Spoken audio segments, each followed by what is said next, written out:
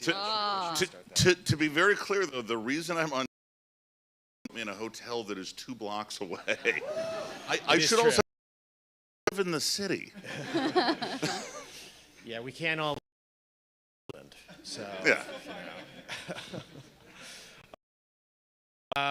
So an important Summercon tradition, as you know, that are going to happen today, and we don't want to really be between the beer. So we want to make sure that we get through these important.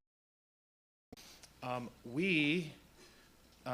think, are the couple of conferences that provide a financial reporting of the conference to help you understand, as a nonprofit foundation, how much we spent, and so that you have some assurance that we're not just, buying for the people who do the stuff on stage. This was a gift, okay? No. All right, so do you want to take this, Emily? John, do you want to take this? I mean, I'm point out that through weaponized incompetence, I actually did very. So I would throw this to Tracy, and they did the bulk of the fundraising and reaching out to sponsors. So, because I've not seen any of these slides, nor do I know what the numbers mean. Don't just use the same slides every year. These are real numbers. Numbers, and then hand it over to Tracy to give an overview of our awesome possible. So this year we're still working on expenses, but our trends are looking pretty good year after year, and that is what we like to see. Heard from COVID. This is true. Yeah, I would to say. Be very clear, the that controls the bank account, I don't like to see our expenses going up year after year. Okay. I just want to be clear about that. Okay, so the inflationary pressures, and those have been real. Those have been real, serious impacts. Everything did not help on hotel spend. That World Cup is happening at the same time. Some of you may have experienced that joy. We have put more of the money into. See that with our village. We have the presentation. Oh yeah, then we should talk about. And maybe a perpetual drink package for your. All right. So I said it's the 39th year of Summercon. Year is Summercon XL, which will be. All signs completely insane. It will be bananas and way more uplift from the sponsorship. We have big plans, including getting the city to close the days for a crazy festival environment. If we can swing the event insurance, because it's special. I would like to get one of those shipping container swimming pools. Dumpster diving. I thought that's why we did it in Gowanus. Can't we just use the... Not use the Gowanus Canal. See less of you. It's the Geneva Convention that doesn't let us. The Gowanus Canal needs to get dammed up, pumped. Yeah, like this whole dredging over 50 years is not going to fix it. Knows what is there to open air. It will catch fire. We get a few Summercon volunteers to start with the digging. I think there's still a submarine sunk there. The whale didn't make it out of there, so Oh, yeah. Right. Remember Sludgy? We need Sludgy stickers now. So Summercon is going to be huge, and we are excited to. Coming, but we are working on those permits. So, get ready for insanity insanity in Gowanus, but not in the canal. Not in the canal, and permitting no royal wedding, giant sports stuff. Yeah. Although CrowdStrike is welcome to do whatever they want during some. Sure. They are always providing the hits. We could do SpaceX to sponsor and put some rockets out there. I hope so. That's That's a good idea. You should come to the meetings. yeah. Like- We would. Yeah. Throwers. Of course. I make most of them. This event is meaningless without. So thank you, one and all. We should give them a round. Yeah. Thank you, everybody. We really appreciate you all being here for us. This QR code. Yeah, it's cool. No worries. If you wish to get session details, this is through.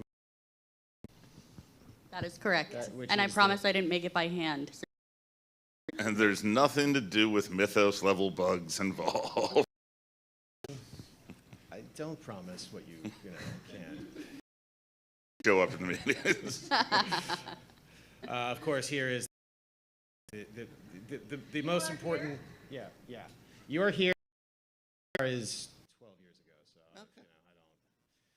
I don't know. Once the crack house closed next door to my house, due to gentrification, I had to get out of here. time to get out. Yeah. This is a QR code for merch, which is available online. You can also go over to Ornate Studio and check out some of the cool merch that we have, both for sale there and samples to look at of the stuff that is available online. We have found that people don't like buying stuff here because I'm a big fan of not carrying things around in this heat, so you don't have to. And you can also just get it like delivered to your home. We're happy to accept your money all year round. Yeah, yes, constantly. And I mean, all the posters you see here, like everything is available on the store. So now I will throw it to sponsor team. Yeah, I can hand this back whenever, but You can just do it from here. I could use all the mics. Like, you want this one, Emma? You can hear me from every angle. No. I was sort of leading the charge on this year. We're so and efficient. It took some of my life away. No. There was a lot of harassing to our sponsors on my behalf. Thank you. So thank you for showing up. Thank you for making this happen. We really appreciate it. Every last bit counts. It all adds up to make this event really important and special for our whole community. You might notice this year we have a few extra special things, and we're trying to add more to the event every year. Leading up to next year, I think it's going to be awesome. It's going to be bonkers. So thank you to all of our sponsors. Oh, I'm in control of this now. You're in control. Oh, no.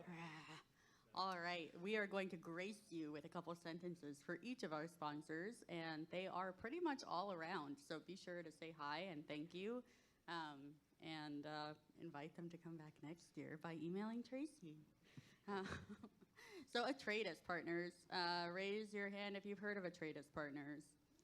They have been doing research-driven pen testing since before that was a buzzword, and we're really grateful for them upholding their standards of excellence for the community, especially in our declining AI age. And supporting us for like 15 years now, and being the platinum sponsor. Yeah, that was awesome. Like, you know. We can They always also count on have- them. Yeah, Really thank you cool to Sean shirts and Nate and the rest of the team. Studios.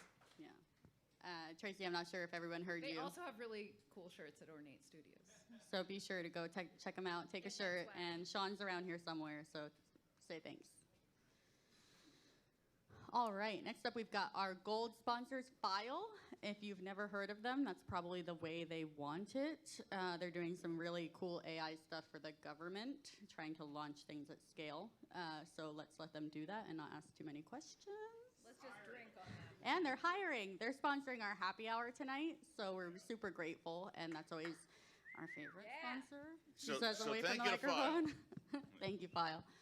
Etsy Security's in the house as well, another returning as a gold sponsor. Be sure to check out their merch. It's no small feat securing such a big marketplace. Yeah, thank you, Sam, and the rest of the folks there. Wiz joins us again as a sponsor this year. We're super thrilled to have them on board. They are doing breakfast tomorrow, so we know you're already dreading getting up tomorrow. So make sure you make it over here before breakfast runs out and the talks start. That's the only way to cure your hangover, guys. 10. And there will be coffee. You quizzed me. I got it. Passed the test. Expo, they are joining us for the first time this year, and we're really excited to have them doing what they do for Summercon. New York State Office of Information Technology Services has an awesome table set up over across the street at Ornate, so be sure to say hi. I believe they're hiring. Yeah, they're hiring like crazy, so, and they somebody who needs, to talk to somebody about a thing, they're doing it over there. And they're really nice, so I want to go work for them. The Expo guys, I should point out, are doing some really fascinating stuff. They've created their own large language models for doing a bunch of like pen testing, and if you check out their like research blog, they're inventing all sorts of new bugs. They're coming up with a lot of fascinating stuff, and I believe somebody from Expo's talking tomorrow. Yep. If Brendan that's right. Dolan Gavitt and Nick Gregory are going to give a presentation tomorrow that is not to be missed. We're a little over. Yeah. Oh, sorry. We gotta fly through. We can We do a will. second round in the between talks. That's true, we can. Pick up So the we're rest of gonna it. pause here. If you weren't Before- gold, we don't love you as much. It's- So be silver next year. Although Big And Mike's- But I could love you more. I'm just saying. we'll just give a special thanks to our community partners who are just individuals from the community who love us so much. They give us more than their ticket price to join. And you can do that too. Yes. All right. Just real quick, this is important. The code of conduct is available online. You should check it out. If you have any issues with a conduct problem here at Summercon, you can talk to anyone in a red shirt with the staff, or you can, magenta dress or pantsuit. Pardon me. But not me. I don't. I don't. I'm the muscle here. Yeah, that's He's the deal. one you'll be reporting. Or you can call the number 720-586-HACK. That's it. Happy SummerCon. Let's do it.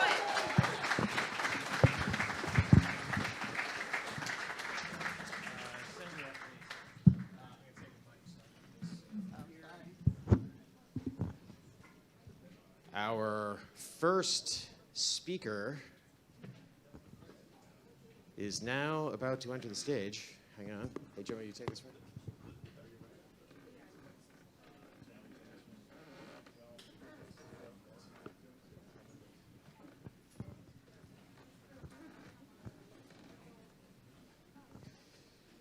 The technology part is the thing that I love the most about Summercon, so I'm just going to sort of tap dance here while the computer gets set up and we, get the rest of this ready to go. All right. I'll need that in a moment. So, our first speaker today comes to us from Trail of Bits, an organization that has been part of the Summercon community for years and has consistently sent us some truly top-tier researchers. Before recently graduating from UMass Amherst, Asritha served as co-president and infrastructure lead of the university's cybersecurity club, helped run UMass CTF, and created security workshops for students with a wide range of experience. She is also a member of the CTF team Saved by the Shell and previously spoke at B-Sides, Connecticut about developing Linux rootkits. Today, she's going to take us behind the scenes of building a Windows N-Day exploit from scratch. Her talk follows an actual research process from patch analysis and binary diffing through reverse engineering, RPC, authentication relay, and ultimately an exploit chain that reaches system. So, with a little bit of luck and the science of computers working and the thing coming up on the projector any second now, put your hands together for Asritha Bodaputi.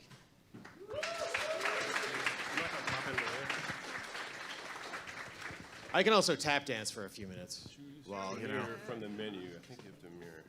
Oh, yeah. There we go. I'm not so good at tap dancing, but we Jack, do you what we go can. back. Who came from the farthest away?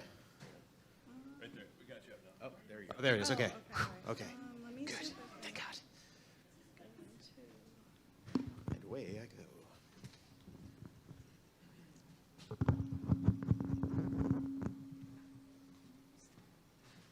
Where's the oh,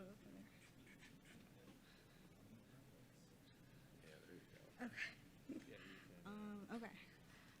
Hello, everyone. My presentation is about. Oh, thank you. My presentation is about hacking Windows RPC and RasMan. Oh, wait. Hold on. Sorry, 1 second. Okay. So as an overview of what I'm going to go through today, I'm going to go over a high-level overview of the exploit first. Then I'm going to do a crash course on Windows RPC. Then I'm going to talk about how I went about trying to exploit the RasMan service and then trying to get privilege escalation on it. So a brief introduction slide. I work at Trail of Bits, like he was saying.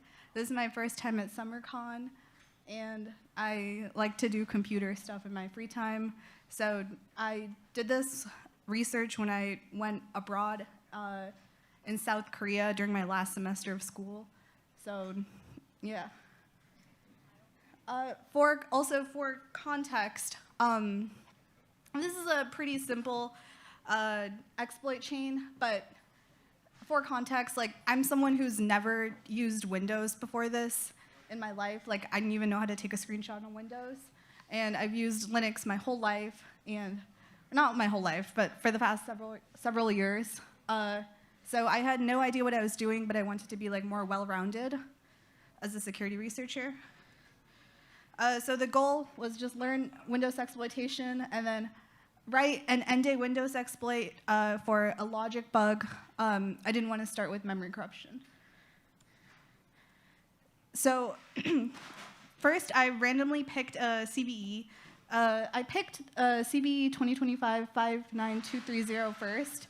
And then after getting into the process, I realized that I had to chain it with the other CVE that came out a couple months later, but it was known at the same time as the first one. So the whole idea behind this exploit is that you have this service that's running called RasMan in Windows, and it's going to be running under system privileges. And assuming that you have an unprivileged guest account, the goal is to get a local privilege escalation. So the first step is that you're going to crash the RasMan service that's currently running in Windows. And you're able to do this as an unprivileged user. So that is the CVE 2026. That's the bug that corresponds with that CVE. And then after you do that, you can impersonate the RasMan service, and you're still running as guest. But once you're able to impersonate it, you want to trick a privileged client into connecting to it, and that privileged client should also be running as system.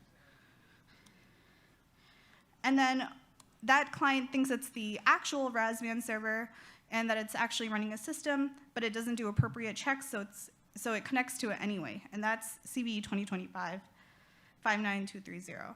And then after that, you can make a series of calls and get privilege escalation, ideally. So also, how many of you guys have some sort of familiarity with Windows and Windows exploitation? Okay, cool. So what is RasMan? RasMan stands for Remote Access Connection Manager, and basically all you need to know about it for the context of this talk is that it's an RPC service that lets your Windows create remote network connections. Beyond that, the important thing is that it's an RPC server. So everything that we learn about exploiting it can be applied to other RPC servers and clients as well. So I use this really nice application called RPC View, And RPC View lets you get more information about RPC servers. So if we wanted to learn more about the RasMan RPC server, we can start by looking for its process ID in RPC View, and then we'll notice that it's the process ID 6880. It's running an svc host.exe, so we know that. And then we see that in that process, there is about 4 RPC interfaces registered, but the one we're looking for is Remote Access Connection Manager. And you'll see that it says that it has 16 functions registered to it. It has a UUID. This will all make sense later on. Then we can also see that it has 2 endpoints registered to it. So these are 2 ways that you can communicate with the RasMan server. And then finally, it has an interface, which I'm going to explain later down. But it's basically all the functions that the RasMan server makes available for clients to call. So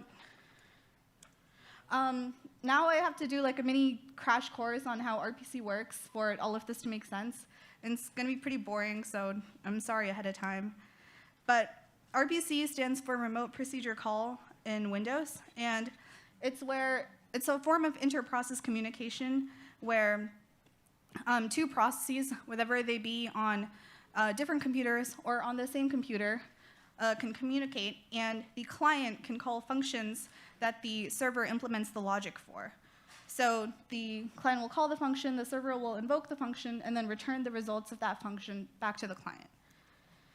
And Windows has this thing called the RPC runtime library, which when you write an RPC client or an RPC server, you use the RPC runtime library, and that library is going to do all the hard work of, let's say, like when you call a function from an RPC server, the runtime library will take care of marshaling the arguments and then actually reaching out to the server, and then when it gets the return results back, like marshaling them back.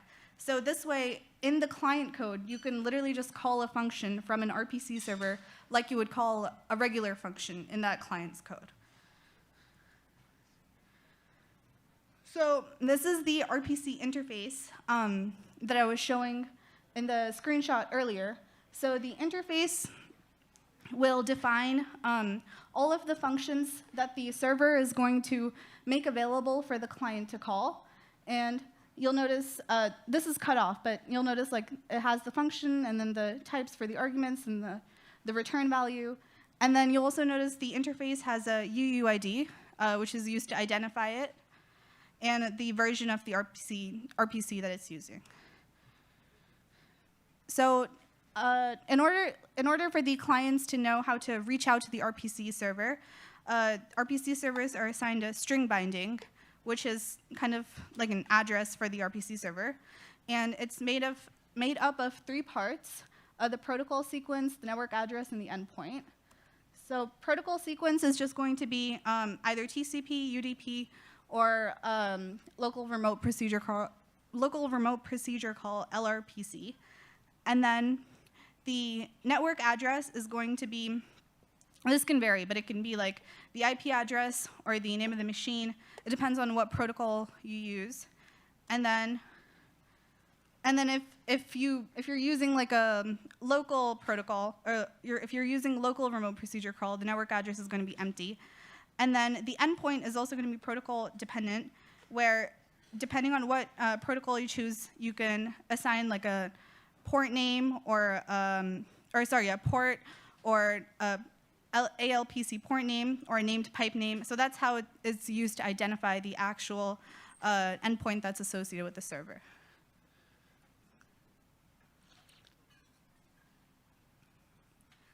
So this is just an example of what a string binding would look like. So there's 2 types of endpoints in RPC. There's well-known endpoints, and then there's dynamic endpoints. Well-known endpoints are known ahead of time, so the client can just hard code the actual string in its code. But dynamic endpoints are not known by the client ahead of time. And you would use dynamic endpoints in a situation like if you're using a TCP port, and if you want your RPC server to run across many computers, you don't know what ports that computer is going to have free. So you can use dynamic endpoints, and then Windows will assign you a free port based on like whatever's free on that computer, and then that would be your dynamic endpoint. So in order to find out how to reach your RPC server, the client has to know the value of the dynamic endpoint. So that's why there's this thing called the endpoint mapper. So when your RPC server starts up, it can tell the endpoint mapper, which you can think of like a database, that this UUID corresponding to this interface is associated with this port. And then the endpoint mapper will go like, okay, it'll store that information. And then the RPC client can ask, based on that UUID, what's the associated endpoint, and then the EPM will reply back and tell it the value.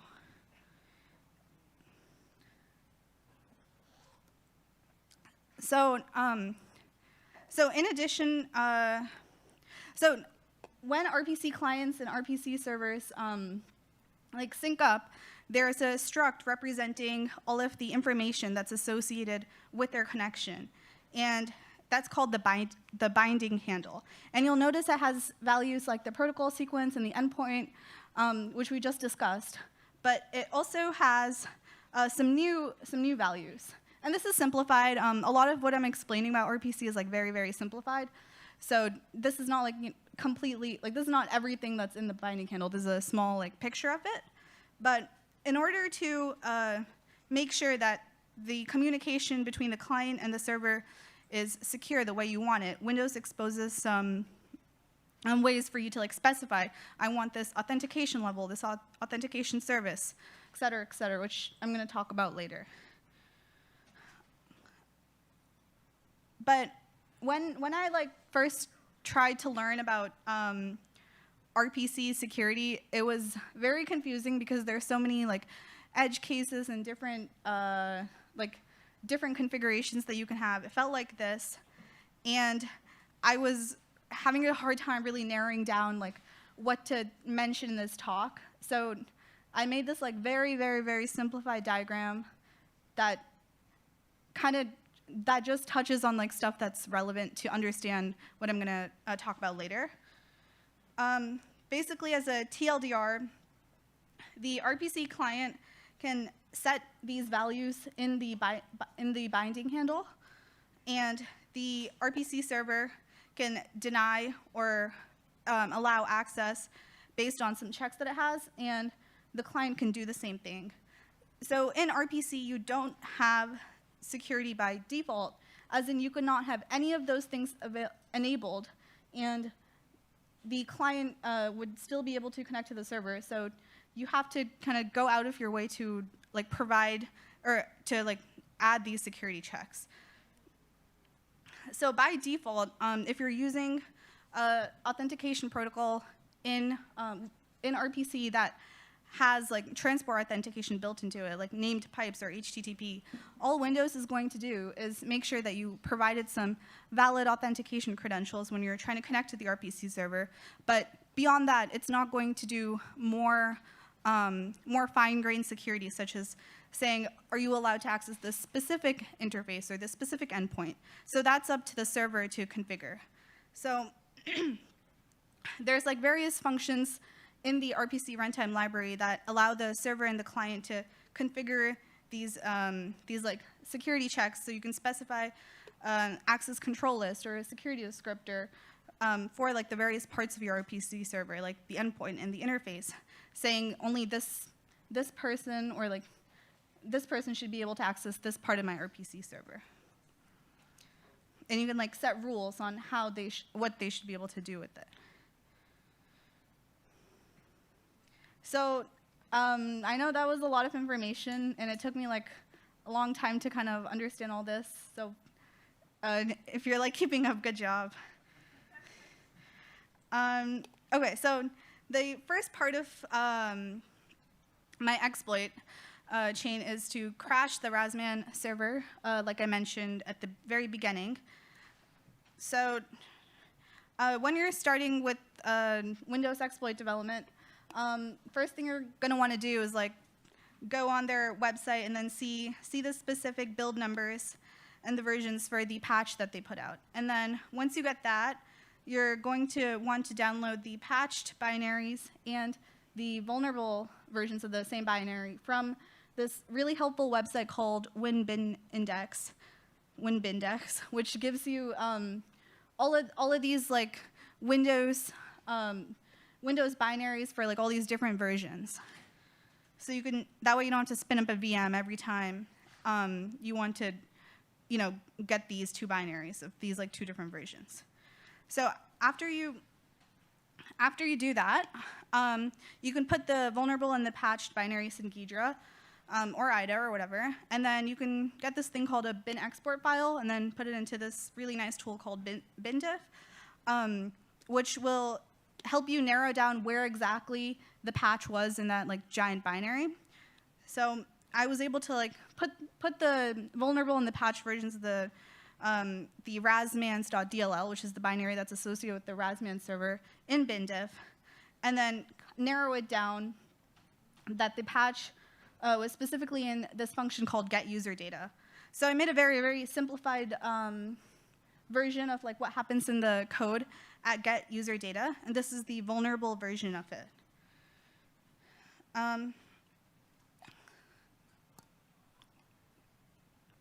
So you'll notice that this code is interacting with a struct called the port struct, and I've reduced it down to 3 fields. There's the status field, and then the port struct also embeds another struct called userdata, which is just a linked list of like userdata structs. And then there's the there's the flink and then the blink values, which is just the pointers to the back and the next userdata structs in that like linked list.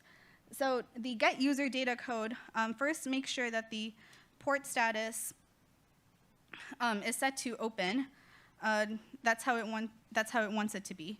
And then after it's set to open, it'll go in and dereference those head.flink and those head.blink values. So if we are able to set the port struct to exactly like these values, where we set the flink to null, so it'll like trigger a null dereference when it tries to do that logic, we can crash the RasMan server, which is the first step of our exploit. So if you think about it, this state that we want to set the port struct in is a contradiction, because if the port is already assumed to be open, i.e. like the status value is set to be 0, the head and the head.blink and the head.blink values should probably be initialized, right? So there's probably another bug and another function in this binary somewhere else. So the steps to narrow this down that I wrote out is first find the path that will set the port struct to this contradictory state, and then see if you can trigger that path as an unprivileged user.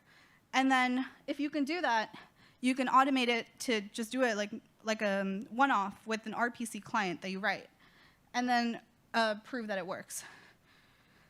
So to do that, to do the first step, this you can do with like static analysis or get like Claude to do it. Looking through like all the functions, there was this one function called portOpenX that handled this port struct before it passed it down to the getUserData. And there's a bug in here because at the very top of the function, it sets the status value to 0, and then it does a bunch of logic in between. But then if some of that logic fails, it'll exit out of that function early, still leaving the status set to 0, but it won't do the cleanup. And the initialization of the head.blink and the head.blink happens at the very end of the function. So we've reached this contradictory state where the status is set to 0, but because we triggered the function to exit early, the flink and the blink values are not initialized. So now that we've done that, we want to make sure that we can reach both the portOpenX and the getUserData functions as an unprivileged user. So 2 things here. First, we have to make sure, are these functions even exposed over RPC, or are they internal functions that are used within, like, within the RasMan server, and we have to trigger some other functions to get to those functions. And in addition to that, can we access them unauthenticated as a local caller? So for this one, if we remember the interface that we talked about earlier, the interface should list out all the functions that are available to you, right? So we can get the actual, we can get like the full interface with this very nice tool called NT-Object Manager. There's other ways to do it too, but I used NT-Object Manager, and RPC View also showed you this list as well. But you can see there's like 16 functions that we get, and these are part of the interface. And port OpenX and get user data don't seem to be a part of them, and then none of these like seem to directly call port OpenX or get user data. But if we look a little closer, there's these two functions called ras RPC submit request, ras RPC submit request local. So if we reverse engineer that a bit more,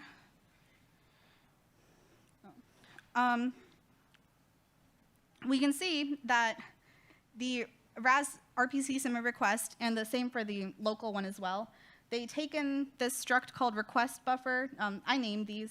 These aren't the like actual names, but there's like an index within that struct, and there's also payload. And then if you keep going with this, you can see that there's a second dispatch table hidden like further within the binary, and that's reachable through calling this ras RPC submit request. Honestly, I'm not sure like why it was done like this. I'm guessing it was for like legacy compatibility reasons, but if anyone knows and like wants to tell me after the talk, that would be super cool. So now that we know that, we have to make sure that we can call one of those two functions as an unprivileged user. Oh, okay, sorry, before we do that, so I wrote a binary ninja script to actually get all of the stuff that's in the secondary dispatch table, and it was like 150 additional functions that you could access over RPC or something. And then this is a screenshot of specifically port OpenX, and then you'll see like in the table there's the address to the like actual function stored, and then there's like a validation, the address to a validation function that's called before triggering that function stored. So for each of these like 150 or so functions that are accessible, they seem to have a custom validation function for each of them, where they like make sure that the arguments that you're passing in are the appropriate length and whatnot. So I'm guessing like that might also have some like potential for security research, but I didn't really look down that like hole yet. But there's also an access policy flags. But now we know that we can access all this through RPC, so now we need to see if we can do it via unauthenticated and as a local user. So going back to like that giant, or that access diagram that I had before, so you'll see that the purple is like what this server opts into. So it has authentication, it has an endpoint ACL, and it has a callback. So we have to make sure as a local user we can get through all of those, we can get to the other side. And we can start with authentication. This is like where it registers the authentication, and you'll notice it has the value 9 in RPC server register auth info W, and that 9 translates to specifically the RPC _ if _ autolisten and the RPC if allow secure only flags. So that sounds like it would lock us down, but the thing is, because we are authenticating as a local user, as long as you are like logged in and you're a logged in user, RPC if allow secure only like lets you through. So we can bypass that as a local user. And then next, if we go to the endpoint ACL that it registers, this just means everyone and anonymous, so we can get past that. And then there's this callback security function registers as well. So in RPC, you can register specific security callback functions to do additional like custom filtering. If, for example, you don't want a certain client to access a certain like interface or call a certain function or something like that. So in this case, it seems that as long as the caller is local, it lets you through, and it does like further access checks on a remote-only caller. So we can get past that as well. So now we've confirmed that we can reach this path as an unprivileged user. So now that we got that out of the way, and we kind of have like a mental map of how we would go about triggering this like vulnerable path, we can build it out in an RPC client to make it like very easy to just run as a one-off script. And NT Object Manager, again, makes this very easy.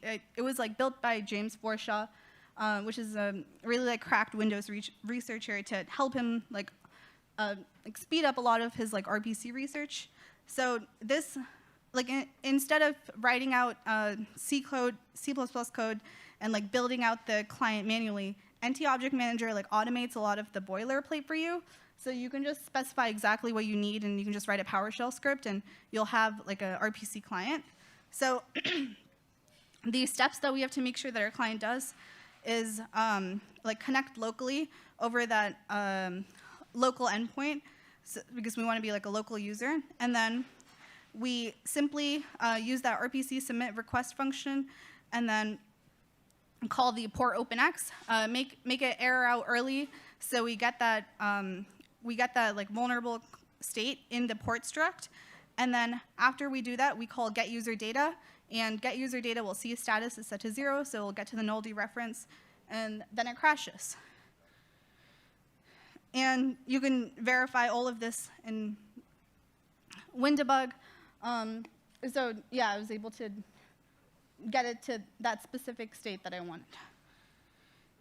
So if you go back and look at the code that, or look at the patch that Windows put out for this, all they did was in the get user data function, they just do a check to make sure it's not null, and then if it's not null, go ahead and do the dereference. However, if you look further, like in the RasMan library, you'll notice that there's like other functions that exist that also like walk down the user data linked list, and these functions are also triggerable right after like a port openx function call, which does like the vulnerable like error condition without cleanup. So on the current like version of, or on the latest version of Windows, you can still do this crash. However, you can't do anything else with it because the other CVE that would let you like escalate privileges has been patched. But it was just interesting to see how Microsoft's patches may not, always be correct. So you have to like investigate further. So now that we've done that, we want to impersonate RasMan.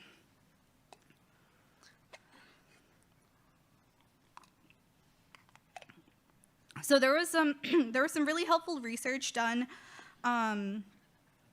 like a couple months ago or a year ago, I believe, by SafeBreach, and the idea was that it was like EPM spoofing. If you guys remember, that was the endpoint mapper.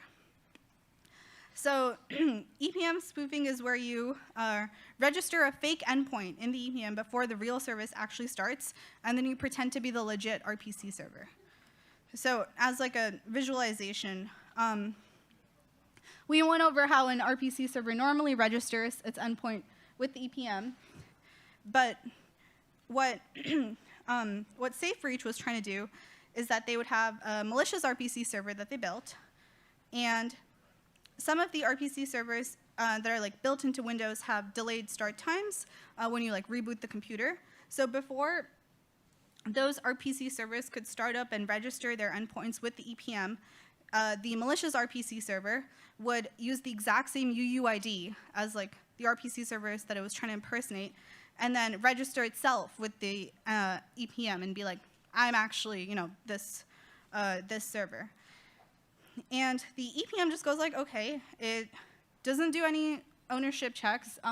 This is not like patched or anything. This is just how it behaves. So now the EPM has like a vulnerable entry, and what the EPM does is, like, you can have multiple servers try to register for the same like interface with the same UID, but the one that registers first is the one that's going to be the one that like gets like the function calls from the clients and stuff. So even though the RPC servers that start up late still try to register, it's too late for them. The vulnerable one is already registered. So now that we've won the race, we have to pretend to be the legit RPC server. And we want to make it so that the client gets the client's going to end up talking to us. So we can pretty easily do that because that's just what the functionality of the EPM enables. And that was like the point of the safe breach research, that you could do this and then escalate your privileges, depending on how the RPC server and the RPC client are configured. But his research focused on RPC servers that had a delayed start time. We didn't have that with RasMan, but we could just, we found like a way to crash it. So that was good enough where we could get to this state. So the other CVE, this is like the difference, is that the patched version, you'll notice, adds this SID field to the quality of service, and then this capabilities as well. And previously, the vulnerable version didn't have that. So basically, the patched version checks that whatever it's trying to connect to is running as system, and the old version did not do that. And for some context, there is like 2 RasMan libraries, and when I'm talking about like the first vulnerability was in the server one, which is rasmans.dll, and then this vulnerability where it doesn't do like the check is in rasman.dll. And then every single like RasMan client that exists in Windows uses this like rasman.dll library. So that's where the vulnerability is.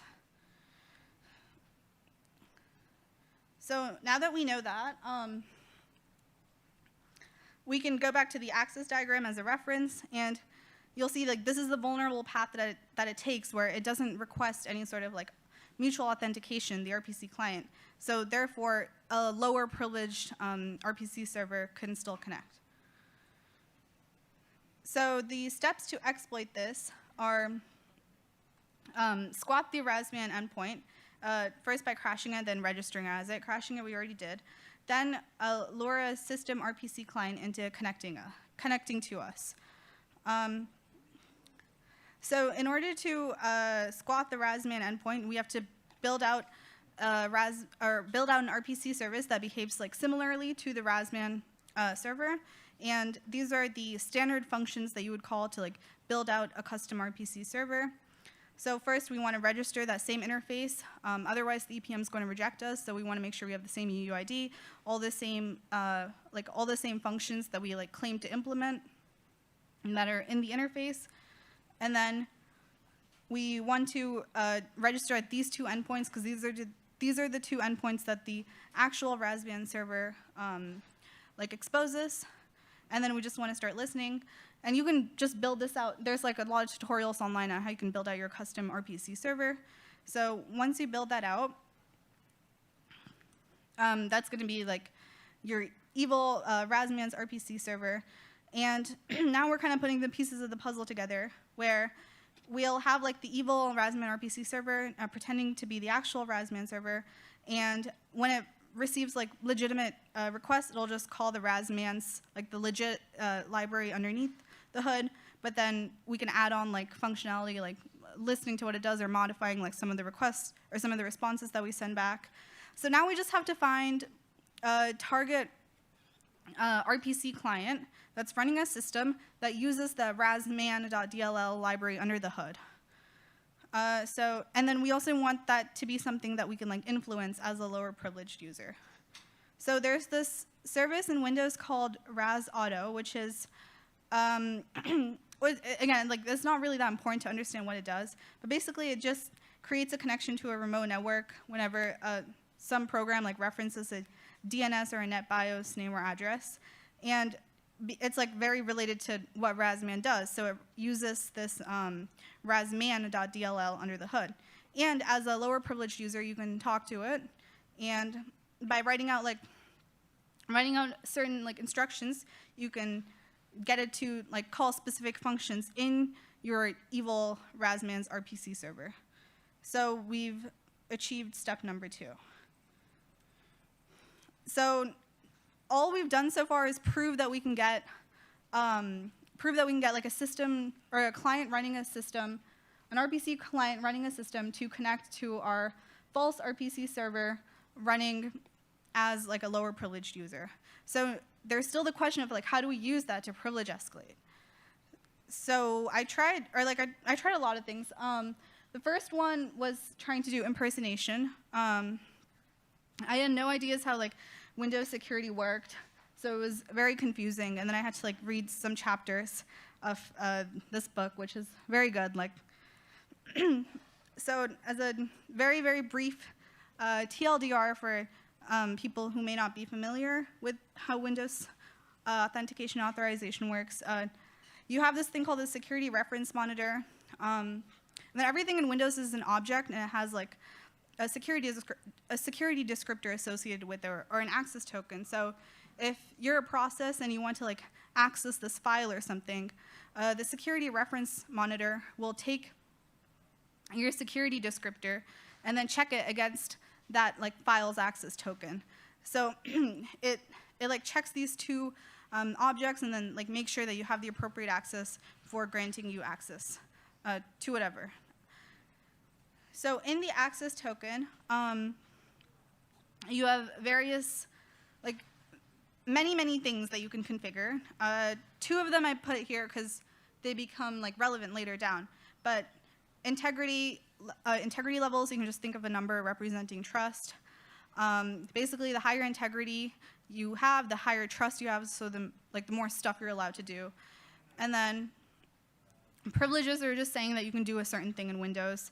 So like SE debug privilege, for example, lets you debug stuff. And then SE impersonate privilege lets you impersonate stuff. So in access tokens, there's like, you can have 2 specific kinds of access tokens.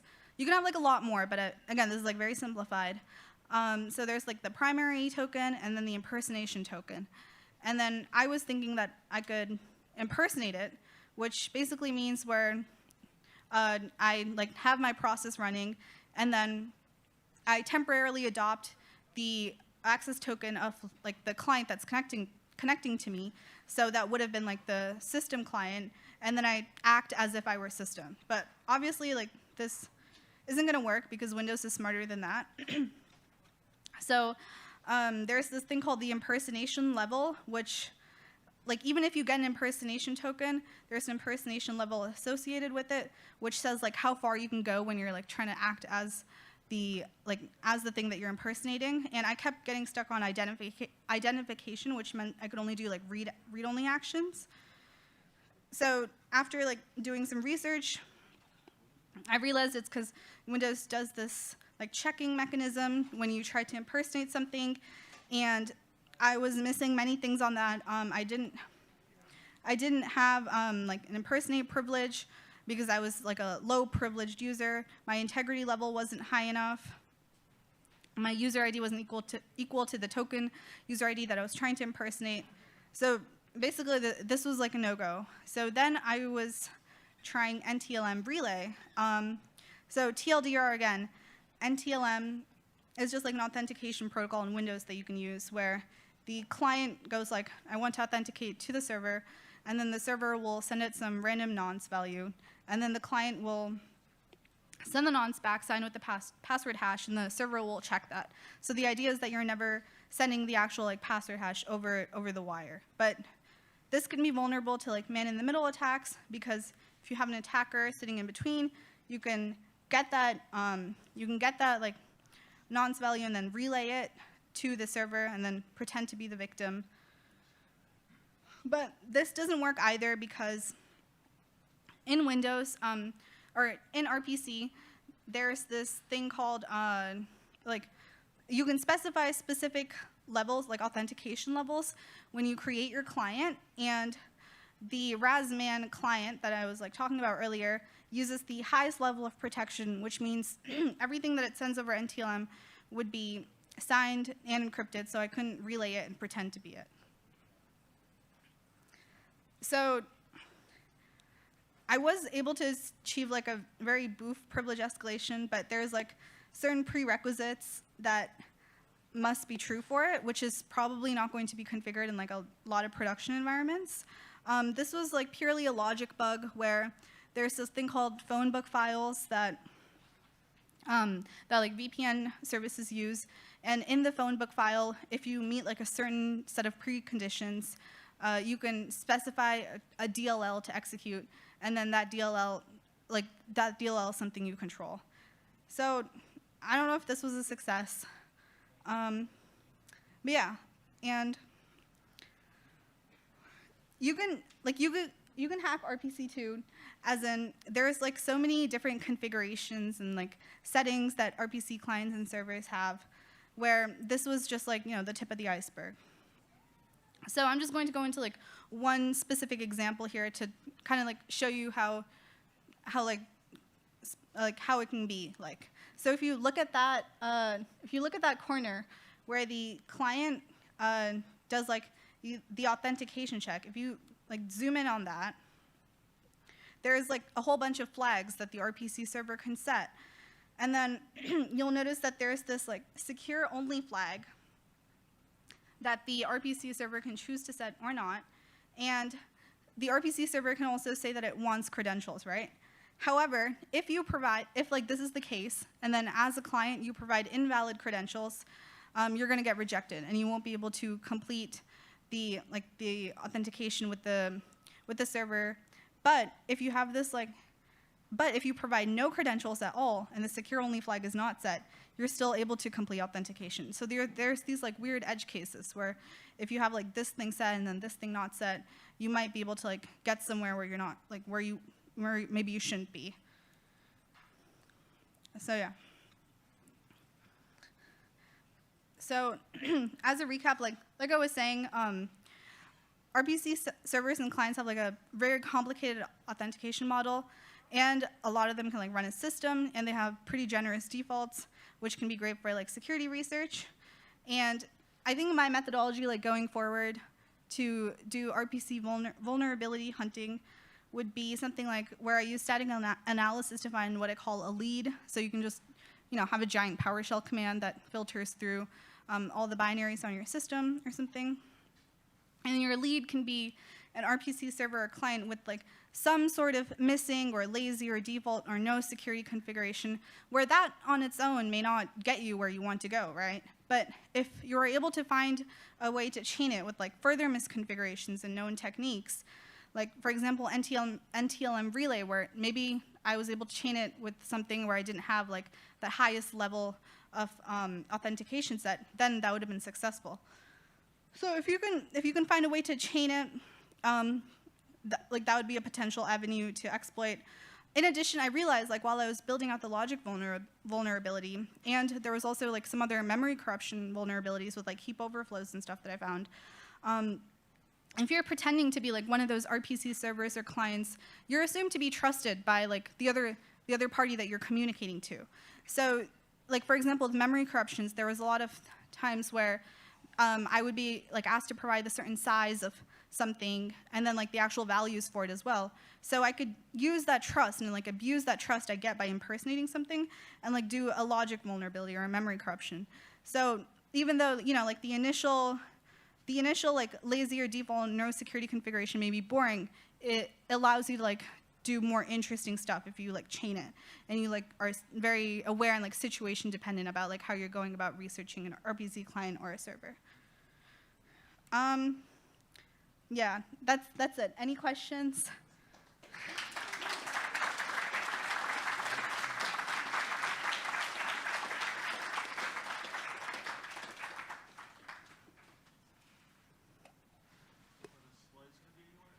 Sorry, what was that?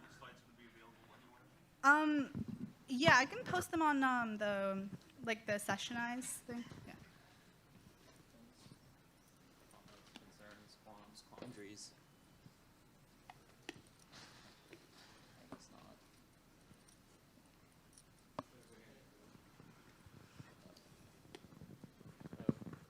Hello?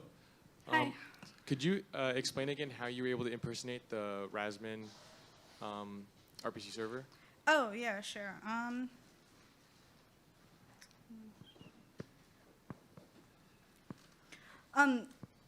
Basically, it wasn't, hold on.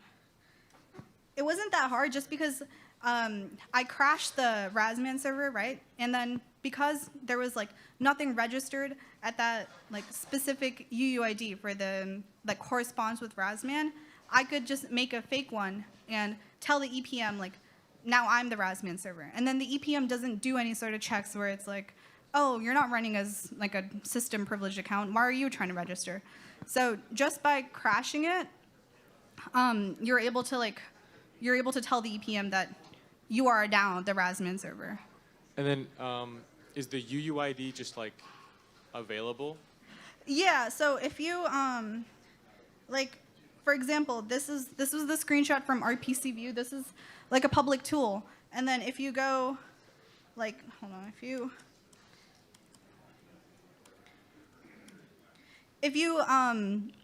like go to the decompilation part, you can like get the specific decompiled interface for every single like RPC server that's running on your system, as long as it's registered with the endpoint mapper, because it's like all structs in memory, so you can like reconstruct it, and then you can get the UUID as well. So those are all known and like public. You can find them. And that's known like at like build time. It's not running on the system. You just have it, the binary. It's right there. Yeah, if you look through like the binaries on your like Windows computer as well, it's like it's hard coded in there. So if you like open an Engager or something, you should be able to find all this information pretty easily. Okay, thank you.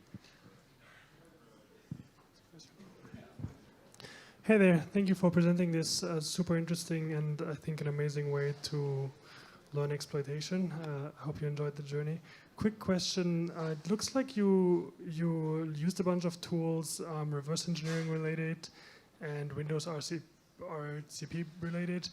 I'm curious specifically the step where you try to reach the vulnerable location, where you went through all the conditionals, can I reach them as a lower privileged user and so on.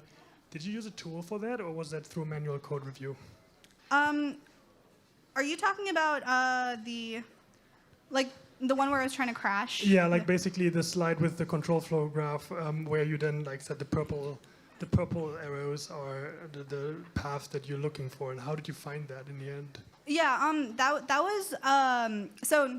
First, I wanted to find all the functions that would call that would like do some sort of interaction with the port struct, and then there was like a whole bunch of functions that did that. So I asked like Claude to help me like analyze some of them, and then I found like some potential candidates. And then the thing that made it easier was like putting all that, like chaining all of them with WinDebug and then like stepping through them and then like calling the function that interacts with the port struct and then like seeing the fields that it changes like in WinDebug and stuff. And then I made like a helper script in WinDebug where it like printed out the entire struct with the field names and everything, so I could like see what values change in it like as I stepped through like instruction by instruction. So that was really helpful. Very cool, thank you. Yeah. Time for one more? Oh, one more question if anyone has anything. Oh. Yeah. So when you're registering, you're erasing certain servers after the crash? Oh, yeah, sorry. Sorry, go ahead. What's the difference? Because you're not racing it at startup.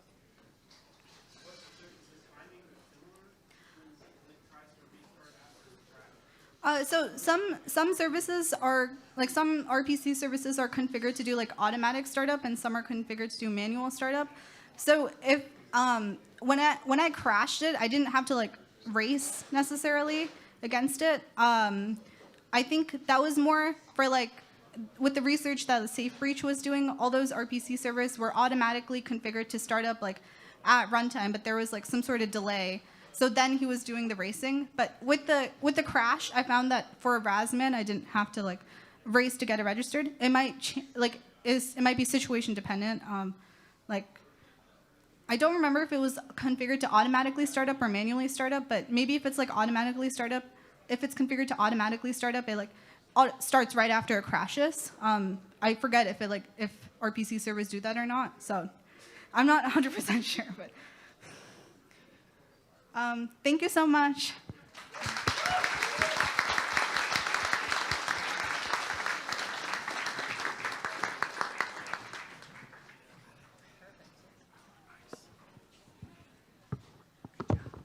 Awesome. Thank you, Azritho. Next up, we have Danilo. Come on out. Do I have another mic?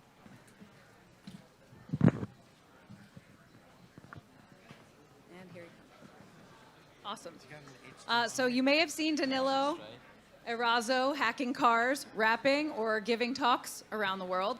It is actually his first Summercon and first time in New York, so give him an extra warm welcome.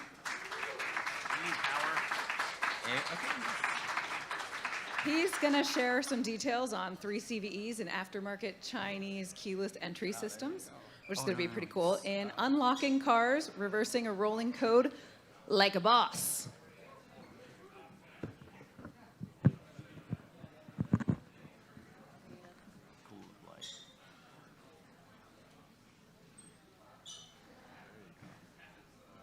There we go. Awesome. If you need anything, you need a drink or what? Okay. Shout ReCaptcha. Thank you, Tracy. All right. Just how to disappear this.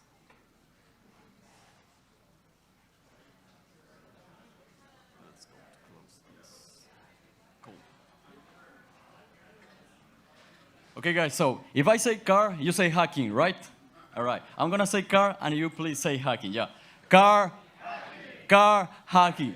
Kia, Moto, Chevrolet, everything is vulnerable. Car hacking. Car hacking. Hyundai, Kia, 0 days, and all over the world. So welcome to this presentation. I'm very happy about that. It's my first Summercon. It's my first time in New York. I traveled like 20 hours to stay here. I traveled from Europe, from like the Eastern Europe part, from Budapest. I have layovers in many countries, and finally I arrived very safe. So thank you, God, for allowing me to stay here. And let's go. Do you know, just like to do like an introduction, do you think, please get up your hands, and do you think that it is possible to do a firmware without touching a chip? For example, here are many hardware hackers, I think so. Do you think that it is possible to do a firmware without touching the chip, without like literally touching the chip? How do you think that it is possible? Okay. I am going to show today for first time some CVEs that I discovered dumping the firmware without touching the firmware, without touching the chip, right? So, okay, I'm going to show the back history about that, the remote keyless entry system recognition phase. Okay, we are going to hack a key fobs remote keyless entry system. I'm going to show the voltage fault injection attempt. After that, the key fob chip firmware dumping through radio frequency analysis, the STM8 firmware dumping through radio frequency analysis, plus unlocking cards in the hood. This research I did when I was living in Ecuador. I am from Ecuador, but I live in Europe right now.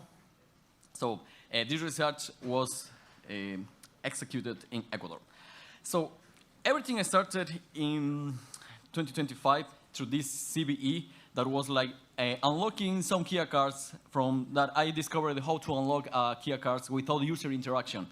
In 2022, this was affected in Kia cars that was in the year 2020 to 2025.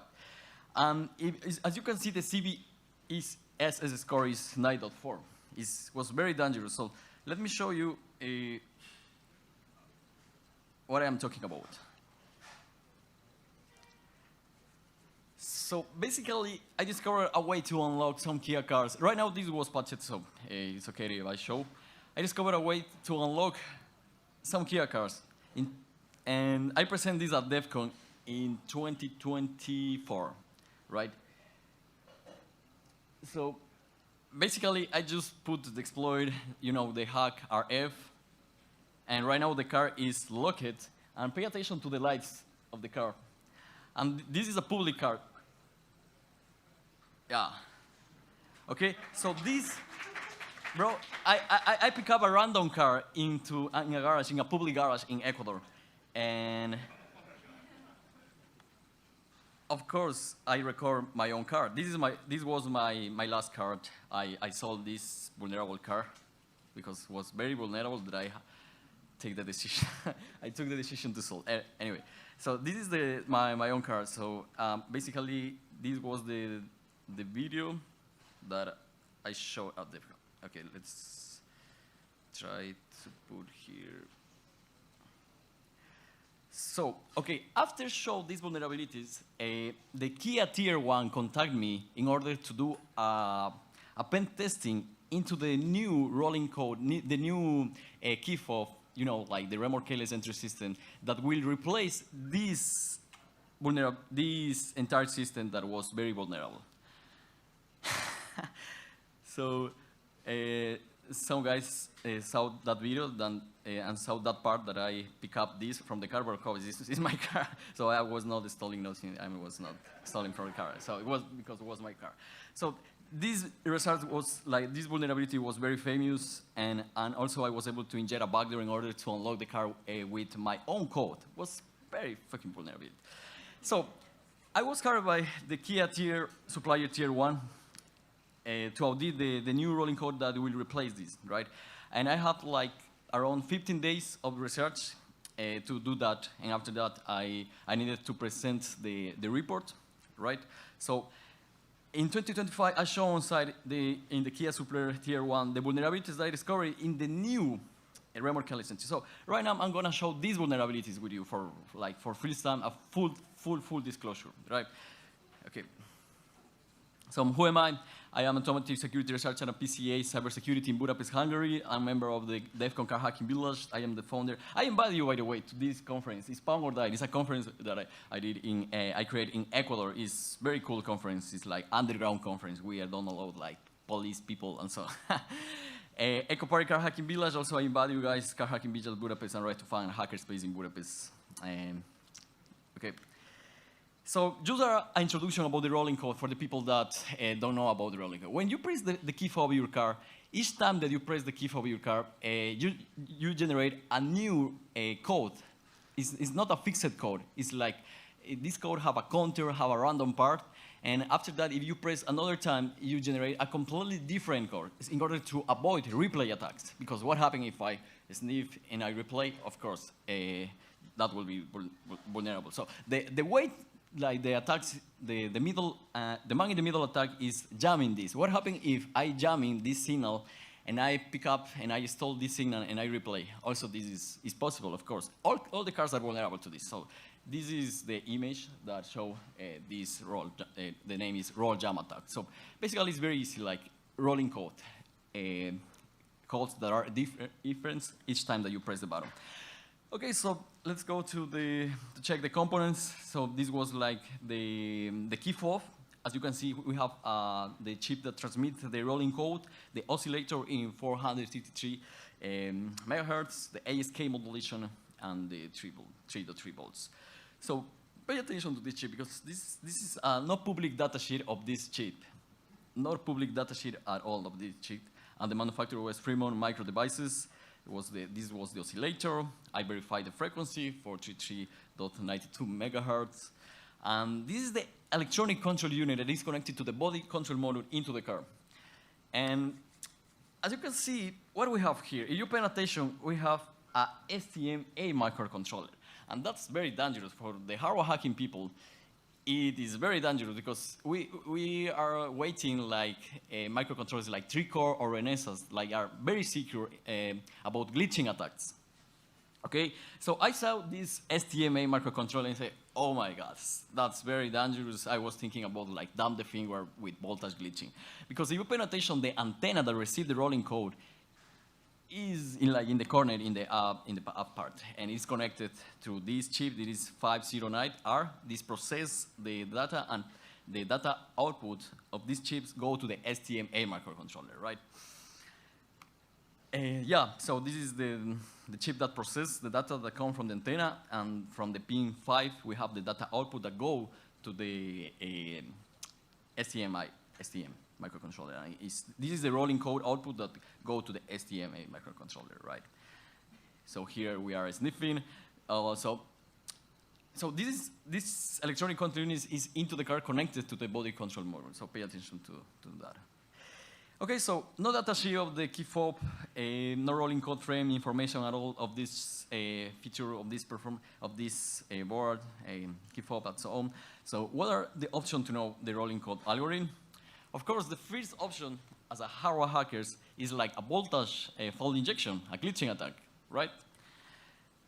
I had many successful attacks with this previously, doing glitching to STM32 and RF52 as well. So I was thinking that this will be very easy. But wait, the issue is the opposite. So to summarize the glitching attack, here we have, you know, like I was doing glitching with the faultier boards. It's like very cheap that a friend of mine gave me at Defcon 2 or 3 years ago. So here we send the signal of the glitching, like it's like to put the voltage to ground. Like for example, if it is the chip is with 3.3 volts, or in the most of the cases, just the power of the chip is 1.8 volts. We put this voltage to the ground. In what moment? In the moment of the trigger. So we pick up a signal from the chip. In the most of the cases, is the reset signal, and this is like the signal that say, hey, after I receive the signal, I'm gonna wait this delay, and after that, I'm gonna go glitch. To be honest, the glitching theory is very easy, but in the hood to do that, the things change a lot because there are a lot of variables, hardware variables, voltage, and so on. So as you can see, the protection of the STM in order to don't allow you to dump the firmware is this.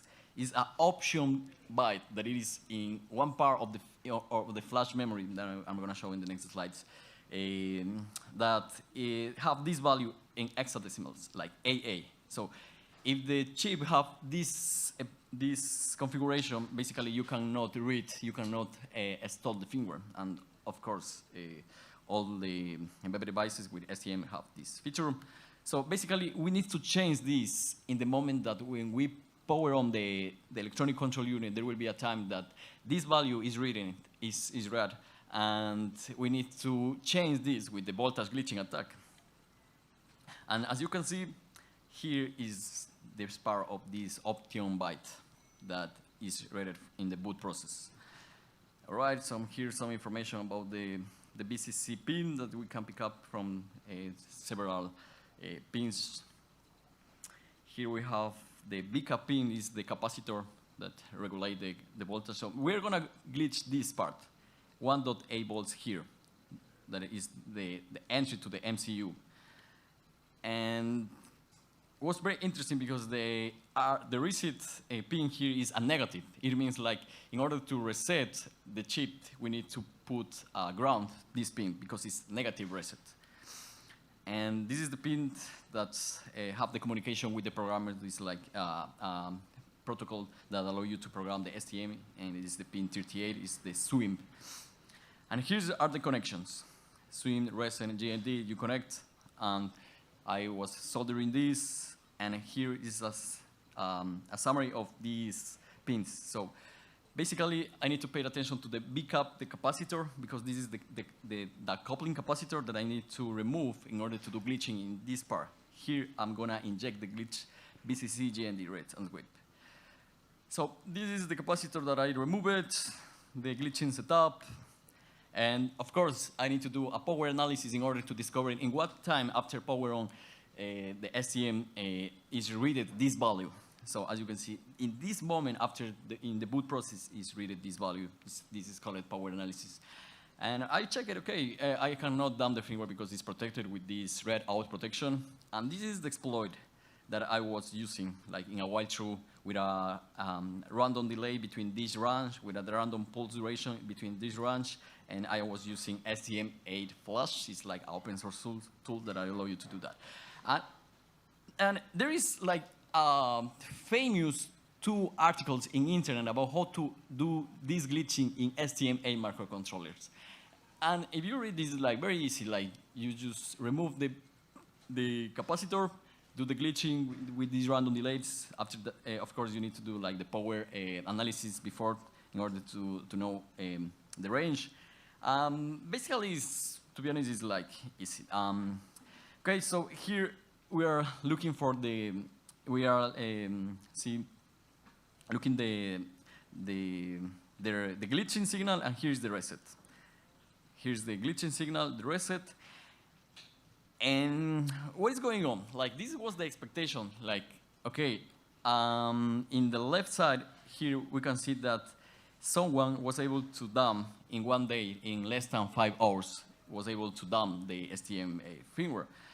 But in my case, I have this error, a screen error 0.16, like in decimal. And just to remember, I have 15 days to do this research. Just 15 days. It's like I didn't have like too many time to do this research, right? And I was trying this for a week, and I also was reading the code, the error, and for some reason the error 16 was not in this STM8 Flash open source tool that allow you to dump the firmware, to read or program the STM8. And to be honest, I checked everything. I changed the risks. I changed all the variables, everything about in my setup, and I realized that the error was in the STM8 programmer that I was using. Because when you program a STM8 microcontroller, you have 2 options: use the cloned China's programmers, and use the original STM8. So of course, in Ecuador, I there are the option to buy the cloned China's these programmers. So I realized that these are the error here. So I was thinking about to buy the original STM8 programmer, but I didn't have too much time. So that's the reason that I decided to move to another idea. So wait, what about the firmware in the key fob chip that transmit the rolling code? Maybe there is another way to get the rolling code algorithm. So yeah, this is the radio frequency analysis. What about the radio frequency side channel tal? This name I just invented in my mind at that moment. What about if I can dump just sniffing the error? So I started thinking it is possible to get the rolling code algorithm just through radio frequency analysis. So why not? In the worst cases, I just will lose time. So okay, let's go to dump the firmware. Just listen in the error, guys. I'm gonna show for first time this way this way of attack, maybe. Okay, so to be honest, it's complicated. So right now we are gonna go like in deep all of this until the last slide.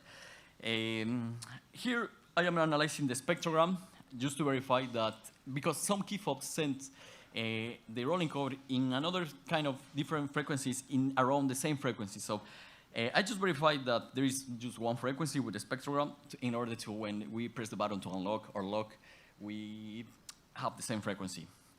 And a simple view, I have an ASK modulation. You know, like there is like parts that there is no signal, and also there is part with signal, and it is like very probably ASK modulation. And what kind of ASK modulation I discovered is like on-off K modulation, like very easy. Like we have the carrier here, the data, the rolling code that go in this part, the carrier, then it is a multiplexer with this, and after that go with the antenna. And so here we have like 1 and zeros. Okay, so I put a bandpass filter in order to have a very clean signal in order to do better analysis, because I recommend always apply a bandpass filter, because you know you are gonna have like a lot of noise, or maybe some zeros and ones that are not part of the frame of the rolling code, you know.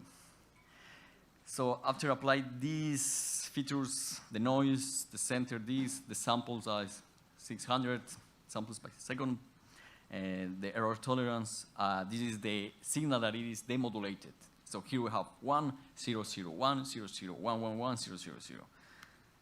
And I discovered that the frame has like around 161 bits.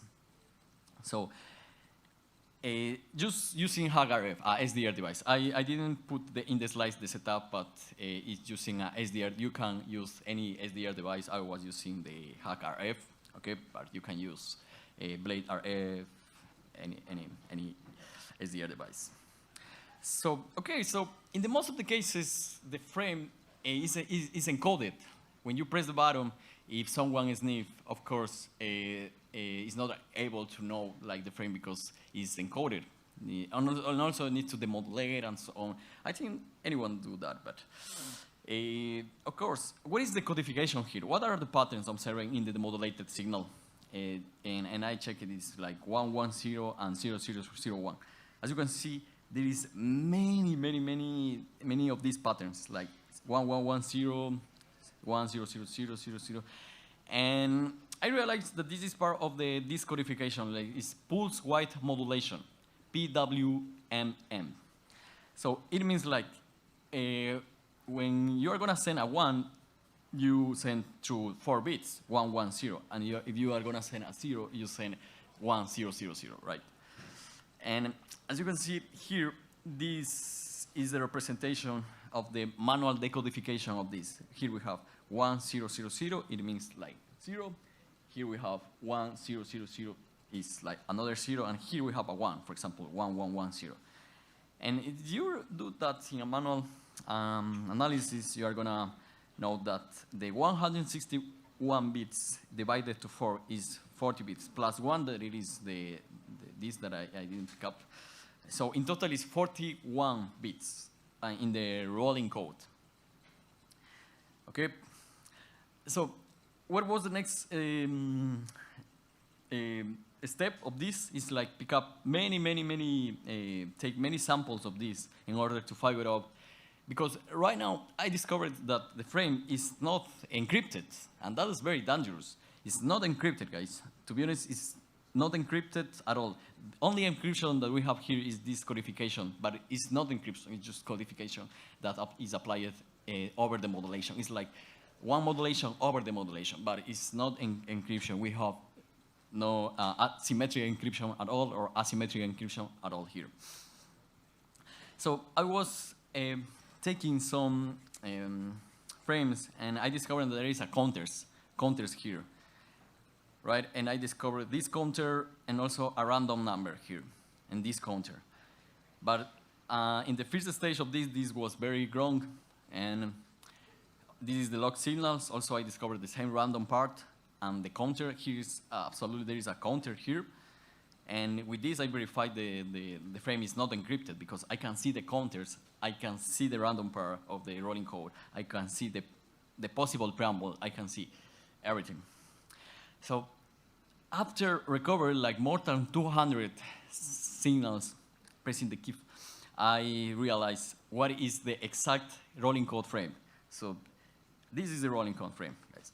We have so basically what we did here, we pawned, we get the firmware of this without like dumping. But of course, with this, I use this approach in order to, I'm gonna show in the next slides how to dump the firmware of the STM8 that was like the main goal. Anyway, here's the rolling code frame, guys. Here we have the random part is 6 bits. Here we have the down counter that go from 3 to 0 in one step. Here we have another counter that is an up counter that goes from 0 to 255 because it's 8 bits, each 6 steps.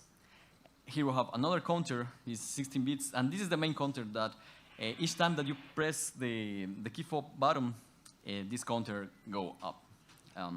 This is the slowest up counter that depends of the C1 up counter. So after this counter finished, and this counter is go in steps of 2.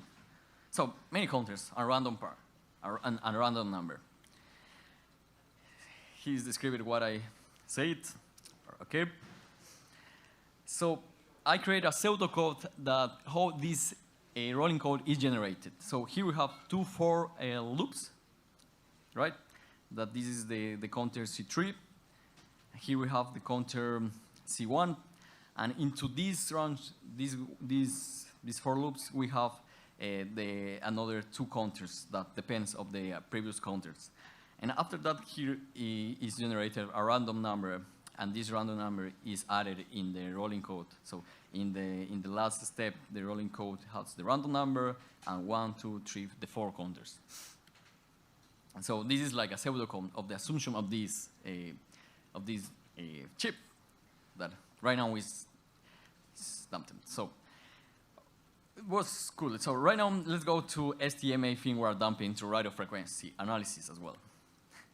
So, okay, right now I could communicate with the STMA because right now I discovered the way to create the frame that it is able to communicate with STMA chip.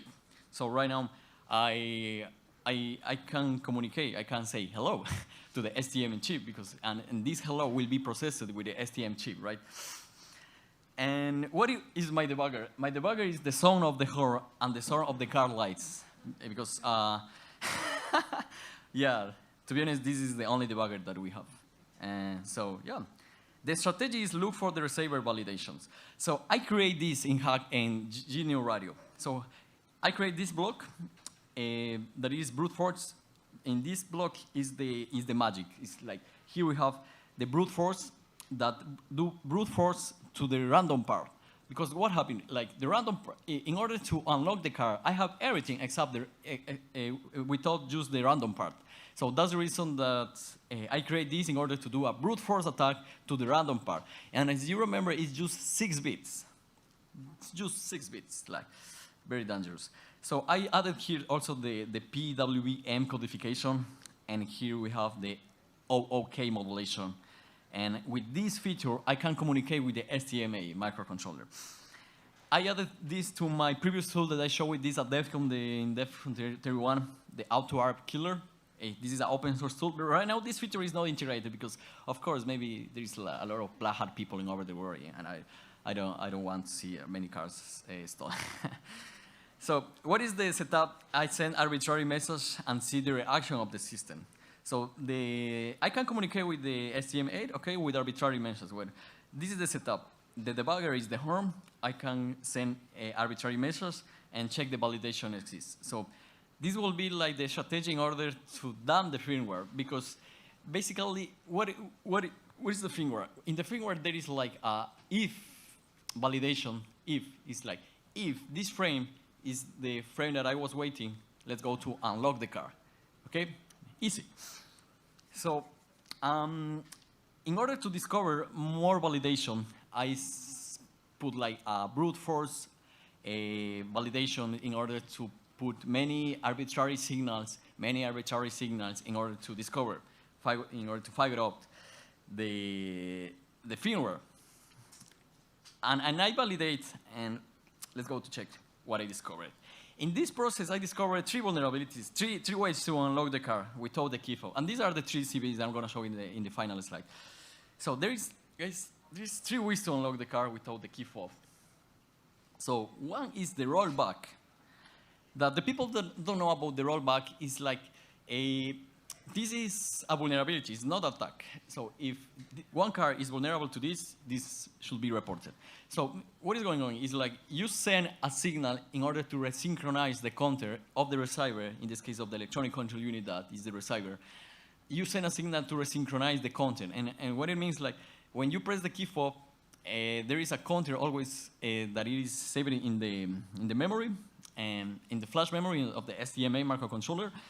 And this counter don't allow you to do replay attacks. Because what happens if you send a signal that was already used, with this counter, basically is not allowed because the counter is, for example, the counter is n, right? For example, 100, let's say 100. What happens if you send a signal with a counter 99? This will be not a valid signal and the car will be not unlocked. But what happens if you move the counter from 100 to 98? Basically, you are gonna can unlock the car with a replay with using the counter of 99. You understand? Okay. So basically, after you resynchronize the receiver, you are gonna send previous old rolling codes frames, and you are gonna unlock the car doing a replay attack. That's very dangerous because you can resynchronize to an arbitrary counter. For example, right now let's think that the counter right now, for example, in the Kia cars are like 200, and you put the counter is 0. Basically, you can replay the previous old frame that you recorded and do replay, and the car will be unlocked. And this is a vulnerability. Right now, all the cars, the secret cars, are not vulnerable to that. And you discovered this, please report. So this is what I mentioned, like I captured like the rolling code n-4, and this was valid. Also, I captured I sent the previous the counter n-15, and this was valid. So it doesn't matter if there is a consecutive counter. Just you need to send a counter that it is minor than the current counter, and that's all. I integrated this to my tool. And let's go to see very fast. I don't know if the internet will help me. Oh. Roll back.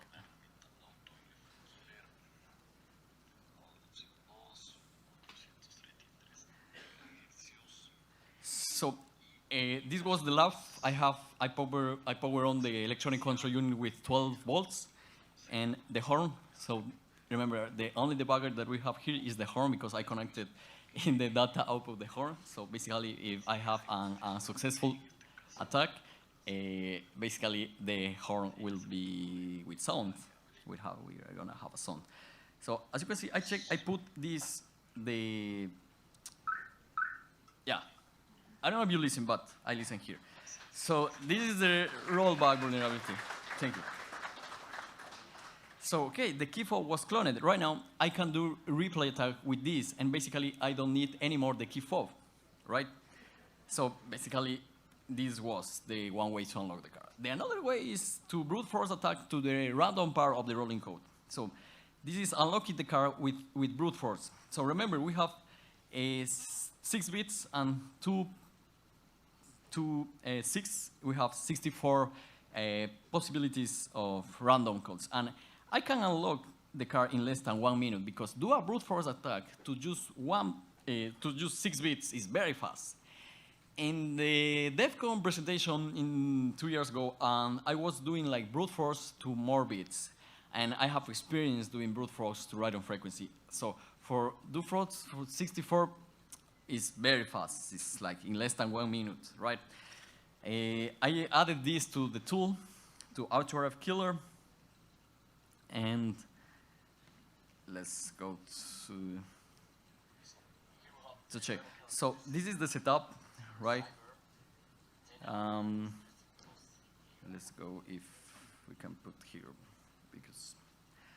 So what is the attack? I sniff 1 frame, and I do the demodulation, the decodification, and I get the counters. What I did is like I create the frame with the counters +1.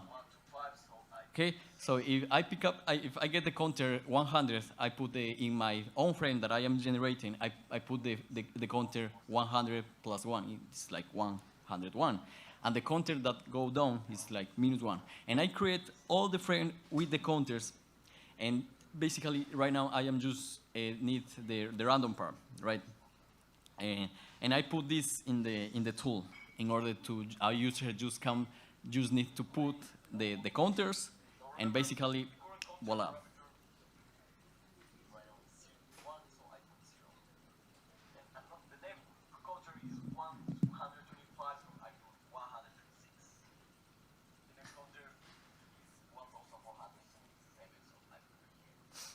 By the way, here are the key fobs that the Kia Tier 1 gave me to do this everything. So I didn't buy nothing. Also the horn with the Kia gave me everything. So this is the setup. Right now I put the plate to the brute force. I don't know if you're gonna listen, but there we go. Yeah. So the system was unlocked. So basically, that's very dangerous. Do you want? I can show here like how the tool looks like. Perfect. So right now I have the current counter are 4 counters. The first one is in descent order, and the another ones, the second and the 2 and the 4 are in normal order counters +1 +1. So I put the option number 1, brute force to the rolling code. The current counter is 1, so the next will be 0 because this is descent order. Okay. Right. The 8 bits counter is. As you can see, I put just the counters. So the next one. Let's go to see this part. 1. Those are each signal. I put all the counters. I put the frequency. For example, in the case that you have So I'm going to another key fob that works in another frequency, you can put megahertz. a custom frequency. 1, 2, 3. So yeah, come on. Yeah, this is the brute force attack, guys. And okay, so let's go to the streets to unlock some cars. So do you know what? I discovered that this algorithm is using in another cars, and I'm gonna show in the next slides why. And this is a Chevrolet Optra that is very old car. This year, I don't remember, it's like 2014 maybe. So basically, all of these rehearsals, I go to the public parking garage and I just ask for the people, hey, I was wondering if do you want to know if your car is vulnerable or not? Of course, I have like a criminal face, like a Latino guy, yeah, you know. And the people say not. And the people say, oh, no. After that, I use, I had when I was in Ecuador, I have a girlfriend. And of course, my girlfriend was helping me to do this approach. And of course, my girlfriend didn't have a criminal face like me. So let's go to see this attack in this Chevrolet Optra, guys. I previously record the sniff, and basically I put this all that you saw in the previous slide. I put this, and basically let's go to wait to unlock the car. So what is going on? Like the electronic control unit send the signal into that is the receiver, send the signal to the body control module, and the body control module communicate through CAN, and this communication allow you to unlock the car. And so the setup that I was doing in my lab with the horn is enough to verify this. But of course, when I send the vulnerabilities to ASRG, what is ASRG? Is Automotive Cybersecurity Research Group. That is a no-profit company that allows you to report vulnerabilities, and they communicate with the cars manufacturers, because if not, it's very difficult. As you can see, I don't know if you see, guys, but there was like a light there.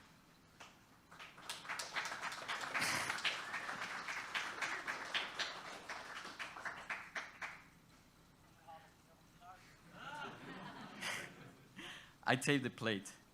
This was in an airport. I was traveling to Argentina, to Eco Party. I invite you to Eco Party, by the way. It's a very cool conference. We have the car hacking village there with a lot of drinks, a lot of alcohol, a lot of hackers, a lot of good shit. So this is a car, and as you can see, it's a Mazda. So I discovered, remember, this algorithm is used for many cars.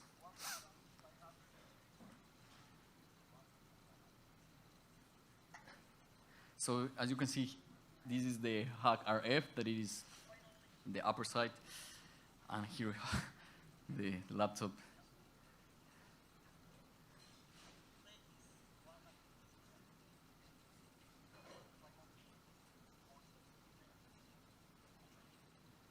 So yeah, this was in the airport garage, a public parking.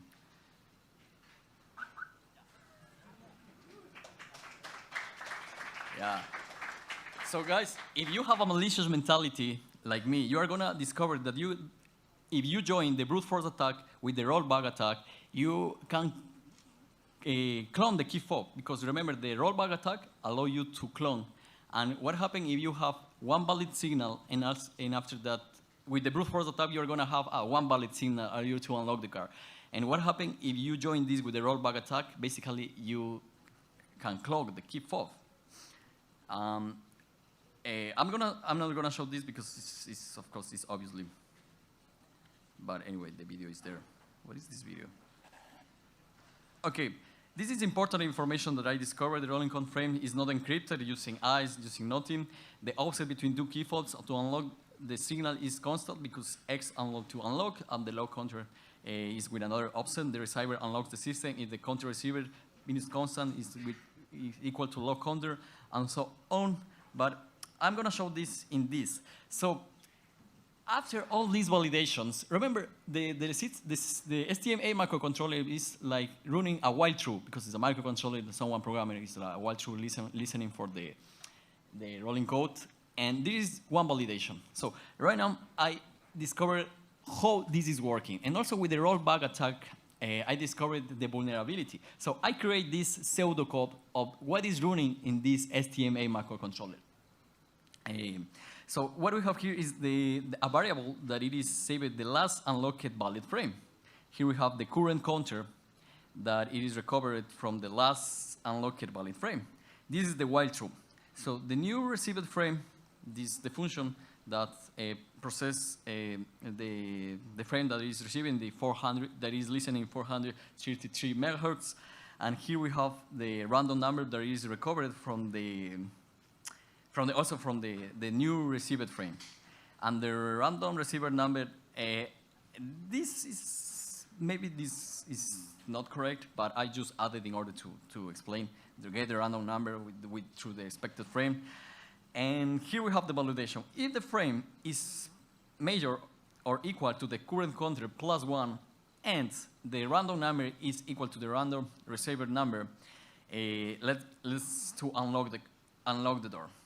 In this part, I discovered like there is no asynchronization, so the random now is this even more dangerous because the random part is created in some way with a mathematical function using the counters. So it's not 100% a random number. I was trying also to discover with a mathematics, but I didn't have time. Like I just had 15 days. So maybe if someone have more time, we'll discover how to generate the random number, and maybe is without the brute force attack we can generate an arbitrary random numbers.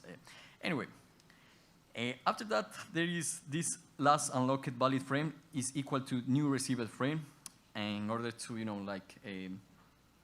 update the variables, and the current counter, as you can see, is recovered for the last unlocked valid frame that previously was added. And this is the rollback vulnerability, because what is going on? Because what happens if you press the key fob in out of view of the car? For example, you have, for example, right now, I have the key fob here, and my car is in Budapest, for example, and of course, if I press the key fob, the counter is going up in the key fob, in the transmitter. So what happens if I come back to Budapest and I press the key fob? The resynchronization needs to be performed. But what happens if there is no validation in this resynchronization? Here we have a rollback vulnerability. That this is the vulnerability that allow me to send a resynchronization signal and reuse a previous running code. So there is no validation here of this. In the most safest cars, in the German cars like the Audi, BMW, Porsche, all the Volkswagen Group are very secure at all. These don't exist in these cars. So in this case, we have current counter is equal to the frame counter. But there is no more validation. So basically, this is the vulnerability. So with this, I found the STM-A. This is the pseudocode that is running in the STM-A after all the validations, because of course I can unlock the car with this assumption of the STM-A microcontroller. So That's the way to how to dump the firmware of a chip without touching the chip. So that's what the way. So guys, what are the findings? The findings was the rolling code without encryption, the rollback attack, the vulnerability detected, low entropy, just 6 bits. So usable rolling code to brute force attack, you know. So ideally, it is possible to duplicate the key fob without the key fob, because what happens if you do brute force to the counters and also to the random part? Basically, you are gonna unlock the car. Of course, this will take like days. This brute force attack will take days or weeks, who knows? But it is possible, remember, because the receiver doesn't block brute force attacks.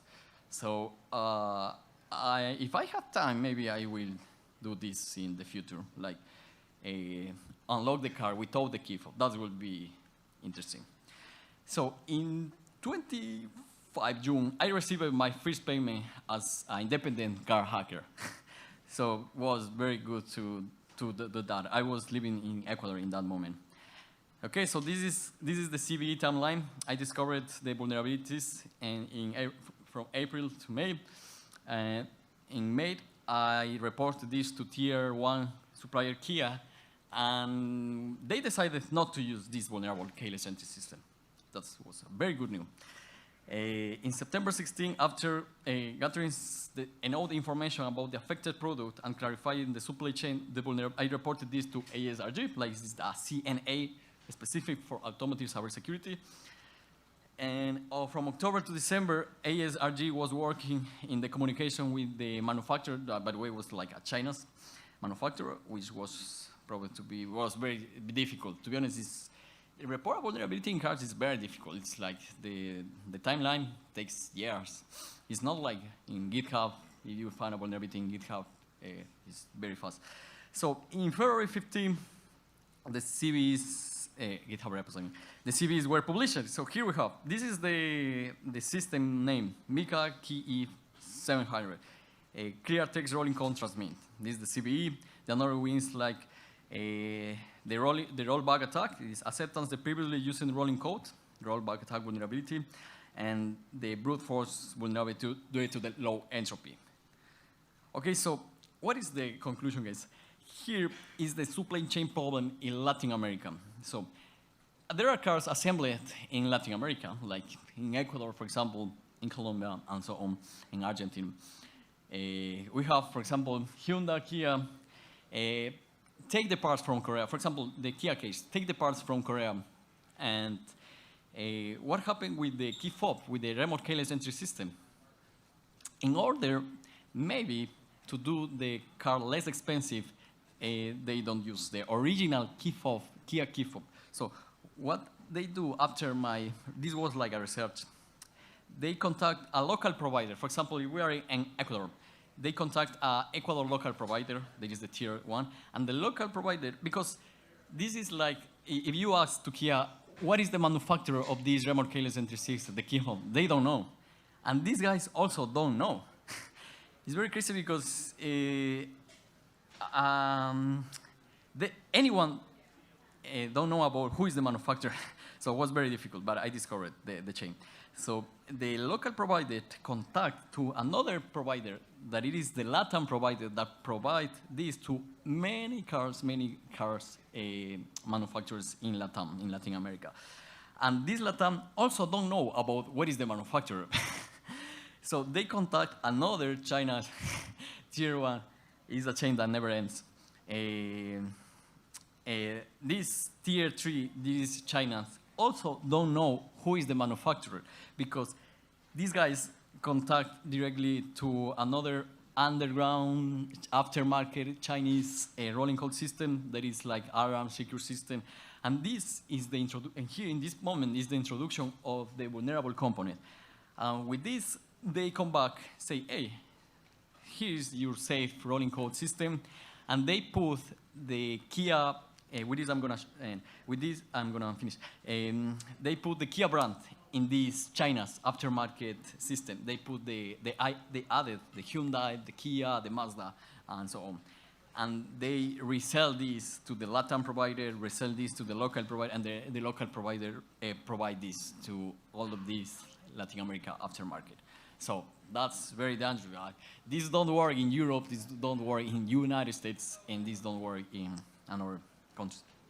So this remote keyless entry system, if you look for Pica Auto, this is in Spanish, but it's like we have a very good relation and cooperation with our clients, with our customers in South America, Central America, Europe, Asia, and so on.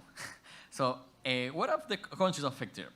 Many people, when his key fob is not working or is very old, they buy aftermarket key fob.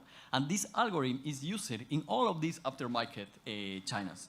I discovered this is another algorithm very similar to I showed today. And all of these are vulnerable, are not encrypted, vulnerable to rollback attack vulnerabilities, and so on. So it's very difficult to find a secure aftermarket rolling code remote keyless entry. So what it means, like, if you have your car and you are going to change your key fob, is the probability that you are going to have a vulnerable key fob is 100% problem. So the aftermarket rolling code remote keyless entry system is a risk. So thank you very much, guys. That's all. Thank you to ASRG. Thank you, Summercon. Thank you, Tracy, for telling me about this. Even it's my first Summercon. Thank you, PCA, for support this. And thank you very much. So if you have questions, please let me know.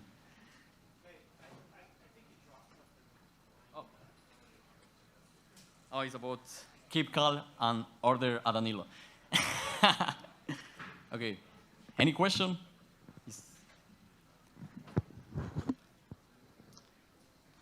Okay. There we go. For as many as 2 questions. Is the Okay. Q5 always doing like a rolling, like a constant brute force on itself, like to communicate with the car? You mean in the key fob by default? You mean? Yeah. No. How does it know what the random number is? Yeah. As you can see, the random number is generated. Is not 100% random number. Is generated from the counters. I don't know how, because I didn't have time to figure out that, but I tried. But in some way, it's generated from the counters with a mathematical function. Yeah. So it's not very random.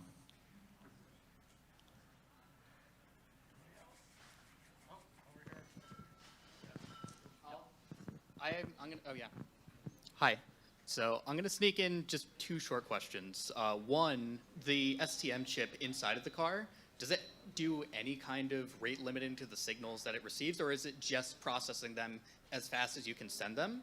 And then second, the pseudocode that you showed, there was one statement where if the counter received from the key was lower than the one that was last valid from the car, it would perform the resynchronization. Is there any valid reason that it would do that, or do they just throw that in for simplicity's sake or reliability's sake? Okay, very good questions. The first question is true, like your assumption is true. The electronic control unit is always listening in that frequency. So if you send trash in that frequency 433.92, for example, a jamming attack, basically the receiver is always listening the trash that you are sending. And so maybe you can create a denial of service. This is vulnerability, of course, of jamming. So what happens if you know the specific frame, basically you can communicate. And also, I was thinking something very crazy. Maybe in the future, if I have time, I was thinking about overflow in the STMA microcontroller, because right now I can send arbitrary message. Man, come on. There is like a if validation. There is memory. So let's try to hack the STMA through memory corruption, because right now I can send arbitrary message. Good. Regarding to the second question, yeah, the rollback, the synchronization works in the way that there is a window in the rolling code, a window that allows you to unlock the car from this range. For example, let's say the number 100 is the number n. Allow you to unlock the car from n plus to 10. So the window is a range of 10. So you can unlock the car with future 10 valid rolling codes. And this window is moved in order when there is a synchronization when the counter of the transmitter counter send a counter that it is not in that range. It's not in that window. For example, the window was just 10 future valid rolling codes. If you send a rolling code that it is, for example, 200, is like more than 100, is like 100 window. In that moment, the counters need to be resynchronized, and that's in that moment occurs the vulnerability, because there is no validation that I cannot. The validation is not. There will be a validation about if the counter is less than the current counter. Let's go to invalidate that. So there is not this validation. So basically, I can move the counter to less than 100 in this case. For example, to the counter to 50. And after I resend 51, the car will be unlocked. Got it. Yeah. That makes sense. Thank you. Thank you, guys. I appreciate it.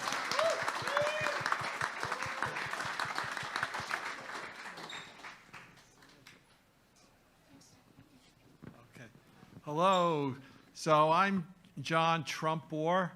I have been told to introduce myself as Summercon historian, but this part of the program, just before lunch, we like to pay tribute to some of the people in cybersecurity, the hacking world, computer world, some people near and dear to a lot of us.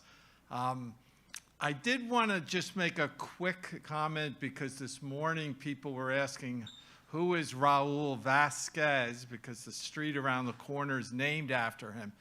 And Raul Vasquez, he was actually a plumber, often called a plumbing technician, who lived in this neighborhood. And he did a lot for the children of the neighborhood. And he was killed in the 1990s by what the media like to call a stray bullet. So Mayor Giuliani pressed to rename part of Union Street after him. So that's where he comes from. So I just wanted to clarify that, because he had come up in the dialogue this morning. But very quickly, the people we're going to honor, some of you will be familiar with some people, and you'll even maybe know one. I just want to mention one person who I knew very well, who's going to be in the video, Jim Gable. Jim was on the Stanford Chaparral Humor magazine, which recently had its 125th anniversary. And he was very notable because he almost got expelled from Stanford, because the Chaparral Humor magazine had something called the Hammer and Coffin Society, a secret society that you could become a member if you carried out a great prank. And what happened was, you were told, well, the prank to be great had to make it in at least the local newspaper. Well, that was often the Stanford Daily, and they didn't usually like the pranks, and they wouldn't cover them. So these guys decided to break into the newspaper when it was just before it was being printed, and they changed the front cover of the newspaper to a story that was "Tragedy Strikes Bowling Team, None Spared." But then at the last minute, terrible sense of humor, very embarrassing. They took out the "none spared" because they thought that the printer would say, oh, this is a hoax, and didn't run it. So it just said "Tragedy Strikes Bowling Team." It was clear when you saw the photo it was a hoax. Well, people got incredibly outraged, calls for him to be taken out of college, and he was with 7 other of his colleagues. But the funny thing is, just at the 125th anniversary of the magazine, suddenly Stanford administrators were being incredibly nice to the magazine many, many decades later, and they decided to really honor the magazine for all of its great pranks. And we were wondering, what's going on here? Well, one of the things that happened was, at Stanford, the Tree, which is the mascot, the band, held up a sign that said, "Stanford hates fun." And the Tree got suspended, and he was in big trouble. And suddenly people were getting very angry at the Stanford administration, and the Stanford administrators kept saying, but we love fun, we don't hate fun. And they were trying really hard. So suddenly the magazine, which was hated for carrying out so many pranks, suddenly was being treated a lot more nicely. And it was getting celebrated a lot in the 125th year. So Jim Gable was kind of welcomed back to campus and treated in a much more heroic way. You can read about some of this. Theo Baker has a new book out about Stanford called How to Rule the World. And he's very angry because he says that Stanford hates fun in his book. But anyway, it's a whole controversy. But anyway, let's roll the film. There's a lot of great categories on this, of people in this video have done amazing things. So it's great to pay tribute to them now. Thanks. It's very poignant and moving. So for everyone, it's really so important to build the collaborations, to build the peer network, to build a mentor network, and to get involved in being mentors to other people. This is true at all stages of your career.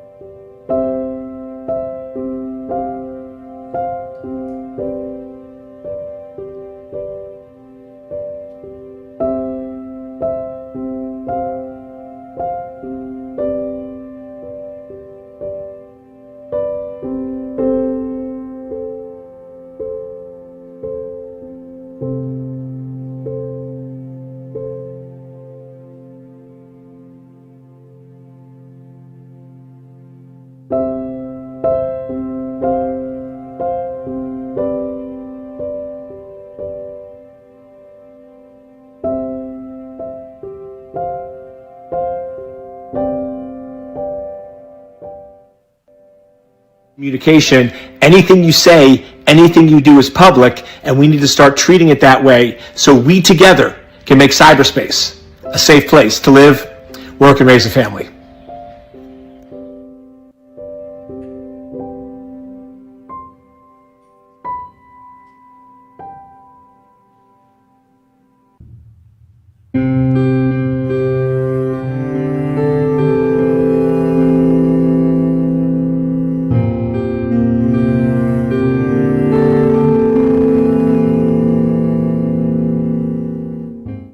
One side note here, anytime I see a big red thing that says warning and then do not, do something, I always, pay special attention to that. I like to do things that I'm not supposed to do. So this one says don't remove the cover, bad things will happen. At some point I'm going to go look exactly into what that bad stuff is and see how this is implemented.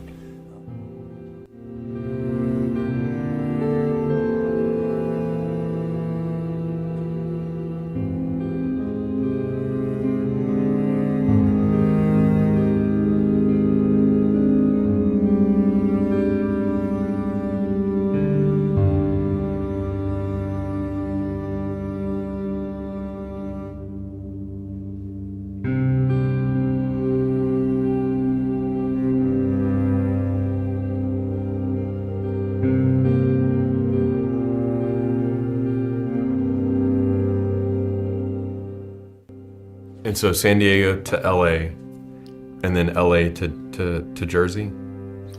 Right. I mean, with a pit stop, I attended Summercon '89. You went to a con during that process? I went to Summercon '89. It was all LOD. Old school LOD was there.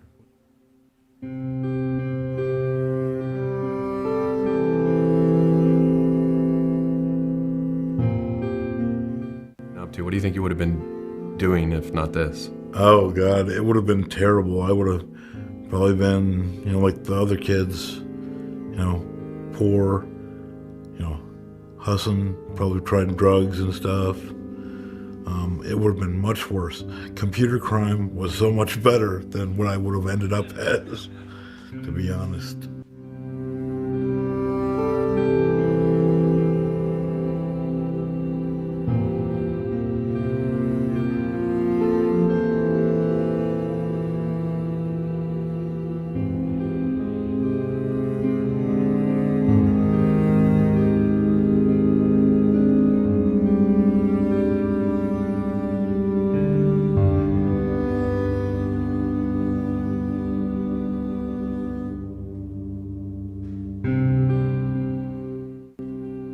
So the versatile routing platform is Huawei software. A general myth in the United States is that they stole Cisco iOS. Nobody ports that shit. I mean, seriously, that's just not efficient. So.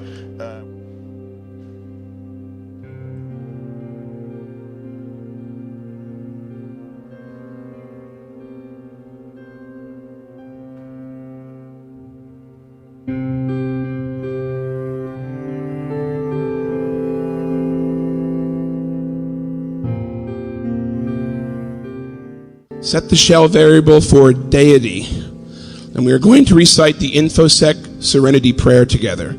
So once you set that shell variable, repeat after me. Deity, grant me the serenity to accept people who will not secure their networks, the courage to face them when they blame me for their problems, and the wisdom to go out drinking afterwards.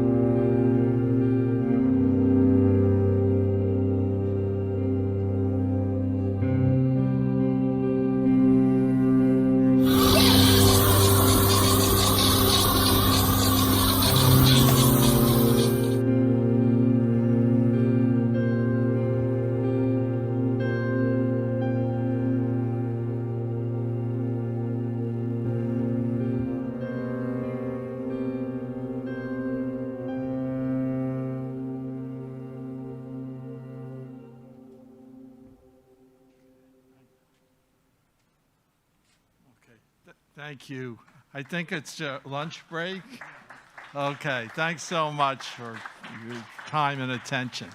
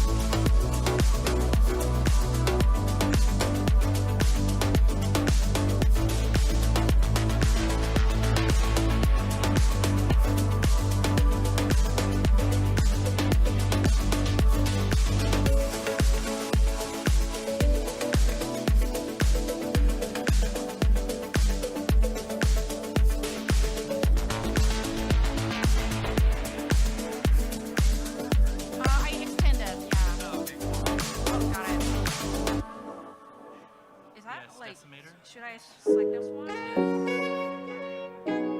then also, do you have audio? I don't. Yeah. Thanks for asking.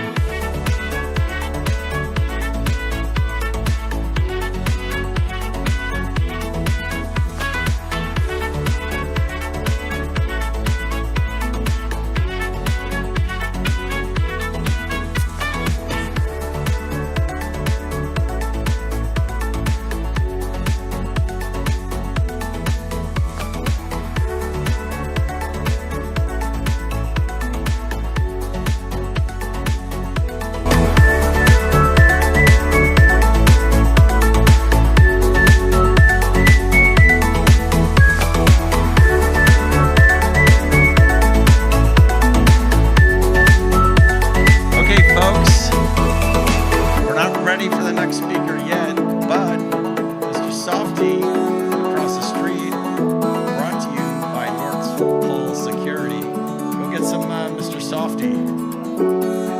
Ice cream. Let's go. Yeah. North Pole Security bringing you this.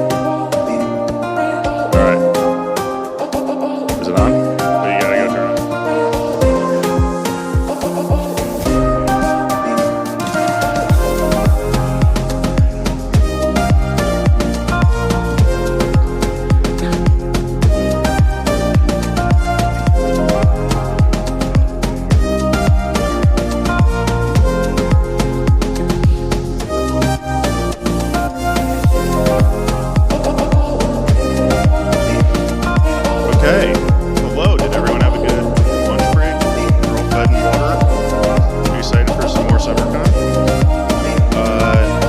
Our next speaker is going to be discussing North Korean malware. I'm actually very excited for this. Personally, I don't think North Korea gets actually enough credit.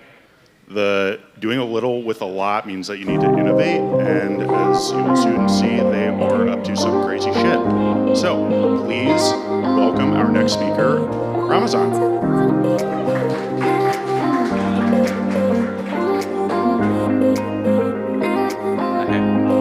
Just waiting for us.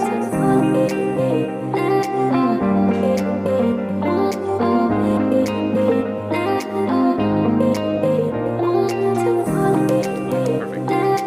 Hey everyone, my name is Ramazan. I'm here to talk about a decade of North Korea's contagious interview campaign.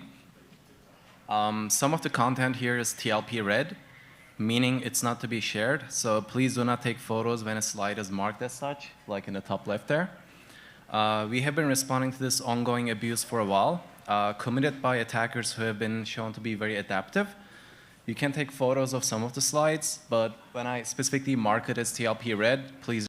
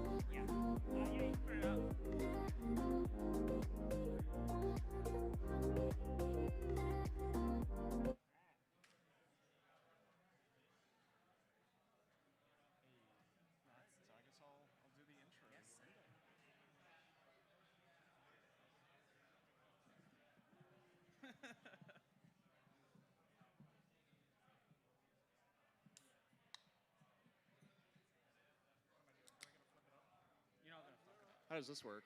There we go. Awesome. All right. So for our next speaker, coming all the way from Melbourne, Australia. Woo! We're going to be talking about emulation in hardware, and understanding Rosetta 2 via game hacks. That's it. So, all right. Everybody, round of applause for Noble Note. All right, hello everyone. Sorry for being a bit late. I was checking the back of the dunny just to make sure it was at an appropriate water level. American toilets are a bit too high, but we're not talking about that today. We're going to be talking about learning Rosetta 2, the translation layer at macOS for previous Intel Macs. We're going to learn it with game hacks, so let's get into it. So, a little bit about me. I'm a mature age undergrad student, currently at RMIT, which is in Melbourne, Australia, so a bit far away. I previously was in the cloud migrations team at Atlassian, and now I have an interest in reverse engineering and firmware, and I especially like breaking my MacBook. So we'll get into, I guess, the broad overview of the talk. I want to show you how to make a really basic God mode cheat in a video game, but what the hell is gaming on macOS? Look, it doesn't exist, right? But we'll try our hardest. It's usually via Rosetta 2 if it's an Intel Mac binary, which is most often what it is on a game. And then we'll get into how that works, how that influences how our cheat is going to run, and then we'll show some other evil things. But look, the real secret objective is how to get banned off GitHub. So yeah, if I share, I'll share this on my blog after this talk, but yeah, if you too want to get banned off GitHub, you can do it in 3 easy steps. I'll also preface why I love using the MacBook. So I'm gay and I love garbage. People often say, if you're garbage at computers, you're on macOS. And sweetie, that's a little something we call a hypothetical syllogism. You know, A if B, such and such. So I'm using a MacBook. We'll get into the game that we'll be playing around with today. Assault Cube. It's an open source version of Counter-Strike, essentially. It's actually a really common cheat developers, you wish, cheat developers use to learn how to make a cheat for a video game. There are other examples like old SimCity editions and Counter-Strike 1.6, but the reason why this is really fun to use is because the anti-cheat is enforced on the netcode level. So as long as you're doing like local play, you can pretty much do whatever you want.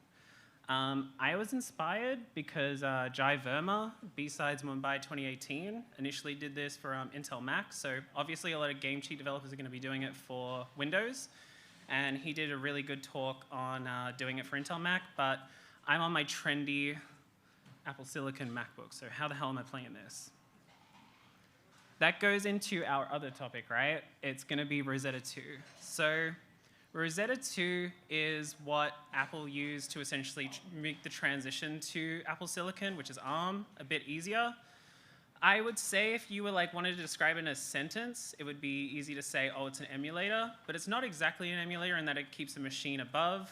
It's just a transpiler. It's translating all those 86 instructions in an original Mac binary that's made for Intel, and then just on the fly or ahead of time doing some translation of that into native ARM instructions. So it's still on everyone's MacBook now if you choose to install it. After the next major release, it's technically going to be end of life. I don't know if that means it's going to get removed or there's no more support, but they're essentially trying to bifurcate into two things, which is the virtualization I think they put out in the last WWDC, and then so that's going to be mostly Linux VMs, and then there's going to be the game porting toolkit Windows evaluation environment, which that is such a mouthful. But the long and short of it is it's for people who want to port their stuff to Mac and they're game developers. But honestly, let's be real, that's just our new Proton. So we'll see if anything from Rosetta goes into either of those two. Some of the concepts I'll go through today. I want to get into how it does some of the Rosetta stuff so we get a grounding of how this all works. There's two general steps, really broadly.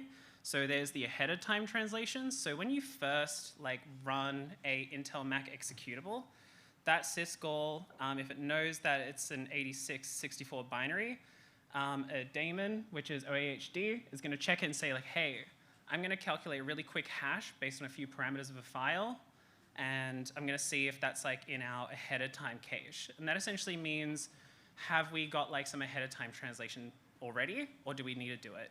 And if it doesn't find it, we're going to just essentially shred your CPU, and that battery life statement that we make about our huge battery life is not going to really last, but it'll be once, and it will do as many one-to-one translations from 86 to ARM. And it's usually pretty verbose because we can't use all of the cool stuff that ARM has for aliases, if you use add-s and you want to add flags after it. So it's pretty big.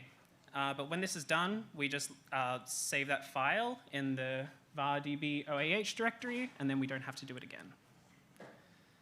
And that's kind of, so if you either get it or you don't have it, no.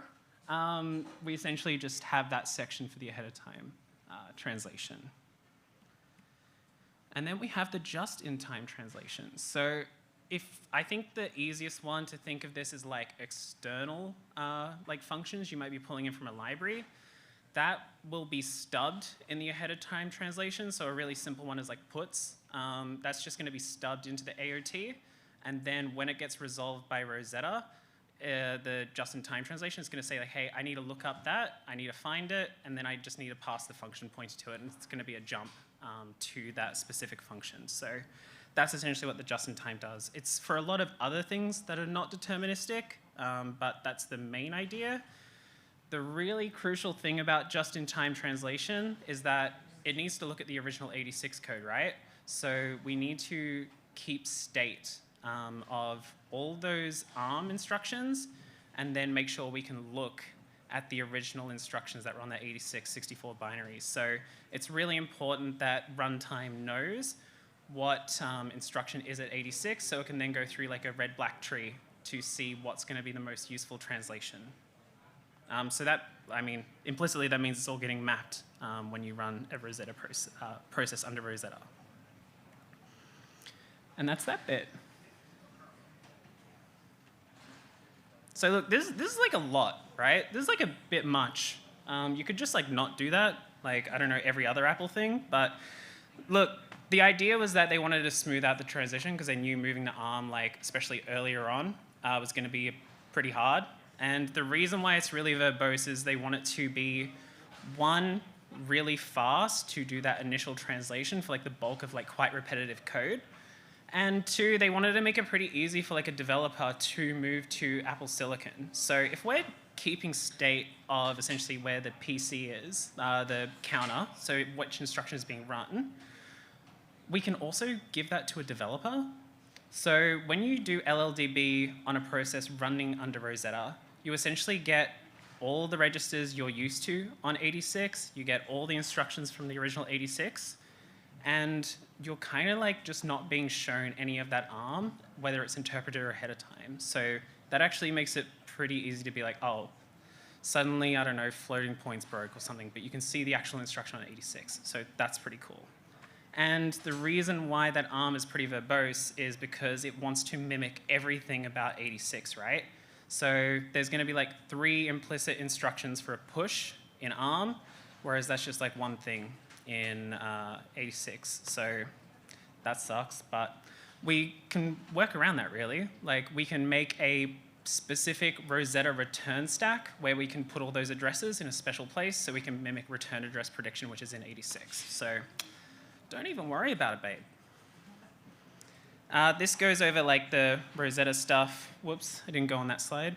But another thing is also that the AOT translation is fast because it's really verbose. It's not doing any cool optimizing. But I was thinking about it like last minute, and I was like, why do we need to optimize something that's probably already been compiled with like the craziest flags I would not know in Clang? So it's probably pretty good anyway. We'd be squeezing like blood out of a stone at that point.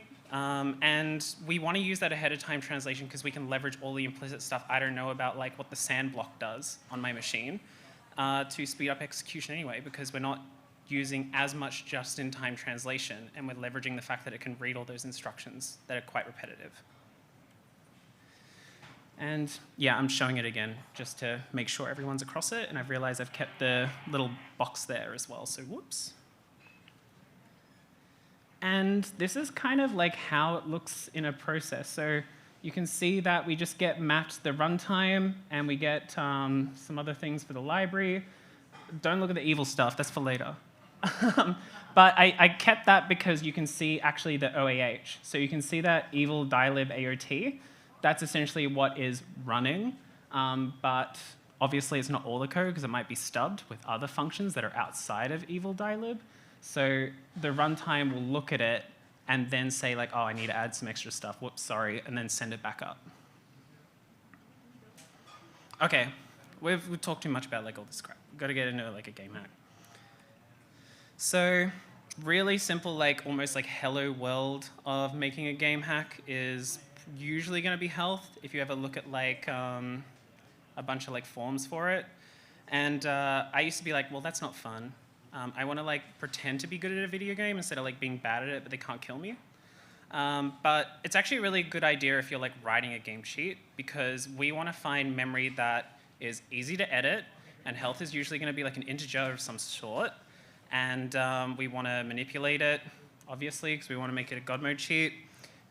Reverse the value, so we want to see like initial declarations, and that kind of walking through like dereferences and pointers to what that final value is. We're actually probably going to be co-located to a lot of other important stuff to a player, because why would they like, I don't know, malloc like, I don't know, integer health, and then like 100 other lines down they'll be like, oh yeah, and also give this guy a gun. They want to do that all at once. So it's usually co-located probably in a struct where there's all these other types for a respective player. So now we just kind of have to go looking for it. We could use LLDB, but I really like using BitSlicer. BitSlicer is a tool on macOS which is almost similar to like Cheat Engine. I would say it's a bit more, it's less verbose in its scripting, but it's really useful outside of video games because it gives you like really powerful ways to look up the malloc region. So I really like using it. Also, it's like, I said it like last night, but it's like Photoshop. I don't have to look through the terminal. And that's different and cool, but look, I'm used to it at this point. So we just want to change the value a few times, and then we can see what is happening in memory. So we can search, like, say, like 100, take some damage, change it to a different value, and then just roll through a bunch of different things in that region. And then we can finally get like only like 1 or 2 candidates, where one might be a dereference that goes into the UI, and one might be the actual value. And that's pretty much it, right? Now we have like this value, and we can just, you know, edit 99999 like I do in Cheat Engine in SimCity, and I want $1 million. But that gives us an idea of like how we can see if this is like a dereference and walk through where this initially gets made, where the sausage gets made for a player. And that's what you want to do, really. So after you've found that value, I like to set a watch point. So it's essentially just a breakpoint, but you just want to see memory access. And I can see, oh, this is the other thing I didn't mention about BitSlicer. I can just see like the arm. And like LLDB will like shim all the 86. And like, honestly, I'm really bad at reading 86 at this point. So I'm like, yay. So you can look through here and you can see, look, it's storing health into X15 plus 418.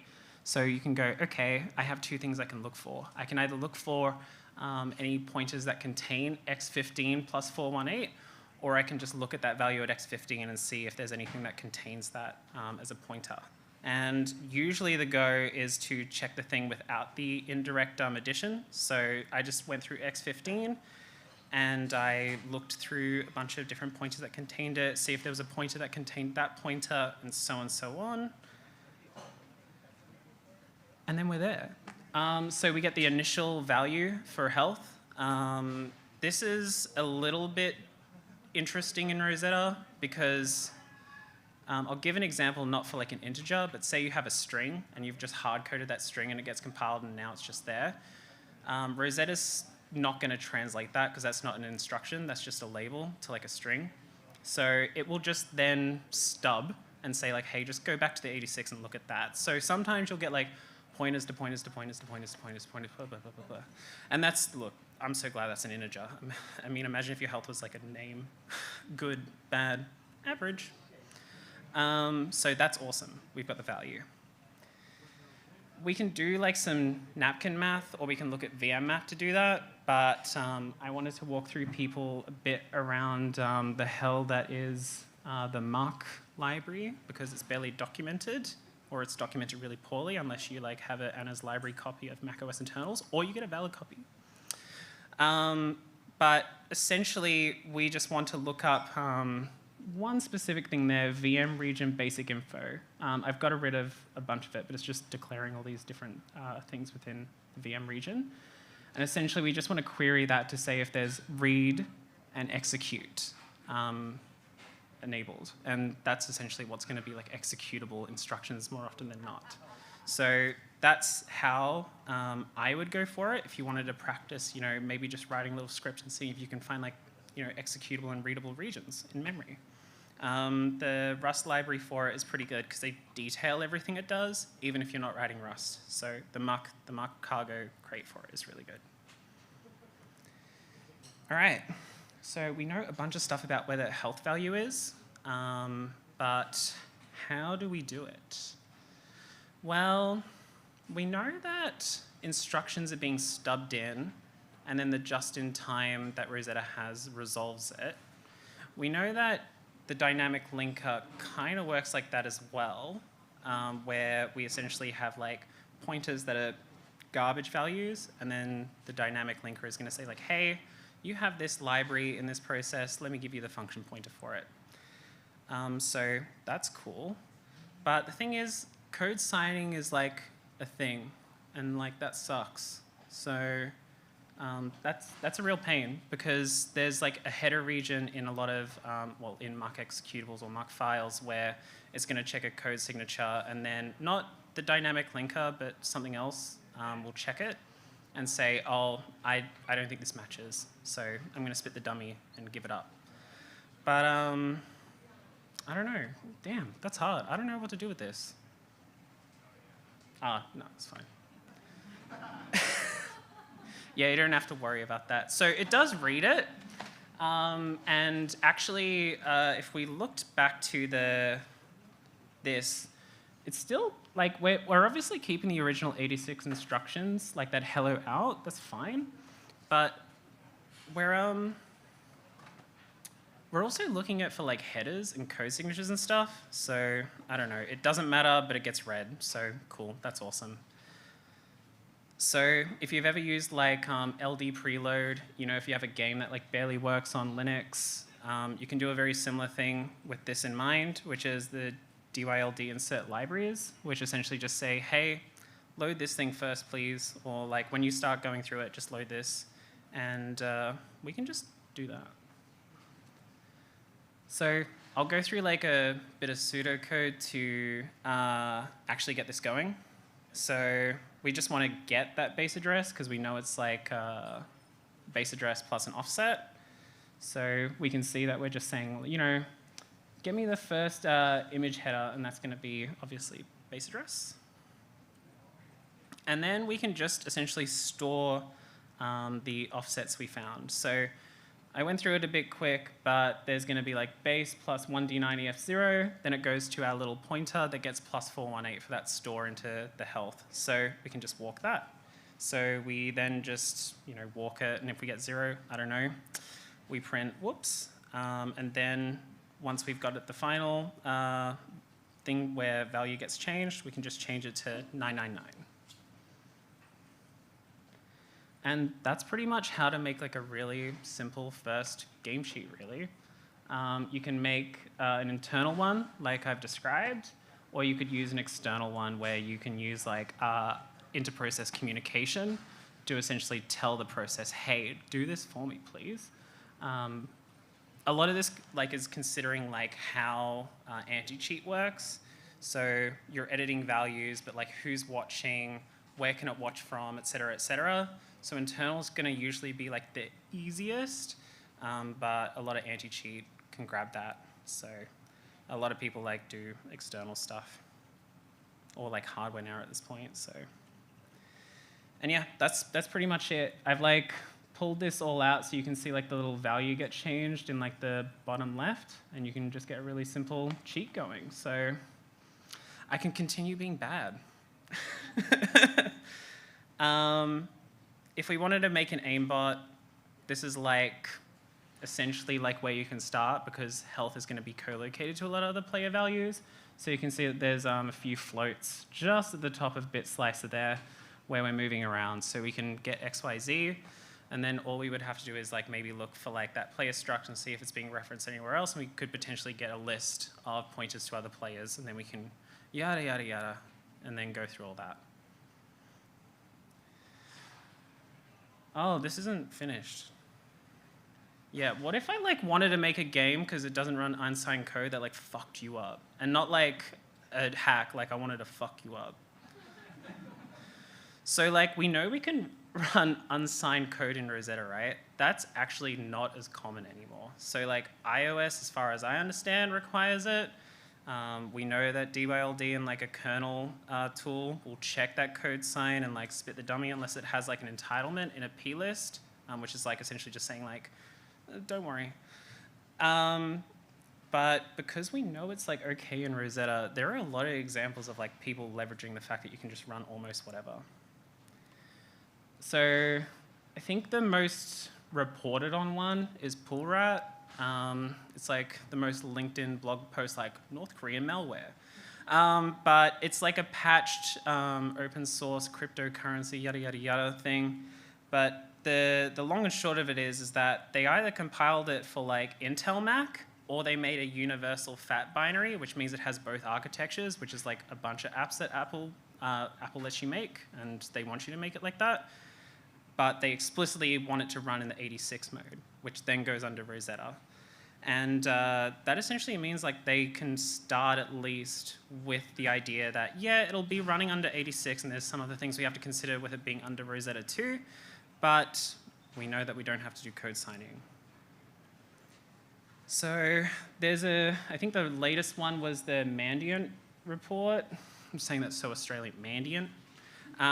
But without going into like the full guts of a sample, essentially it was a Python 2 script that pulled down like an Intel Mac executable, then Rosetta ran it, and it did as much for one-to-one translation that ahead of time, and then it would just stub a function, and then that function was a library that was just like, I'm going to call out to C2 and be like, hello. And that's essentially how a lot of these crypto scams got fulfilled with pull rat. So there was like at the end of the report saying like what you can do against it. And since we're saving like a lot of the instructions with the AOT, you could technically do a bunch of forensics, but it's in a directory where you can't access it unless you've disabled the system integrity protection, which is not good. It does get tracked by unified logs and FS events by default, which is just like the logging. But in terms of like being specific about like what Rosetta, the runtime is doing, or like what file is being pulled from the OAH AOT cache of all these translated files, it just says private by default. So it's pretty hard to do like a bunch of forensics against it. And there are some other quirks around like how the hashes get calculated for that initial like I'm going to chuck in so-and-so directory. So if you know how that hash is calculated, you can essentially chuck almost whatever in there. So it is actually really helpful and honestly kind of easy if you have like that AOT file and if you had like an idea of like adding a custom profile after the fact. So this is not good, babe. This is like really bad. It is like intentional. I don't even want to say like a CVE because it's like intentional, right? It's designed to be this way. It's designed to be friendly. There are a lot of reasons why they're retiring it, probably because it's really hard to maintain as well. Like you'd have to think that they're shipping like all the system dynamic libraries in this Intel format alongside, or they're translating it. There's so much that probably goes into it that this is probably the least of their concerns, that someone's running like the dodgiest application alive.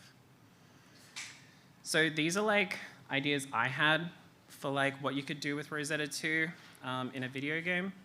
But it would just be injecting code via a library, so it's doing an external function, and then the Rosetta JIT and the dynamic linker are like tag teaming. So they're doing lazy binding to a function, handing it back, and then all of that's happening under the just-in-time translation that Rosetta's doing. We can look into how the AOT file hash is calculated, so we can just like shove random gubbins in there. And we know that code is not signed, and we know that architecture preference is going to be kept because that's how like it works. So if we have a child process, it's also going to run under Rosetta. But having said that, we can also maybe like POSIX spawn like a native Apple Silicon application. We just have to do a bunch of syscalls. So this is like an example of how that hash gets calculated for a unspecified command that Rosetta uses. It's for when there are instructions in the just-in-time that are ready to be appended. So they've gone through that binary tree search and they're like, okay, this looks good, let's send it. It will essentially use this to then append those instructions to that AOT file. It's a whole bunch of stuff, but the long and short of it is like these hashes are like, I mean, SHA-256, I don't want to do that much math. But the math doesn't matter if it's like not that good, right? Like, it's just like stir len, offset. This stuff is pretty easy to defeat, and this essentially means like I can patch something, and as long as it's like an external library, the hash doesn't change. So whoops. So that's a bit annoying. This looks insane. I'm not reading all that. But like essentially I've patched it and then I've looked for it and it's the same hash. If it's not, someone can read it real quick. So okay, we know all that. We know that Rosetta is built for like developer friendliness and to be quite fast. So one of them is child processes keeping that same architecture, well, the kernel's architecture preference for it, which is going to be that 86 running under Rosetta. There's a lot of other stuff that's pretty undocumented. So there is a function that Apple enable in one of their configuration registers. It's like the first bit where it enables total store ordering, which means every allocation you do, so like a sub stack pointer, it's going to do that at the time of it reading that command. There's a lot of stuff in ARM which is like weak store ordering, which will be like, look, babe, I'll do it. That's fine. So total store ordering kind of guarantees that it'll do that allocation at the time. So there's probably a bunch of other stuff that happens for like floating points and stuff, but I didn't look into it. There's really good documentation from Asahi Linux on the system registers that are undocumented from Apple. And also I found out just today that there is a Rosetta Linux. So essentially someone's using the M1 tool that Asahi Linux uses to kind of like put random crap in the bootloader. And then they force Rosetta Linux to run, and then they can do a bunch of debugging. So I'm sure there's a lot of stuff there in terms of looking at the characteristics of how the Apple Silicon chip itself is doing a lot of configuration stuff to kind of mimic as much as it can an Intel Mac. Oh, and obviously there's like a bunch of like registers for like pointer authentication and stuff, but pointer authentication is not something that's happening in Rosetta 2. That would be crazy. Right, so we can just like poison a dynamic library, right? So we could just like put system in there and then, I don't know, send it. Yeah, we could probably even like just patch a binary. So if there's a valid binary, we can just patch it instead of making our hello out with like an evil dynamic library. We would just need to figure that out. In fact, we could probably use a video game to do that.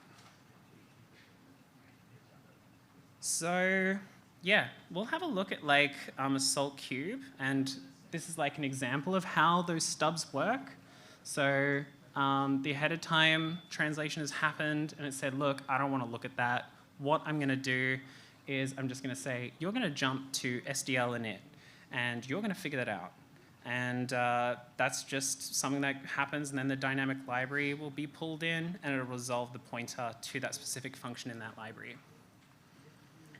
And like we've already talked about, DYLD will, DYLD and another kernel thing, it's got like a 4-letter acronym, I don't know how to say it, will check like code signing, but we know that code signing is not important for Rosetta. So I'm sure there's a whole bunch of other avenues to look at how this could be leveraged, the fact that it doesn't check the code signature, but it will pass it. I'm sure there's a bunch of interesting things with that. But you could also squat an Apple developer account and then just like, I don't know, ship it and then just like get banned. So there's that too. This is not mine. This is David Dixon. Okay, so quick recap time, because I'm going a bit fast, so I totally get it. It's because I want to show it. But we know that these libraries resolve outside of the ahead of time process. That's cool. We know that the dynamic linker will grab this and resolve it, and then the JIT will get it and map it, and then we're all hunky-dory. We know that we can create child processes under Rosetta 2. We know that we could run some ARM64 if we know how to do it. And we can do simple IPC calls because we've looked at like how external cheats work, and that works just fine. So we're kind of good to go. Okay, well, let's make the game hack then. So we just need to find a function in a library. We've already looked at it, the SDL init, that we'll be looking at today. And then I'll be creating a malicious library that will install under that library. So many libraries on libraries. And then we patch it so that when Assault Cube runs, we just essentially get to run our malicious function and hand it over to the legitimate function. So I picked SDL2. That's like the graphics engine it uses. That seems like the most obvious thing. Game, graphics, start, things on my screen. We want to run that. So this is the lazy pointers section. So essentially this is just like going to be like zeros or garbage values or such. And this will get resolved by the dynamic linker when it starts running. So we know that it's there. And we can see that, oh gosh, this is tiny, sorry guys. We can see that the 12th thing that's gotten loaded when I pull image list, or 13th really, is the SDL2 framework. That's the shared library. And then it's just got the full directory for it. So it's versions A SDL2. That's what we're wanting to patch. And then we can see that it actually runs, right? Because I tried to do this with another function and I realized it didn't run. So you got to make sure it runs. So just make sure you see where it executes. This also would be like if you were designing like a malware, you'd want to look at where it executes anyway, because you might be wanting to get values that are currently in the register. But yeah, we know it works, and we can see the module file there as well, the architecture it's stating itself as, and the address. So that's awesome. So now we have to think about, okay, how do we get our malicious function to steal that legitimate function SDL-init? There's a section in a dynamic library called data interpose, and essentially it allows you just to have a tuple of like 2 function pointers, and you can swap them around. I like to think the short way of saying it is like it's like DYLD insert libraries, but it's different technically. A thing here to consider is that, you know, if we had pointer authentication in this system, we would need to find a way to rebind it, and that's not implicit in using data interpose. So this is an example of it. So we're just defining it, we're chucking in the pointers, and then we're just swapping them around, and then we've just got our printf, and then we're saying, look, just chuck them over. And also, like, this is so, the use thing is so it doesn't, like, get stripped, because I used to compile a bunch of this getting ready for this talk, and I was like, it's not there. So yeah, use the attribute used. But yeah, that's how you can swap the function pointers. I love chess. All right, so let's do it for our one. So SDL-init, the really crucial thing is that SDL-init, when you hijack a function pointer, right, it still needs to do what the legitimate function is doing, because otherwise it would crash. So we just need to make sure we're preserving what it is taking as a function signature, and then we're implementing our interpose, and then we can essentially just run a code cave, which is all hunky-dory. There's some definitions of like the constructor and destructor. As far as I can tell, this is just when DL-open is like opening up the dynamic library and saying like, hey, I want to like run this stuff, or I've mapped it, and it'll just run the constructor. So that's awesome. And you can see just there at the bottom, SDL-init hijack. I've got the flag, so we're preserving it. And then I've just done like a really simple like fake bool that just looks over it. And then if we haven't hit it yet, we run our code. And if we've already hit it already, we'll just run the legitimate function. And yeah, so we've got that all good to go. So now we have to find a valid binary. Because we're pulling something from SDL2, we're going to use SDL2, but it's pretty much the same if you wanted to patch Assault Cube itself. We've got the swizzle to go, where we swap the functions. And yeah, damn, I don't know. Do we have to patch like Assault Cube now? No, we don't. Like, it's in the header. Yeah, it's just all in the header, so you can just chuck it into the header. There's even definitions you can use for like a weak library. So if the library is not found, it'll still run. So that's brilliant. And we can do exactly that. So this is me just saying like, hey, I just want to make the evil dynamic library.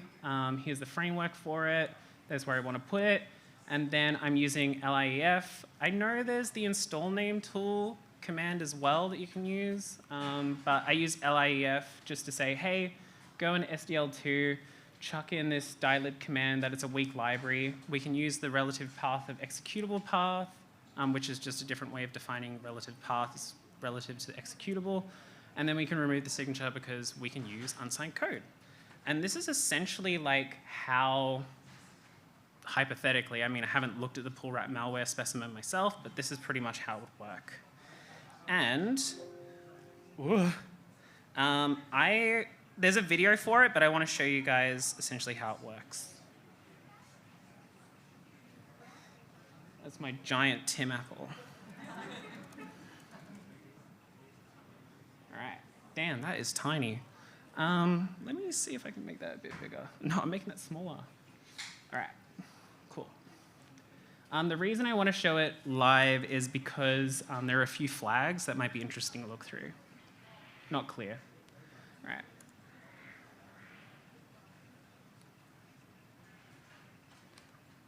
All right. So that's it first.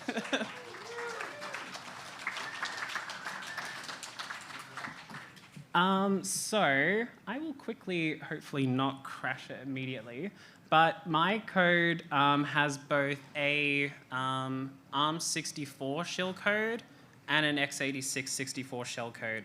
So the 86 shellcode is just, that's LLDB, and that's really tiny too. I can barely see that myself. All right, let's see what I can do. Clear.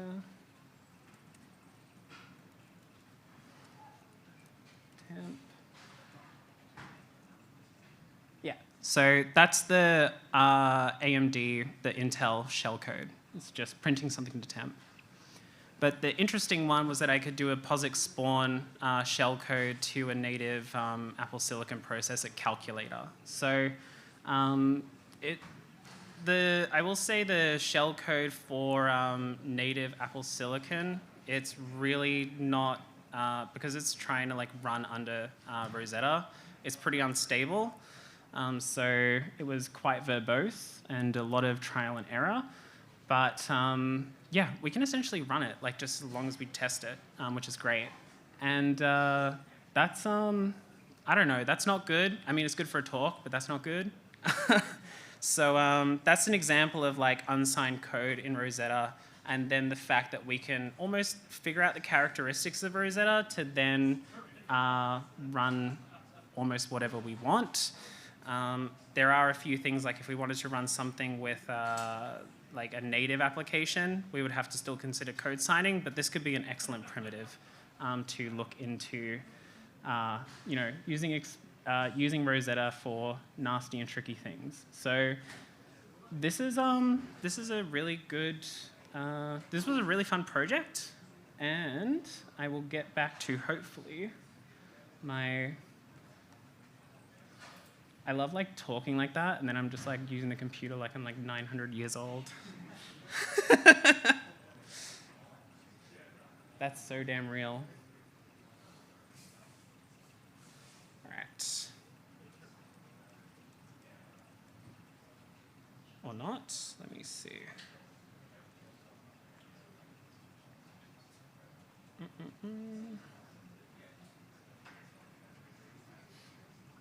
Sorry, 1 second.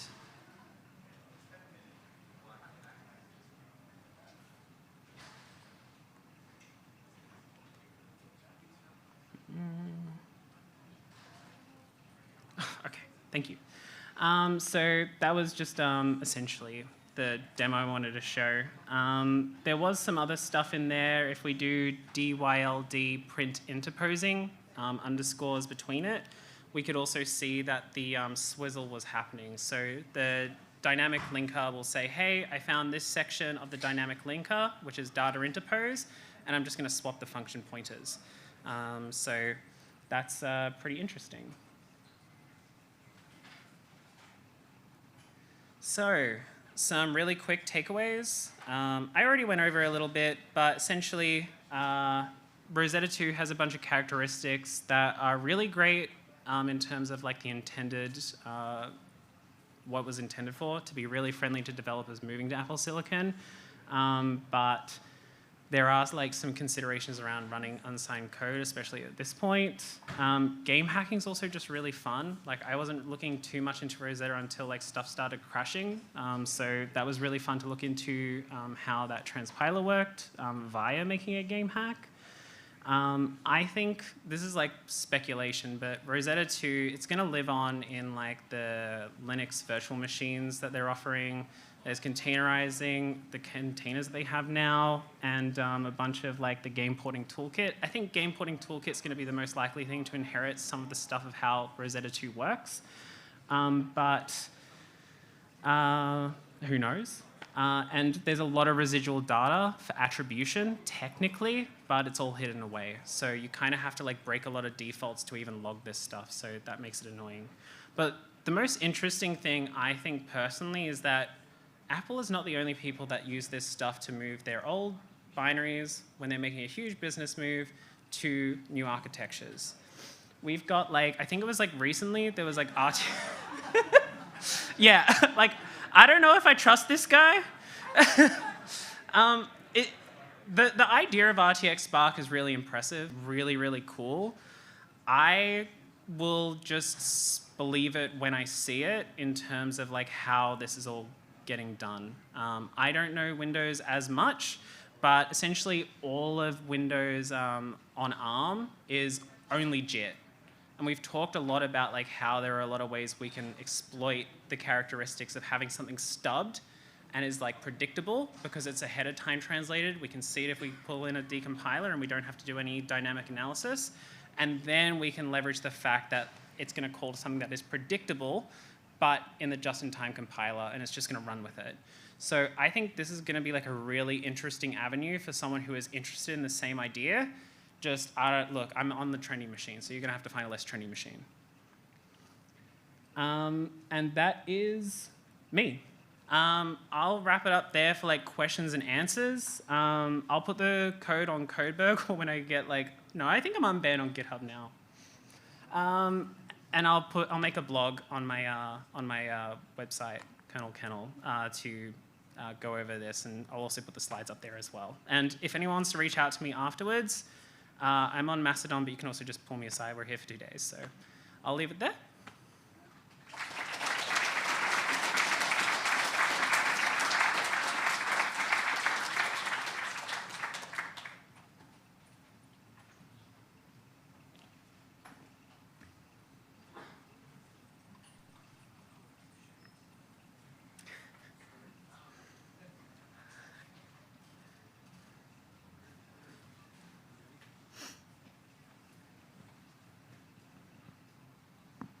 Did you report any of this stuff to Apple, and did they have a response? So no. But the thing is, it is difficult to describe this as a CVE because this is like the intended functionality of it. We're more so looking at like malware, so it's like intended use. Someone has already done the downloading of it, and now it's just all intentional running. So I could say like, oh, it's a security vulnerability, but it's already been reported on by Mandiant, and I'm essentially just going over that and how it would work with Swizzling. So I think it would be, I think it would be worth me reaching out to be like, hey, this is still a thing, but keeping in mind that it's now end of life, this major release, and that it is intentionally meant to be unsigned code, or it allows unsigned code, it makes a very difficult definition of like, is this a vulnerability or is this just like intended? So not intended malware, but it's like, this is like unsigned code being run. So look, it's a good question. I wish there was like a more expansive view of like reporting a vulnerability. It's also not on their bug bounty page at all. Sorry, good question.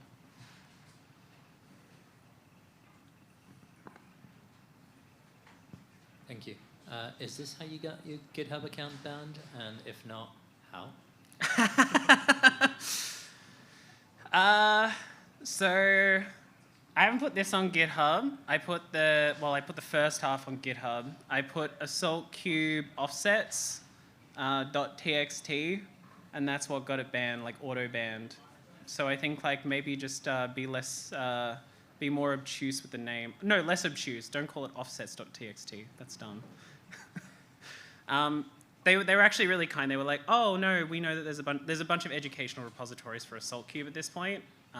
So it was a pretty funny chat with the person who was on the support team at the time.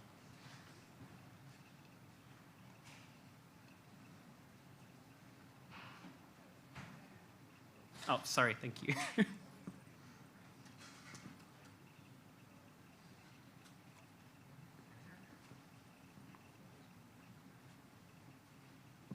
Hi, great talk. That was really information. Great, a lot of information. That's great. So going back to kind of what you talked about, which is kind of silly to think about any attribute of a video game being a quote-unquote primitive, but that's really cool. So you mentioned health, is a good struct to look at when you want free memory. What about inventory? Because that inventory is something where there's, a lot of memory allocation and the deallocation that happens rapidly in like the vulnerability research community for video games. Do they kind of look into like use after freeze with inventories, or are there any other kind of interesting free memory utilization that people look into? Yeah, that's really good. I guess I'll restate it because I think I glossed over it a bit quick, but the reason why health is really interesting is because of the co-location of memory. So when we're allocating something, we're allocating not just like the integer size of memory, we're allocating like a bunch of stuff that is responsible for a player. There is another interesting part of it that is less useful when you're looking for like a health value, which would be something like an inventory, and that's because you want to know what types they're using. So they might be using like something that is just like 2 U sizes long, and you almost don't know what it is at all. But if you look at the inventory, I could think like, oh, they're just going to be like a bunch of enums or something like that, or like just a very short list of potential types. And that would make it really easy when you were designing a game cheat to understand how they're using and how they're defining types. For the use after free, I would say a way of looking at use after freeze and like kind of the order of memory allocation is especially important when you are making internal cheats. So for this, we're not considering anything because the anti-cheat doesn't exist when you're doing local play. But for example, really old Counter-Strike 1.6 cheats, you need to almost understand like the basic primitive of use after free, because you essentially need to like almost time the memory allocation of like whatever you're dereferencing and changing at the same time. So that would be a consideration, and that's really useful in terms of like general anti-cheat. Wow, crazy. Okay, thank you. Okay, great. So in terms of prize-related stuff, a couple other items. Tonight there is, okay, first, thanks to North Pole for ice cream. That ends at 4 o'clock promptly, unless they've already sold enough ice cream, in which case you can get drugs. Go get more ice cream. I don't know, get ice cream. Anyway, so that's one. Two, tonight, File is sponsoring Happy Hour. Thank you to File. The Summercon Foundation is sponsoring tacos, so enjoy some tacos on us while they last. There's more than 8, that's for sure. Okay, so we're going to throw some stuff at people. Here, would you take these? There's 3 pouches and then the lockpicks. So we're going to throw 3 bundles of 3 drink tokens each at random people. And for the lockpicks, I feel like there needs to be a trivia question.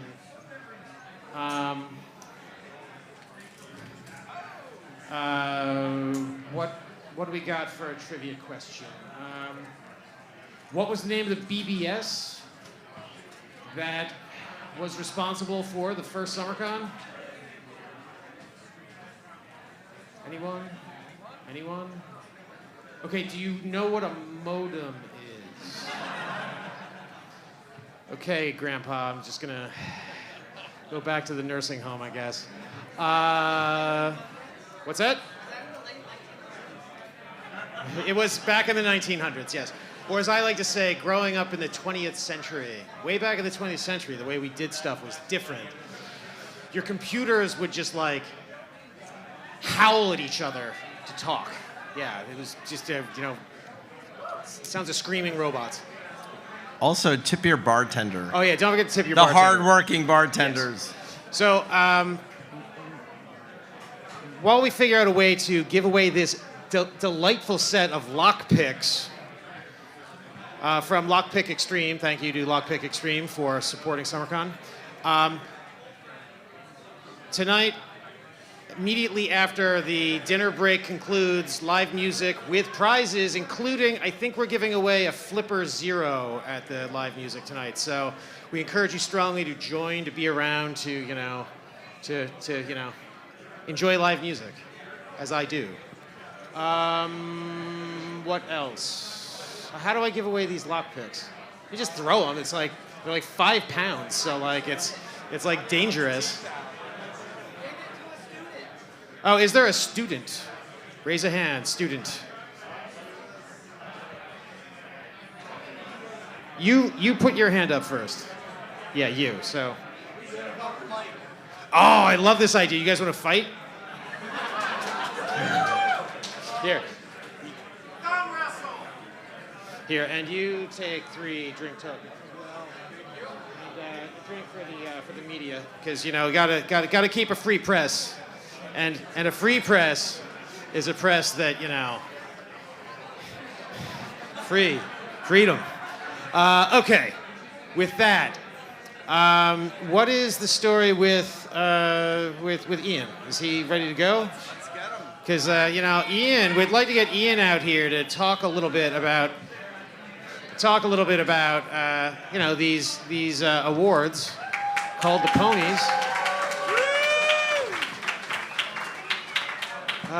It is my great regret that I forgot to bring you a bow tie. Yeah. If anybody has a bow tie they'd like to donate to the Summercon Foundation, I know a guy who could use one right now. Do you need a dongle? No.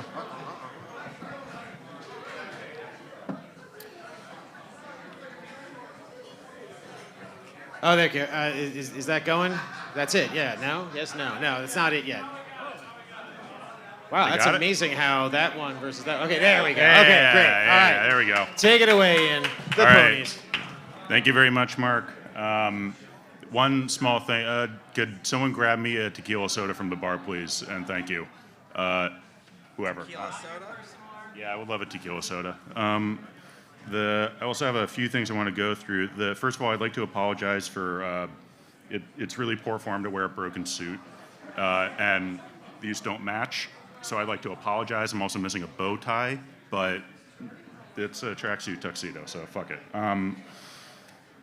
The other thing, I'd also, before we get going, I would like to say a really sincere thank you to Microsoft. I know a lot of people are having a rough time with them this year, but the commitment you need in order to devote with all like the AI layoffs happening right now, for like $1 trillion company to commit themselves to like the job security for the cybersecurity industry that they have done is just honestly, and can we give a round of applause for Microsoft for keeping us all employed? It's really fantastic. One last thing is I noticed, and I probably should have vetted this before I said it on stage, but I noticed New York State is a sponsor, so it's possible that we are actually the first state-sponsored hacker conference. So I don't know about that. Someone look it up, but yeah. So, right, Dad. Yeah. So I got a pony in the bag. Thank you to Kai for making it. I'll show that in a little bit. One thing I want to get out of the way as well is vibe coded the shit out of the slides, but I think they're very pretty. Yeah, it works. Okay. Someone yesterday, one of the volunteers actually mentioned that it's actually the year of the horse on the Chinese zodiac calendar. So it occurred to me that because the Ponies is in fact a horse-themed conference, that we should probably. Oh, thank you, Jimbo. God bless you. I'm not actually that nervous. Fuck.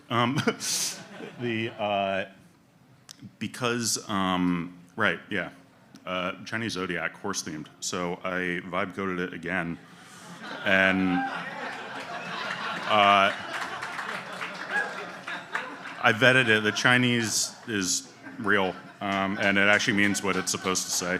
But then I actually thought that actually might not be far enough, so we did this, and now we have a fucking pop-up. Also, what's fun about this one is that when the VCR logo bounces into the corner, it's going to show, yeah, there you go, yeah. So if that happens, please cheer. I'm probably not going to notice it. But with that all said, I don't know. Do we want to see the pony? Do we want to see? We want to see the pony, right? Yeah. All right. So we once again 3D printed it. And the fun thing about that is you can make it as big as you want. So I'm not actually sure how we're going to get this to Vegas, but I understand there are, like, they make these drones now that can actually fly extremely long distances. Like, I don't know how far Moscow is from Ukraine, but they can go at least that far. And they deliver packages at the end. So we might do something like that, because this won't fit in my luggage. But something to think about. I normally put it on a stool, but you can hang out down there. It's fine. Yeah. And yeah, that's all my notes. So let's get into it. We've got, first up, we have the best remote code execution bug. IT escape, guest to host escape in KVM ARM64 by Hyunwoo Kim. After that, we have...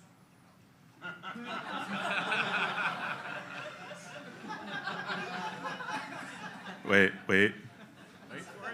I have a backup. All right, we have the remote authentication bypass and the GNU INTEL's Telnid CVE, Q Neurovision, Carlos Cortez Alvarez. And then we have, that was a good one. And we have the select shell from Postgres, which was shown as zero-day cloud, which is actually a cool kind of pwn-to-own separate thing, but I think it's on cloud hacking specifically. But that's Paul Gerson, Mort Santh. And the right after that, we have a friend of the show, Alan Leviev, who's been nominated for many ponies. The Confused Recovery, a new attack class on Windows Recovery. These will be posted online if you're interested in reading more about it. I'm sure you all remember Copy, Fail, and Dirty Frag, which is a really big one this year. The Copy Fail, I think, was it was implemented by this company, xint.io. Dirty Frag was discovered again by Hyunwoo Kim, who's in several of these nominations for different things. After that, we have Windows 11 MIDI Service LPE. The nominee for that is Platinum Lab, which is Kaiji Zhu, Xingbing Wang, and help me out. Chi Chen, thank you. After that, we have the best server-side cloud bug, which is Battering Ram, a low-cost interposer attack on confidential computing. We got Jesse, David, and Jan Van Bulk. All right, that's a good one. We've got Jan Escape to guest to host escape in KVM 86. Again, Hyunwoo Kim. Unauthenticated RC and Langflow via code validation endpoint. That got a CISA KEV in 20 hours. That's a viral Shrivastava. After that, we have the best mobile bug. Now, for a lot of years, best mobile bug was actually getting no nominees. We've wondered why that was happening, but I don't know, it could be market forces, you know? But this year we actually did get some pretty good ones. We've got choice jacking from Florian Joshbar, Lucas Marr, Matthias, and Stefan. Right after that, we got Dolby Audio Decoder, zero-click Android vuln. This actually had almost no details in it, but it's by Ivan Fratrick and Natalie Silvanovich, who we understand is, you know, the GOAT, so I trust it. We've got biometric auth token heist, cracking pins and bypassing CE via long ignored attack surface. Zhongyun Zhao and Zikai Zhu, and sorry, from Dark Navy. This one's really cool. It's kind of just coming after like a Celebrate and a Gray Shift or whatever Gray Shift Magnet. But after that, we actually added a category this year for best AI security research. I know a lot of people are like maybe upset about AI. I clearly love it. But we threw it in because we feel like there have been a lot of advancements. It's a really quickly moving space, and we wanted to see what was out there. So we have LLM Map, which is fingerprinting for large language models, which is actually really fucking interesting. I actually kind of want to dig into that one. We've got Poning agentic browsers with Please Fix, a new vulnerability class for zero-click takeover by Zenity Labs. Then we have AI Ops become AI Oops, which again was Pasquini. Most innovative research, we have AirSnitch, demystifying and breaking client isolation and Wi-Fi networks by et al. We have One Car to Rule Them All, systematically exploring and exploiting DNS silent vulnerabilities in domain name resolution. They didn't tell us who the author was, but we'll find you. And now I was a little iffy on this one, but then I actually read it, which I do actually read these, I promise. But Volhunt, which is an open source vulnerability hosting framework. Now we hate ads, don't like an ad, but they open sourced it, so fair. Binarly, we love Binarly, they're great guys. After this, we have most underhyped research, escaping VMware Workstation and Pwn to Own. I don't know if it's really that underhyped. You're at Pwn to Own, but yeah, okay, fine. After that, we got Keytar, practical keystroke timing and input reconstruction by unknown. Time for acrobatics, using TCP timestamps to improve remote timing attacks. Let's see, oh, we love this one. Everybody's favorite. You guys fucking love blood. It's nuts. You're like, yeah, no, I want to like kill them on stage. I'm like, all right. But we've got, of course, Bluehammer, Rogue Planet, Great XML, Blitzkrieg, 1000 Volans, Microsoft, even Google. There you go. After that, file notification attacks, which in fact is also Windows. And then after that, we have You Found This, We'll See You in Court, Microsoft for the whole Nightmare Eclipse shit show. So I don't know who's going to win, but we decide at DEF CON. It's not decided yet. I know I did that with CrowdStrike, but it was an edge case because they blew up the fucking internet the day before. But after this, we have most epic fail, cascade of insecure architectures by ZDI. Researchers found Azure credential. Oh yeah, shit. There you go again. We've got Don't Look Up. There are sensitive internal links in the clear on geo satellites. It's very cool. It's hard to fix those because they're in space. I don't know if you knew that, but we've got the Instagram account takeover via Meta AI prompt injection. I think by Meta actually sounds very, very cool. They used it to deface the Obama White House and U.S. Space Force Instagram pages. Fuck yeah, dude. Jesus. Kind of nuts. Now, here's the thing. We actually didn't get that many nominees for Best Song. We didn't even, I'm kind of shocked, but we do. Now, again, not sure if they're going to win. A lot can happen. I understand there's actually a lot of songs on the internet, and some of them might even count. But for this, we have a nomination of Papa Shell by Bite Stealer. And then for the Epic Achievement, again, I don't know why no one nominated people for Epic Achievement, but the last proof in human craft, forging a Microsoft Edge full chain with logic bugs only by, of course, OrangeSci. And honestly, again, we're not calling it yet. We'll see at DEF CON who actually wins the pony. But, I mean, we love OrangeSci. Incredible hacker. Let's fucking go. So that actually pretty much wraps it up. I think I went. Orange's been struggling to get into the country. If anybody knows anybody in the government that can help Orange get into the country, come talk to me. I want to get Orange back into the country. So come find me, the man in the pirate hat. Yeah, there you go.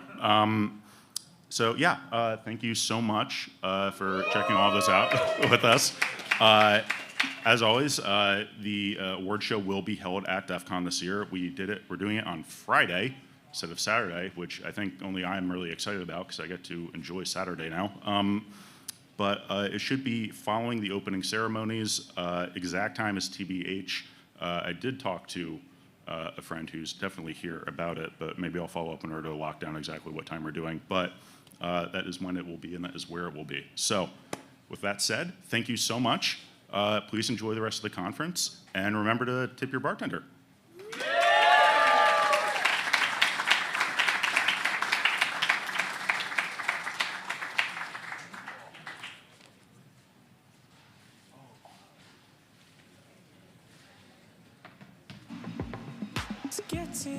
Show me tonight.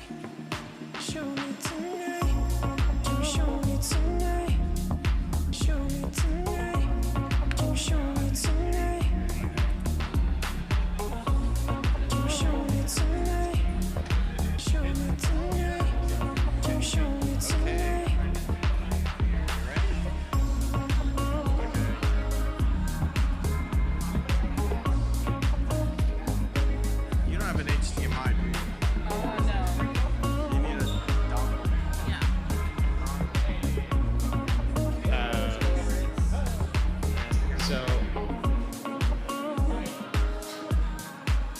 That's the stuff right there. Okay, so Aaron, you're doing this, yes? Here you go. Here you go. Hello, greetings. So coming all the way from New Hampshire, Dartmouth, we love Dartmouth. Maria's going to be presenting on visualizing network attacks. More importantly, Privesk. Seeing it? Oh, you know what? And we'll do a reminder that after the talks are done, there will be the file they put that happy up hour. while you're So getting stick set up. around for that. You got it? Okay. And then the bar will be, open until the party tonight. So They see, I believe tip your this. bartenders, as Mark would say. Wait, can I move it over? Okay, here we go. Woo.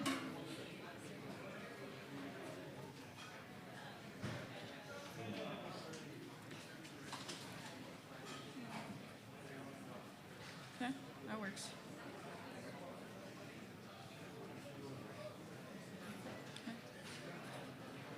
Do you need power? Are you good? I'm good. Yeah. Okay. Thank you. Any drinks, anything? Just shout. No, I'm good. You're good. Yeah. All right, there we go. All right, so a round of applause for Maria Kodak.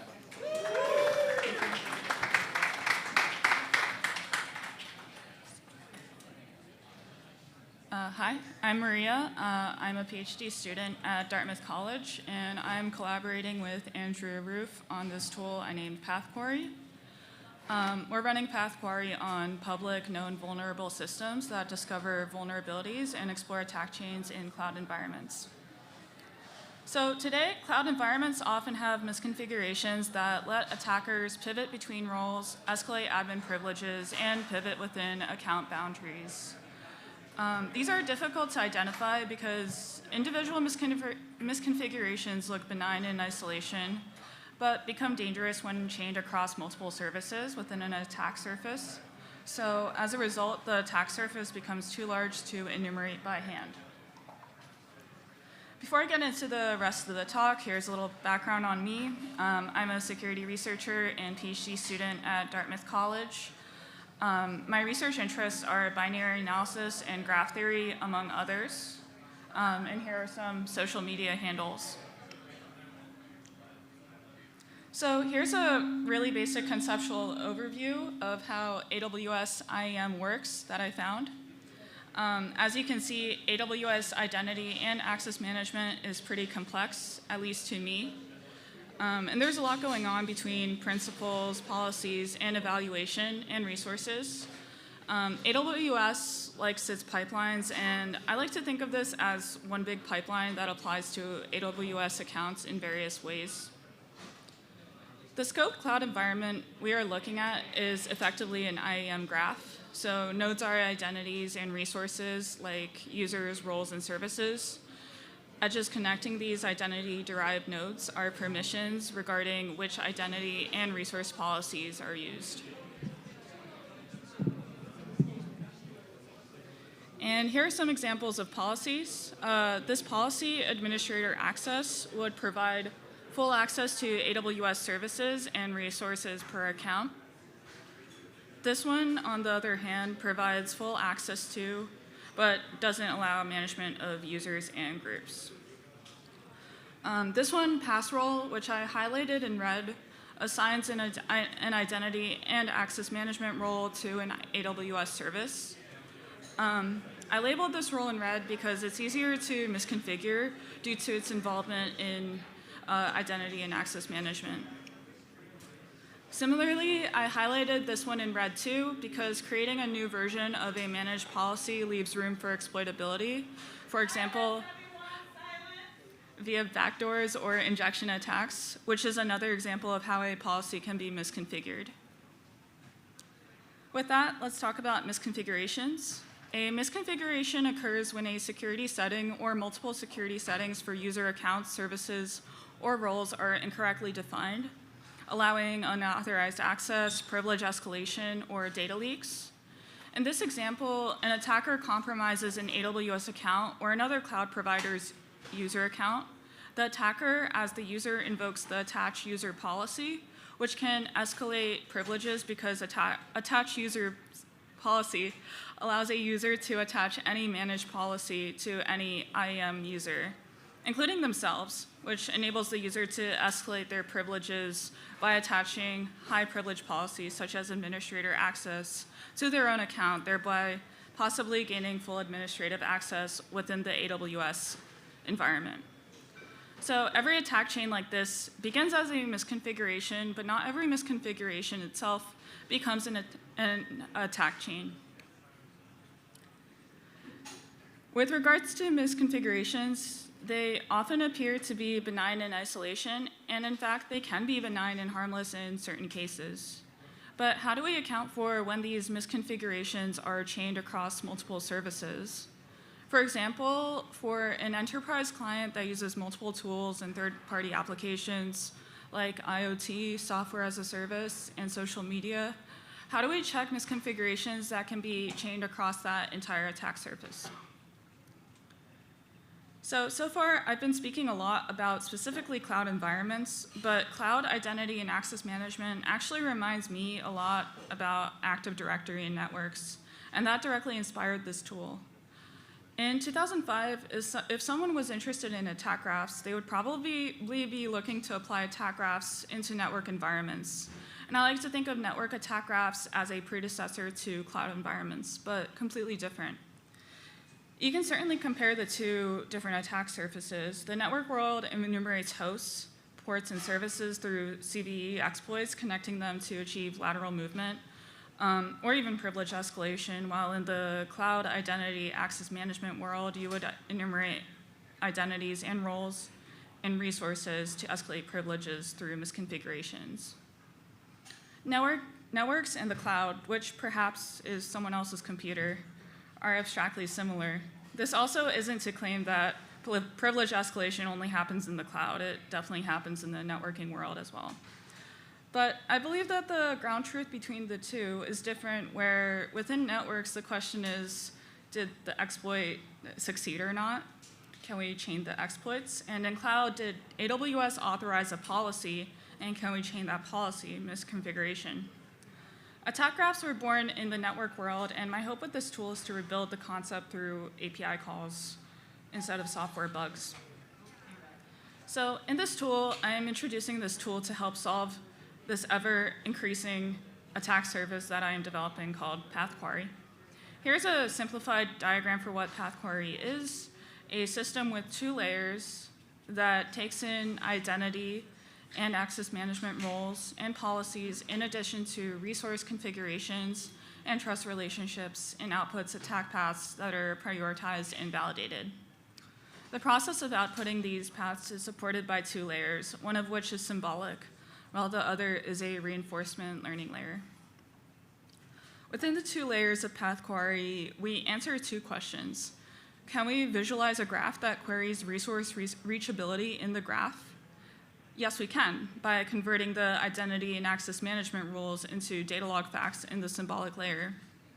Secondly, can we train a model that prioritizes different paths in the attack graph based on learned value and facts as training data? Yes, by using reinforcement learning to output optimal paths based on state, reward, and feedback in the learning layer. To show that we can answer these 2 questions, we evaluated PathQuery on both intentionally vulnerable and public cloud environments. We then can analyze these findings by observing a visualization which takes in PathQuery's output and graphs it into a more intuitive, human-readable format. So let's talk about that first layer. So if you remember that earlier slide of that big diagram of identity and access management within an AWS cloud environment with its policies and principles, we can see again that there are many components. But if you look closely, there are 3 main columns in the pipeline. So principles, policies and evaluation, and the resource column, all of which contribute to how specifically IAM management works. Principles describe who the users and roles are, and policies describe what they are allowed to do. An allowed decision based on a policy intersects the 2. Policy text in AWS can also look permissive in some way, but still deny access, and that's why PathQuery validates every edge against AWS's own decision-making engine. These principles, policies, and resources contribute to the identity and access management state, which we evaluate for reachability. As a quick aside, what is Datalog? So Datalog is a declarative logic programming language that is syntactically a subset of Prolog. We use it in PathQuery as a query language for deductive reasoning. Datalog has many different applications, but ultimately it structures itself as facts that define existing data and rules that define logic that derive new data. So here's a code block of Datalog used in molval, which is a similar network attack graph. In this code specifically, it's used to show that if P can execute code on H as owner, P would gain arbitrary access to owner's files. So you can see how existing facts derive rules that define logic within an attack graph environment. The reason why we picked Datalog is because attack graphs are have recursive graph reachability, and Datalog computes transitive closure natively, so we can write the rules and it can then reach or find every possible path. The AWS IAM state that we described can be converted to Datalog facts. Identity and access management policy is typically found in a JSON file that is nested by a pretty intricate precedence algorithm. With Datalog, we want flat ground tuples, so we needed a way to flatten AWS's identity and access management policy model into facts then let us re-implement the evaluation logic. To get into specifics, the role IAM get account authorization details returns users, roles, groups, their attached managed policies, and role trust documents in a single dump. Resource-based policies aren't in there, so you pull those per service, plus permission boundaries, and if you're modeling org guardrails, SCPs from organizations. Entity facts become unary or binary facts keyed by the ARN.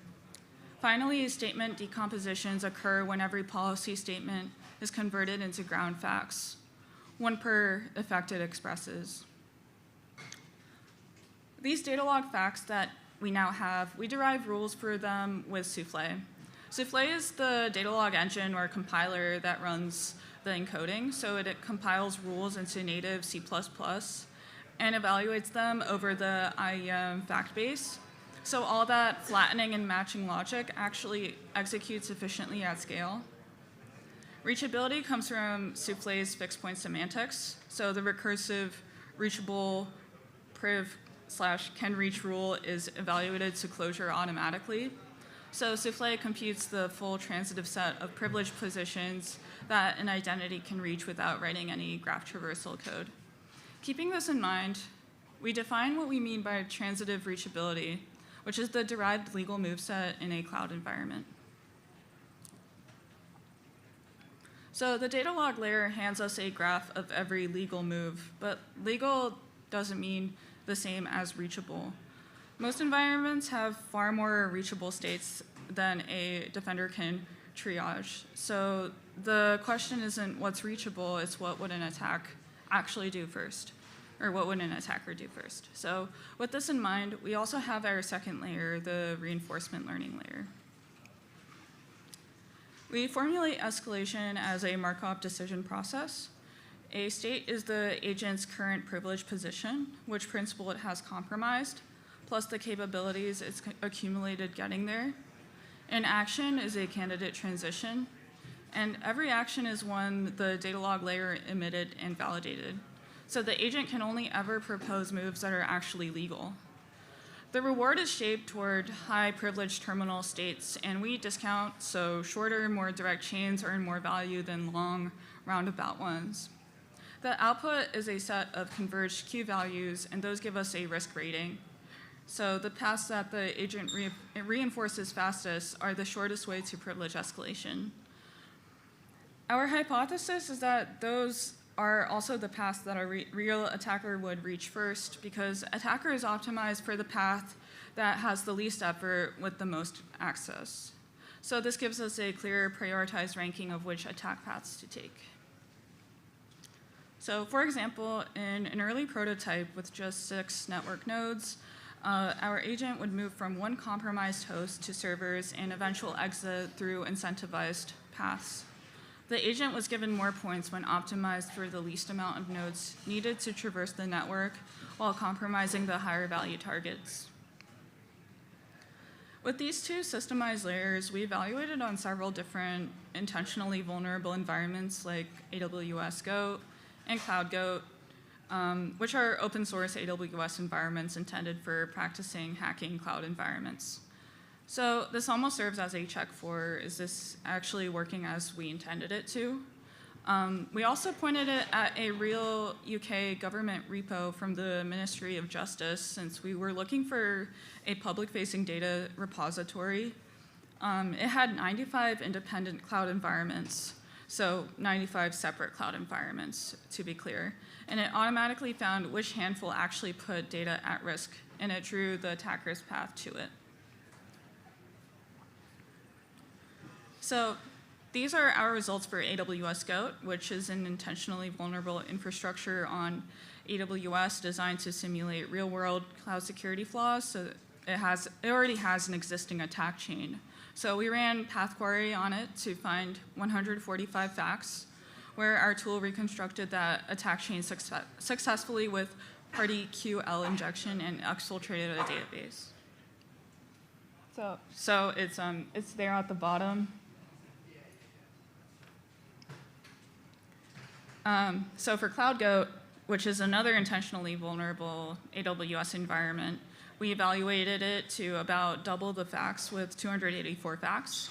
In CloudGoat, 4 of 5 attack chains were proven end-to-end, including 2 IAM privilege escalation paths and 2 secrets exploitation paths. The 5th, an RCE to metadata service credential theft, is our one known gap, which is the same missing network hop you see flagged, that you would see flagged in a live scan. On known vulnerable benchmarks, the tool rederives the documented attack paths automatically.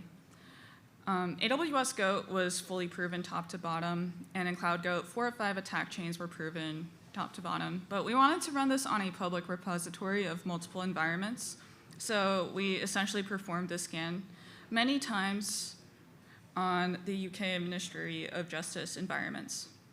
So to be clear again, this is as if we did multiple scans of those AWS Goat, Cloud Goat style intentionally vulnerable environments, but they're actually real environments used publicly.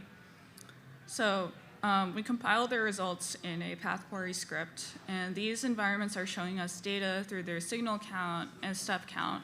But it's a lot of abstract data that would benefit from visualizing exactly where we can find exploitable paths, and also a heat map. So here's what the tool looks like visually. So in our visualization in HTML, when we hit play, we get this graph that shows us different paths throughout the environments that connect through misconfigurations. So the important thing to note here is that a missing edge or gap in the graph, which tells us where exactly the misconfigurations are, because something in the policies doesn't align, so there's room for exploitability.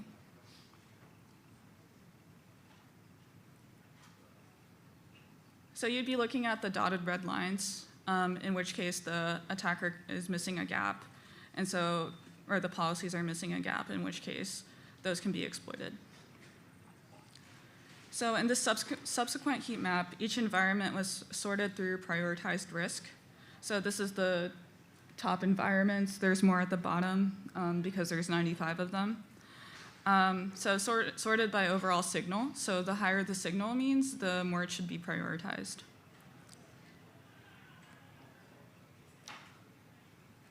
So if you or someone you know has access to cloud environments, we want to validate this on real data to achieve a better evaluation and help secure more cloud environments by finding their misconfigurations.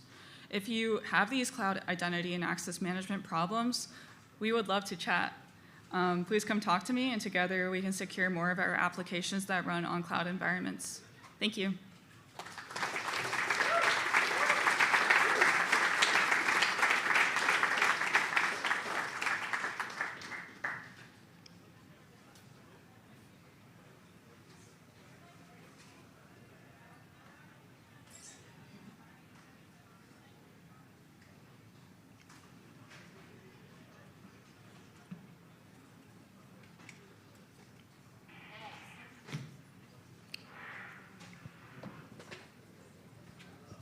Has any of this been open sourced in a way that we can run it ourselves? So we were planning on releasing it as an open source tool, but we've made it closed source. So it's closed source and then open source and then closed source again. So I'm sorry about that. But one day we'll open source. I believe it. Are you planning on targeting GCP and Azure as well, or is it just AWS for now? Yeah, definitely. So the nice thing about Datalog is that it is very good for cloud environments, and we hope to achieve a universal kind of path query language for this. So that's ultimately the goal, yes. So I had a question about Moolwell. What's the data that you provided to Moolwell? What's the data I was provided to do this? Yeah. So the UK Ministry of Justice was one of the only public repositories we found with public available data within cloud environments, so that's what we used for public facing data. I also had a follow-up. Could this potentially be used to look at predictability of attacks? Yeah, that's ultimately the goal, is if you can see so there's the risk rating with the heat map, and the higher numbers, so the signal column, essentially means you should probably prioritize this because this has the most misconfigurations, or these misconfigurations are the most exploitable. So I think that's what you would prioritize and predict. Yep, makes sense. Thanks.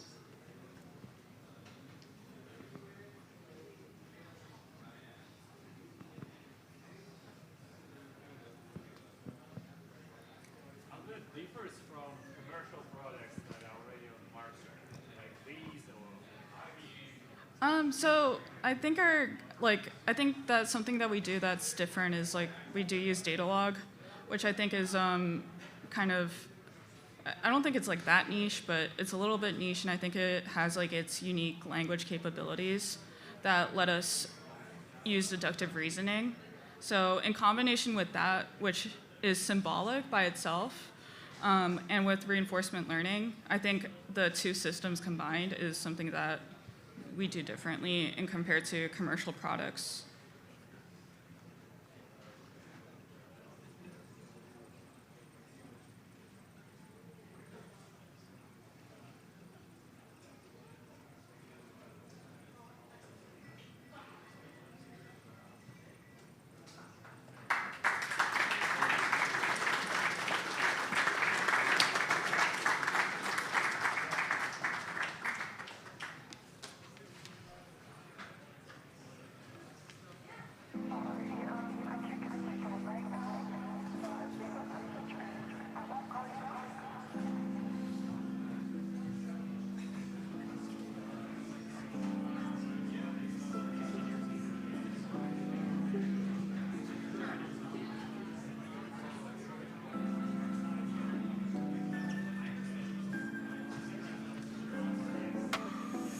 I heard some lovely calming music, and I had to make sure it didn't happen.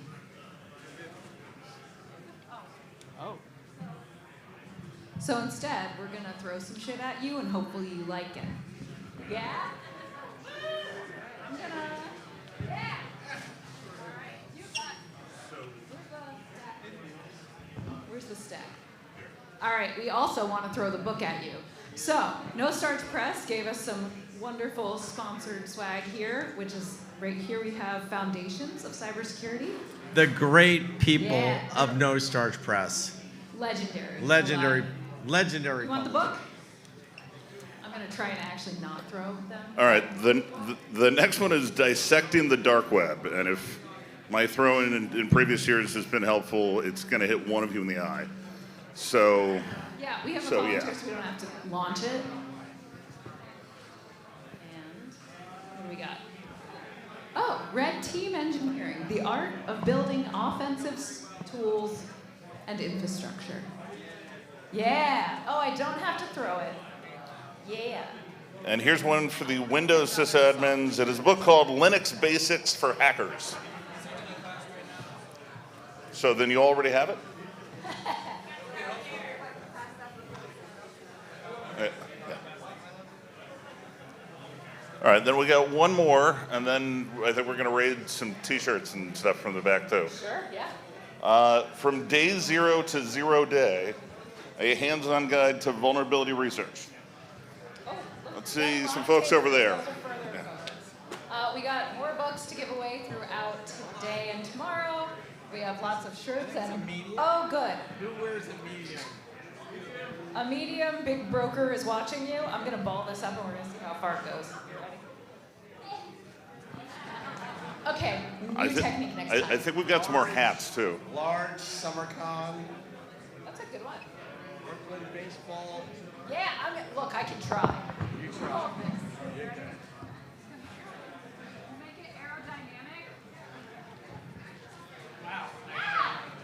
Oh, another large. This guy over here looks large. You hit him in the head with it.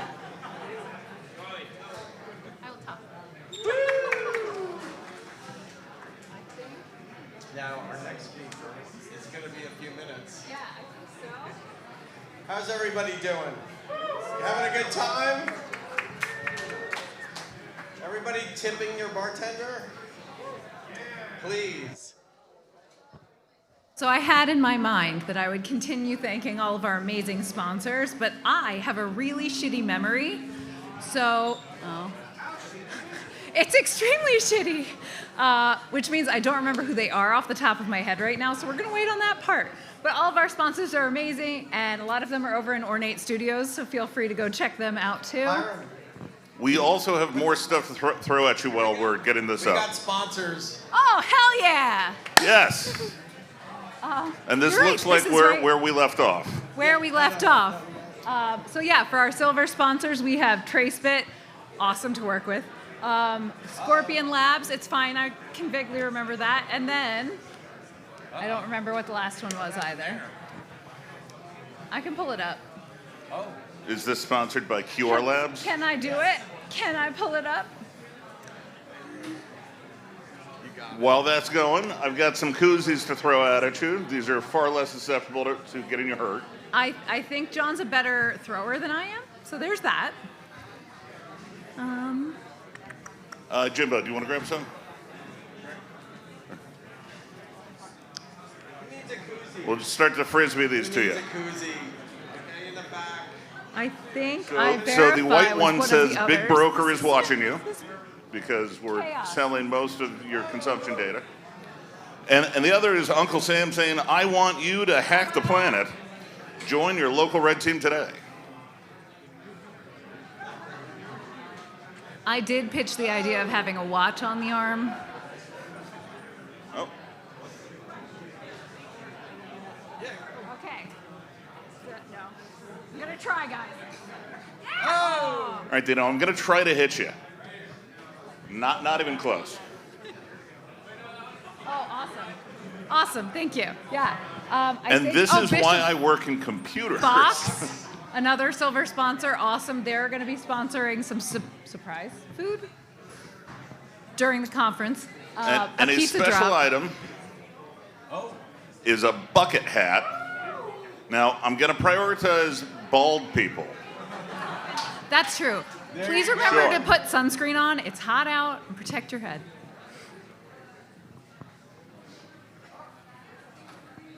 I don't know. I feel like everyone here has good hair. I don't know. Yeah, okay. It's because they already have hats. I get it. Oh yeah, okay. Okay. We're jumping around. I can totally do this. North Pole Security, who sponsored our wonderful ice cream truck. I know I got a little cup. It was awesome. The ice cream is gone, but they were wonderful. They Who were enjoyed awesome. Ice cream, a big hand for ice cream. We have iVerify too, and Scalable Cyber, who've been wonderful sponsors. I feel like we have a bunch of silver sponsors. I think we should talk about what these folks do. Yeah, that would be good. But I do not know that. So I know what a number of them do. In this case, Big Mike's Discount Exploit and That Boreum actually I should bring in. is our friend Mike, who is apparently selling bugs. And I guess we'll just wait until it cycles back through unless Hiram can... That's Okay. Oh yeah, there we go. So Bishop Fox is a security consultancy. You know them. They're what, 300 or 400 people now, but they've also got a managed attack service platform. Essentially, what's on the public internet is going to get attacked, so you should probably get there first. Tracy at Scorpion Labs, do you know what they do? Some cool stuff. You should check out their website. So I'm not familiar with Scorpion Labs, but we'll find out more to talk about. Again, Tracebit terrible memory. sounds familiar. That's all right. We're going to get a new slide in just a second. I think I know what. Okay. Hey, it's 420. So Wiz, if you're not familiar, cloud security posture assessment, ingests all of your cloud accounts and instantly starts showing you what things are broken. It's good at what it does. The guys at Expo, I think we mentioned before, are doing some really fascinating things with generative AI and LLMs, and essentially just trying to figure out how to build Skynet. That's effectively what they're doing. As I think I mentioned, like they've got a lot of findings so far that have been fascinating that we didn't know AI was going to be able to do. Some attacks on crypto. I think they had like a crypto oracle padding attack, and it was like a one-shot, reliable exploit. And that stuff doesn't really happen that often. And then we've got File.NET-C, which we talked about. State of New York.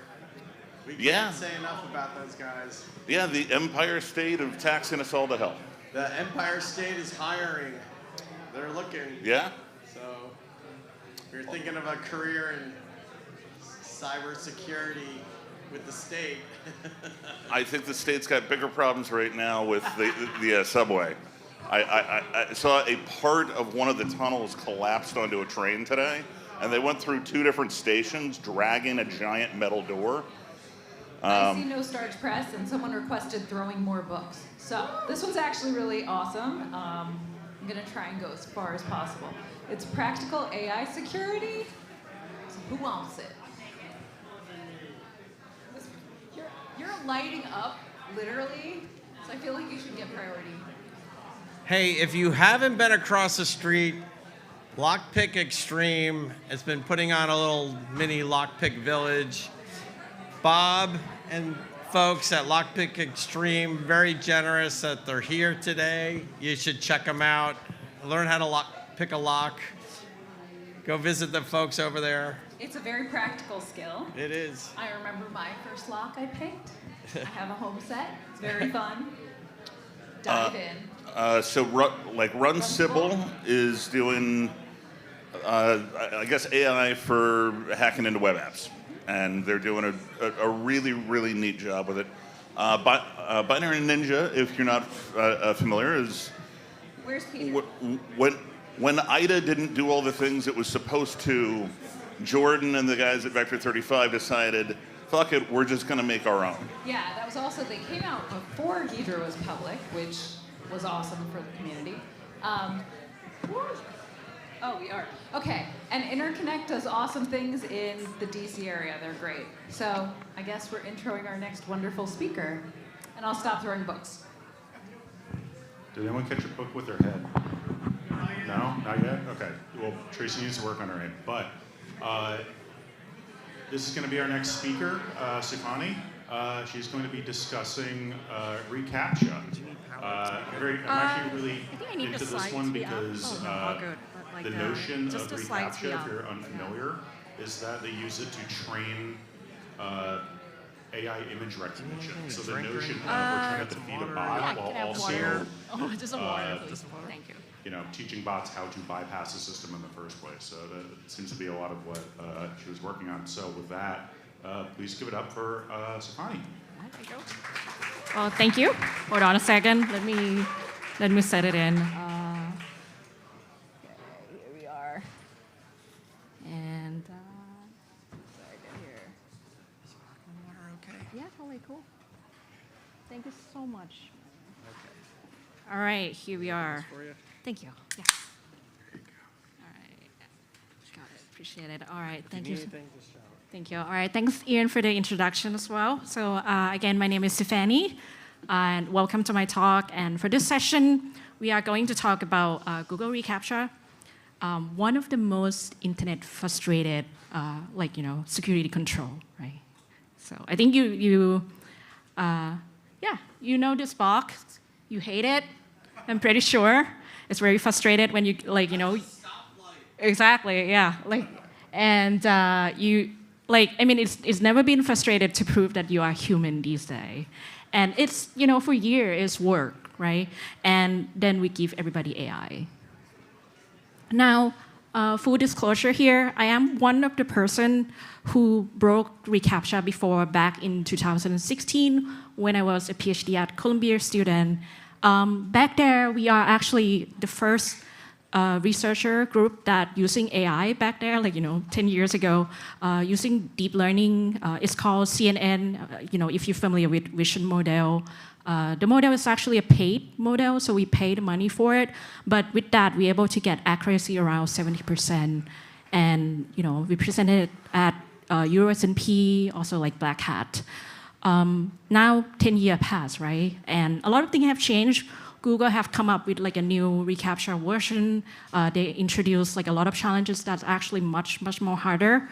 So in this talk, we're gonna try to break Google ReCaptcha, but we're gonna do it with zero cost, and we try to run it in the your local machine using open source local models. So that means zero API requests. And I want to also mention that this is my personal work, nothing related to the work that I do at my current employee, by the way. So they told me to state that. Anyway, why does this matter, right? As you know, ReCaptcha is really big service. There are 5.6 million company using ReCaptcha today, and it's a gorilla in the internet. You see it everywhere. It's ranked at #1. It's 100, almost 100% market share.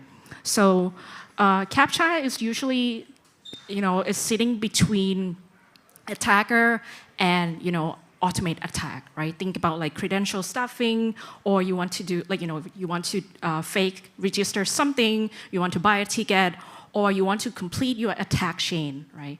CAPTCHA is usually popping up so that stopping a bot from complete the whole attack chain.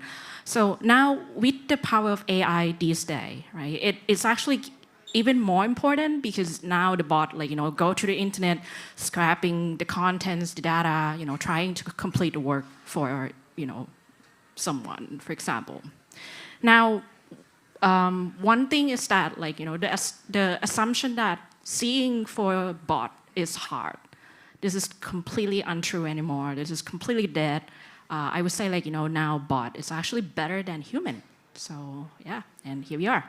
And in fact, right, many work in the past, including my work in 2016, it has proven that ReCaptcha or in general visual captcha is already very solvable, right? You can see the work from 2016. There's work from recent one from 2025, presented in Usenik Security. They were using GPU 4.0. Again, it's a paid service here. They're able to achieve the accuracy around 60%. So it's definitely solvable, but there's always a catch because people always use paid service in order to do this. But again, in this talk, in the Summercon talk, we're gonna do it with 2 local model, open source. So that means it's completely free, right? And it's actually, I'll mention it later, but you can do it even with zero code. And we're able to get the successful rate around 90%, 92%. So, all right. Before that, here is how ReCaptcha works. So first, you get to click the checkbox. I am not a robot.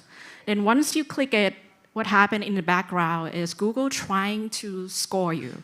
Google trying to see your cookies, Google trying to see your browsing history, where is your network, is this trustable network, are you in Tor or something, right? And they come up with score, and you're gonna get score. And then if you get in the higher score, meaning that they trust you, they think that, okay, this is really a human, you get a checkbox right away. You don't have to answer any CAPTCHA, you just pass. right? Now, if you get into a lower trust, Google didn't trust you, you might be a bot, you get to solve image capture, right? That is how it works today. And the image capture is like treated as fallback. So the irony part is, if we can have a bot that can solve image capture for you, you want the fallback to happen, right? You don't need to spend time building, your browsing history. I did that before in 2016, getting the cookie, building browser history. It takes time. But with, if you can solve the image capture effectively, then this is exactly what you want it to happen. So very ironic. All right, in order to do this, we split the work into 2 phases. So the phase 1, we call it offline. So the offline here, we'll use like Selenium WebDriver to go to visit of multiple live website. We'll download to collect Google CAPTCHA, including images, instruction. We want to study them in this case, and after we get it to our local machine, we try to label them, right? We try to answer those CAPTCHA, but not for training. It's just for, for us to understand what model works best for us. We want to test it offline first, and we want to get the accuracy, seeing what model, seeing what threshold to be used. Then we'll take whatever we know, we'll take the best model that we have, and then we'll do it online. So the online one will, again, use Selenium to go to a real website that have ReCaptcha deploy, either to be before you logging in, before you register, and try to use those to if we're able to really pass the CAPTCHA or not. And yeah, that's how it worked. So, all right, for offline, then we try, again, like I said, we try to understand them. So this is what we've seen. So ReCaptcha have 2 types. Right? It's called type A and type B. This is how we call it. Type A is combining with 9 images, which I'll show later. And type B is just 1 image, which, again, I'll get to you on that. So let's take a look at type A here. So type A is actually, you're going to get an instruction to select an object. And you get 9 images. They are completely different. And it's you have to choose that object. Now, there are 2 subvariants for type A. So the first variant is called static, meaning that you just select the one that match the object that you have to select, and you just get 1 pass. So the other one is called dynamic here, and the reason why it's called dynamic is because when you select the tile got refreshed. Even if it's got refreshed by itself. So you have to keep selecting until you don't see that object anymore. So you get to pass that CAPTCHA. And this is definitely going to take longer, right? Because it got refreshed and so forth. But technically, both subvariant, they are object recognition from AI perspective. Now, type B, again, they are not the same. Type B, you just get 1 single image. They slide it into 16 small images here. And your task is to select the square that contain that object. Okay. So in this, type of B, CAPTCHA, is, if you know, it's called spatial detection, which is another type of, image detection here. All right, so now we know that there's 2 types of CAPTCHA. So what we do is that we want to get the best model that works best for us, right? We have used something called clips, and the other one called all V2. So both model, I want to state again that they are 0 cost. They are open source. You can go and download it from Hugging Face, and there's no GPU required. If you have GPU, that's great, even better. And there's no training. You can use it pre-can, everything, and there's no API. So it's completely free, and you can run it on your local laptop. All right, the first model here, Clips. Clip is one of the most well-known visual model, right? And what usually Clip give you is that you can give Clip model with 2 things. You can give image and the keyword. So the keyword here could be the object that you need to select, right? So what Clip does is that it's trying to map the image and the text in the vector space. And if they are closer together, you get something called, like, they're gonna return you something called cosine similarity, which is a score that, like the higher it get, it's gonna tell you the closer of those two are. So, it's mean that that keyword is likely to be that image. Okay, so which is great for task A, right? Because now we can then take every tiles, every images that we have, and then try to calculate the cosine similarity score, right? We try to ask, like, does this really look like fire hydrant or something else? So what we did is that we'll come up with like a score that we calculate the cosine similarity of fire hydrant and the images minus the cosine similarity of, like, the images and, the something else, right? Once we get this score, we'll test it with each, if they pass some threshold that we found that, oh, this is effective, then we select that tiles, right? For example, if you over 0.01, we'll select that. If you lower, then we're not selecting it. We also experiment with, different size of model. Clips also train, the researcher that provide clips has trained them with different parameters, starting from 86 million to 632 million parameters. And we see that the one that worked the best, we're able to achieve the accuracy around 58%, which is, you might think that, oh, this is really low. Actually, it's like flipping a coin, right? Flipping a coin is like 50%. This is a little over that.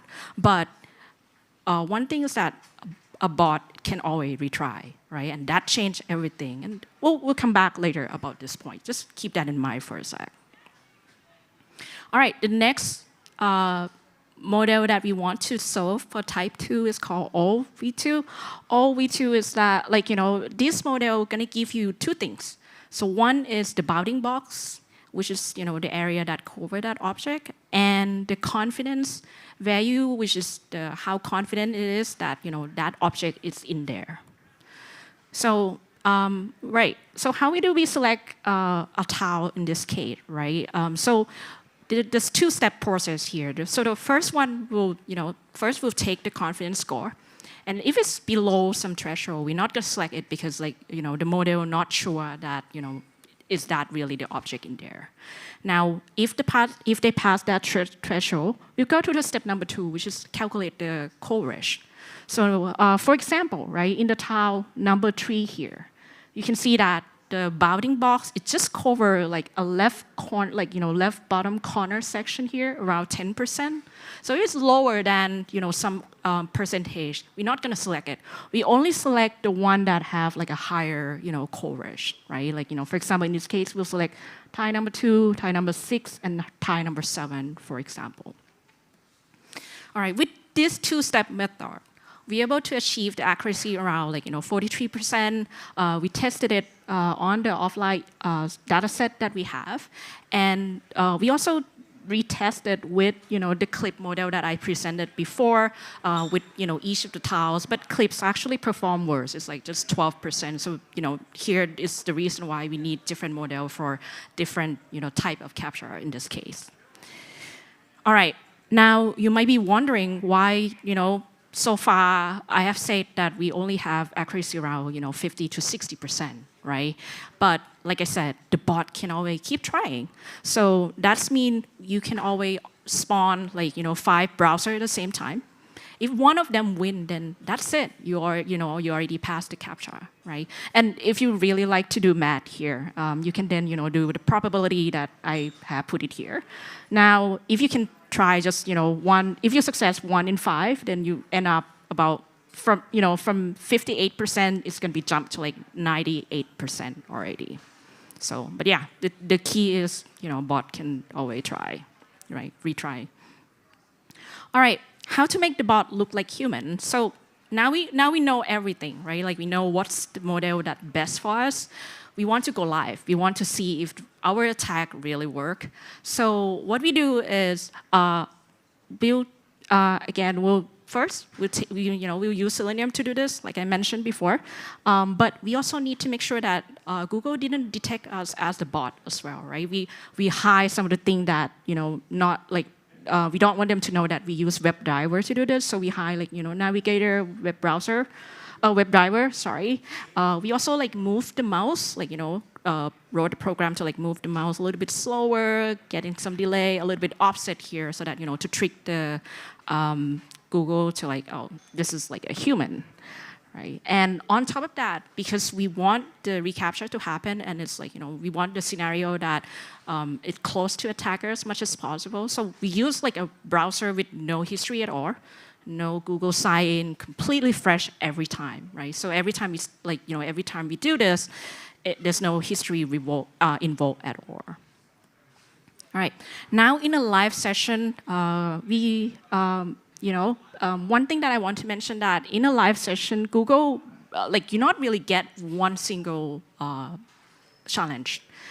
In one session of Google ReCaptcha, you get multiple challenges, and it could be alternating between type B, type A. You get the number of challenges, and the thing is like if Google think that you are suspicious, you get more challenges. Like you can get like 10, you can get 5, for example. It depends. And so in our live session, when we're testing it, so we will take, we'll test on 500 session, and we're able to, and you can see from the CDF graph that we have, so you can see here that our session is usually finished around like, 10 seconds here, up until like 6 to 7 minutes, usually the blue line here. And the number of challenge that we got is roughly, starting from even just one challenge up to, 20, right? And you might think, oh, why 20? Because we actually set the maximum to 20. I mean, you can keep going, honestly, but we set the maximum to 20 and declare like, okay, this is done. We're not going to continue it anymore, and moved on. And we declare that it's a fail. So with this, live session that we test, we are able to get successful rate at 92%, 92.6%. On the median, the average, the time that we use is around 1 minute, and we'll get around 3 challenges per session. So yeah, I think it's quite successful. So now you think that why live session is actually better than offline. So the thing is like when we do the offline experiment, we'll, because when we label it, we use the human to label, right? And when we grade them, we like, the model have to select exact, the model have to select exact tiles. The model have to select, if there's 3 boxes need to add, three tiles that you need to click, the model need to click 3 tiles. That is how we grade in the offline. Now in the live session, right? Number one is that like Google actually grade you more loosely. They don't want you to be so much frustrated, right? I mean, it's already frustrated when you answer the CAPTCHA, and if you have to be really precise, then I don't think you failed CAPTCHA before. I'm pretty sure. And just to give you an example here, right? For example, in this CAPTCHA, you have to select motorcycle.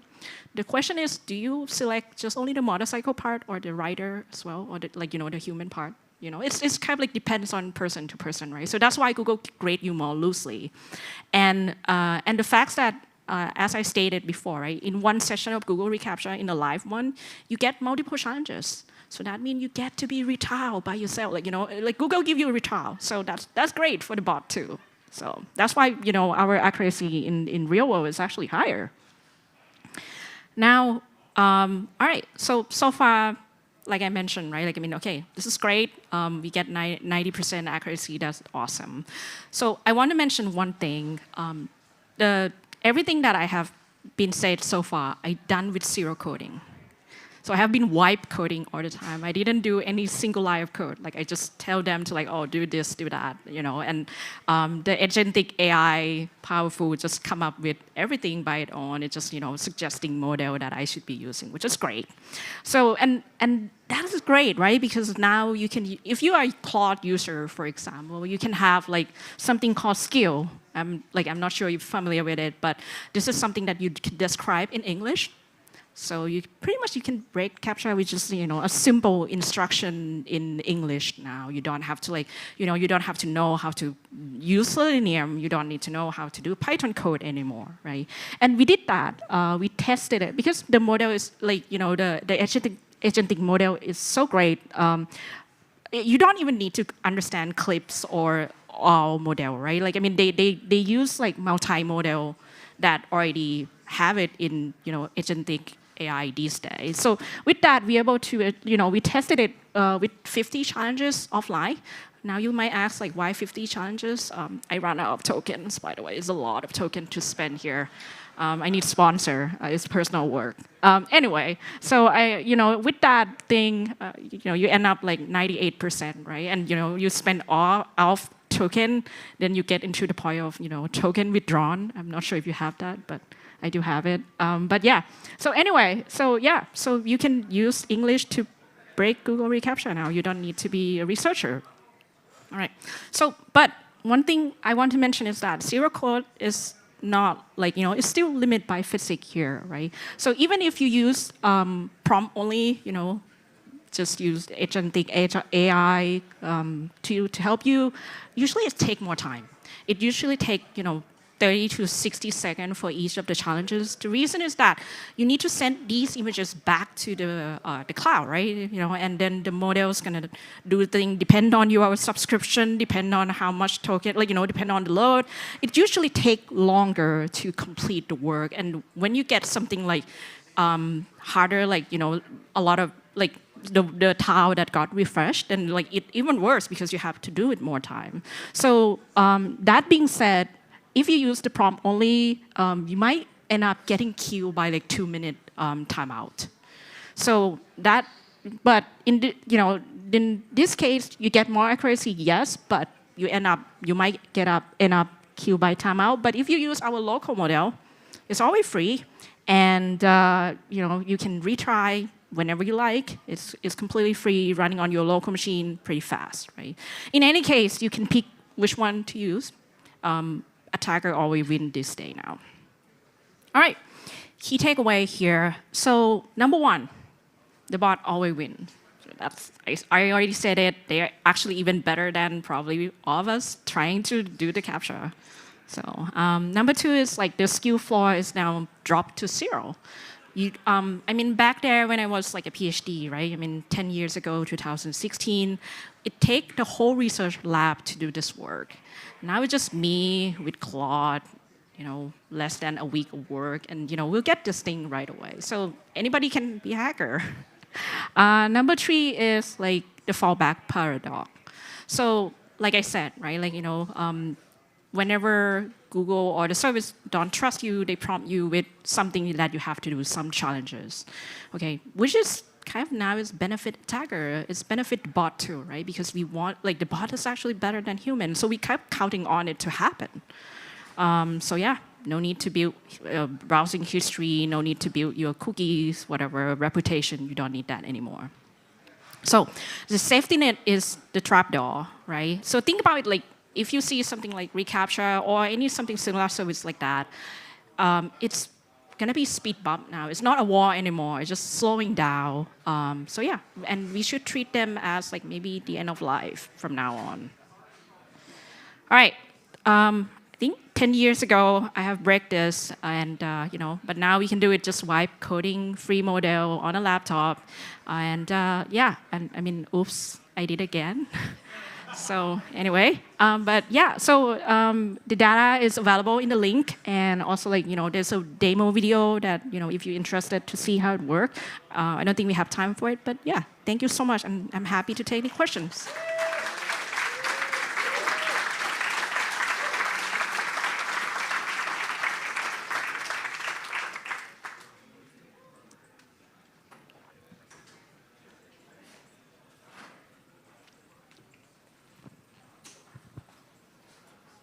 Hello.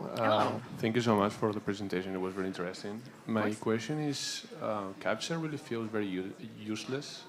And what do you think the future of this is going to be? Do you think they're going to Sorry, can you say louder? Sorry, it's a little bit noisy. Yeah, I said that CAPTCHA really feels very useless. And what do you think is going to be the future of that? And if it's going to be removed, it's going to be changed? Because it's been there for a while. Yeah.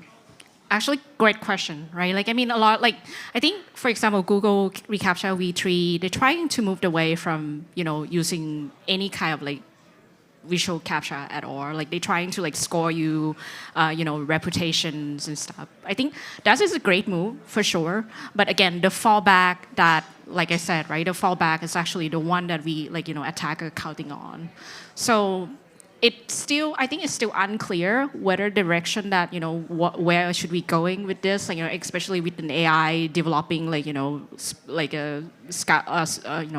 rocket every day. So I would say we'll see. I don't know. Reputation is one of them that I see, but again, there's always a way to break this. It's always a cat and mouse game. So, yeah.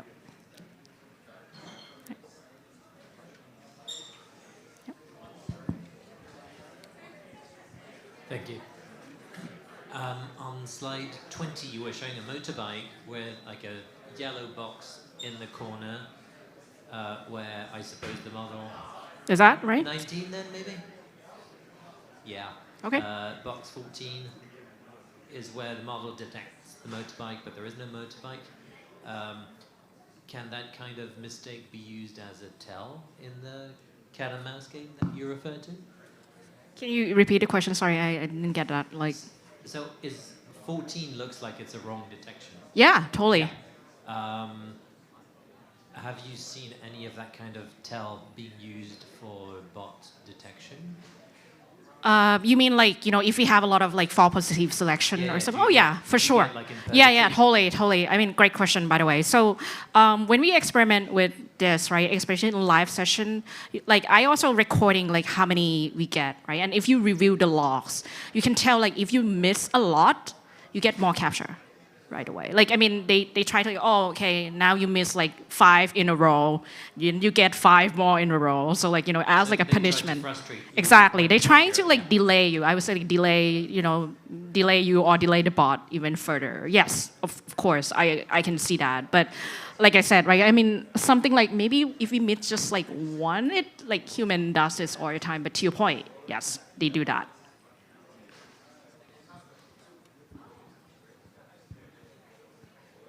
All right.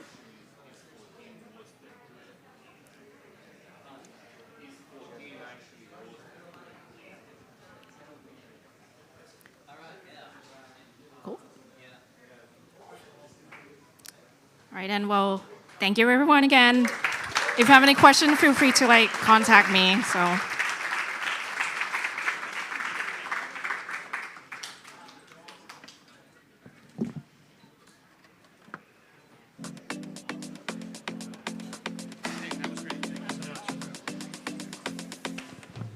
Fantastic job. We did it. All right, now we have a few announcements, and also I'm going to throw more things. You're right. I'm used to being so loud. You should do this with the mic so he has room to say. Yeah, okay. Fine. Well, then you're going to have to throw, sir. These lovely, I think, women's shirts. Yeah? Why would I give these away when I could wear them? I mean, yeah. I think that one is a women's extra large. If anyone wants. Oh, yeah. You guys are not as ecstatic. Yeah! See? You throw it. You gotta throw it. No, you gotta ball it up and throw it, bro. Also wanted you guys to know, while we're setting up for our next talk, that after this, and we'll remind you again when you're free to go, we will have, a happy hour by File, one of our wonderful sponsors. And at the same time, I think, or around then, we will also be having tacos come. It's gonna rain tacos. Yeah, right? I'm actually very excited about that. And we're gonna have some.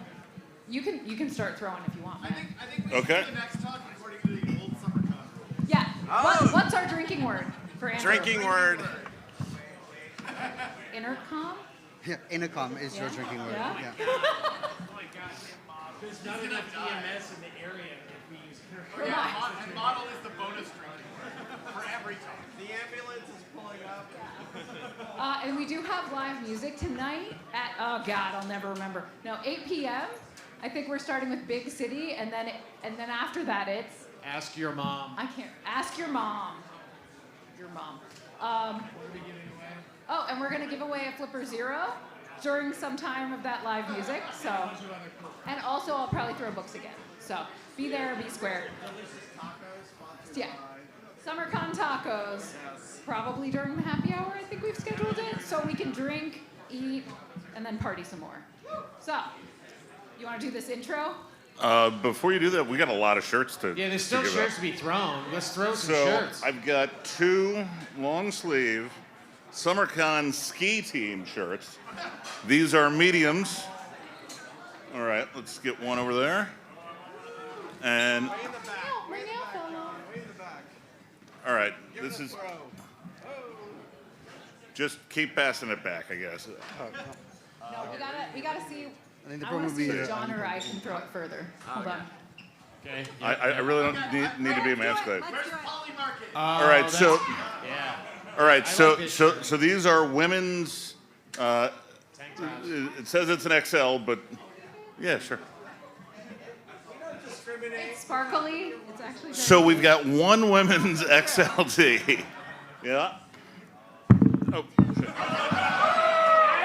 Yeah. It's called chicken dinner. We have another one too that I will part with. Oh yeah! Oh yeah! All right, we've got another ski team. This is an extra large. The ski team ones are great because I believe they have SPF. They're good at the beach or by the pool. You know. When you're actually skiing. Skiing. I don't think that's about skiing actually. I think it's about something else. Hang on. Cutting fresh lines in snow since 1987. Yeah, I don't know about the Summercon ski team. I think that is a men's XL. Yeah. Yeah, I see you. In this area. And here we have a Summercon Fight Scurvy. This is an XL short sleeve. And that's a high quality. Yeah. The highest of quality. Top notch quality. It's just gonna come to your face. Trace, do you want to? Think you're good? Good work on emasculating John. That was the right thing to do. This is also a Sport Tech one. This is really nice, actually. This is really good. Who wants this? Yeah, honestly. It's the Fight Scurvy one. I really am okay throwing it way in the back. Let's see it. Let's see it go for distance. I was at that Shmoocon where we hit the chandelier. I was there too.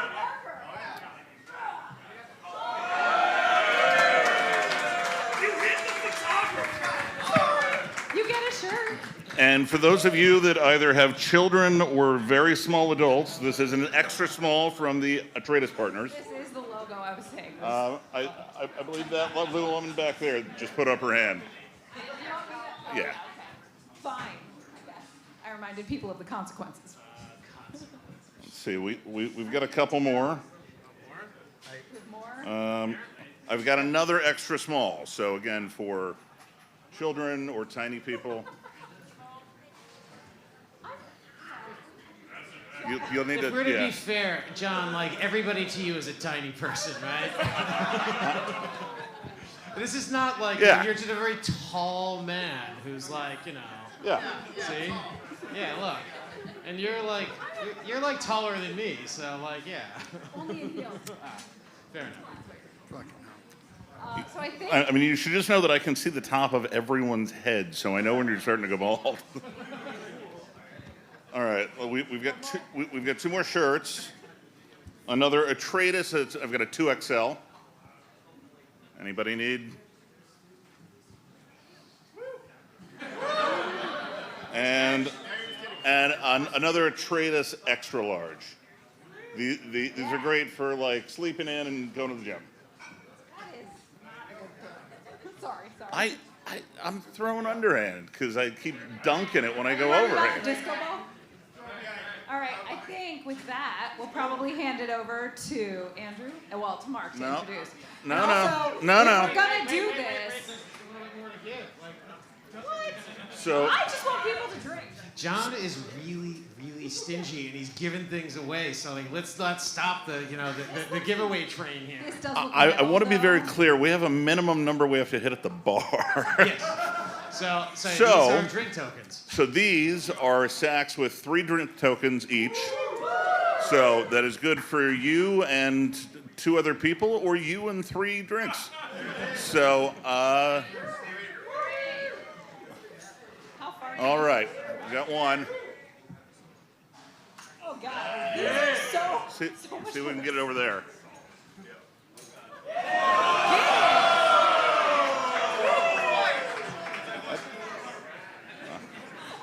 Oh. All right, let me see if I can get it over. Yeah, oh. All right, I'll go over the back. Oh. I promise that was unintentional and not passive aggressive, or in this case, active aggressive. But now we can now we can let him do his demo. All right, how we doing? We ready to go? Still no, but we can start. I'm trying to. Yeah, we can start. Yeah, okay, great. We also can stall if the demo gods are being angry. If we could stall, that would be terrific. Yeah, we can stall. It's not a problem. I can just keep talking.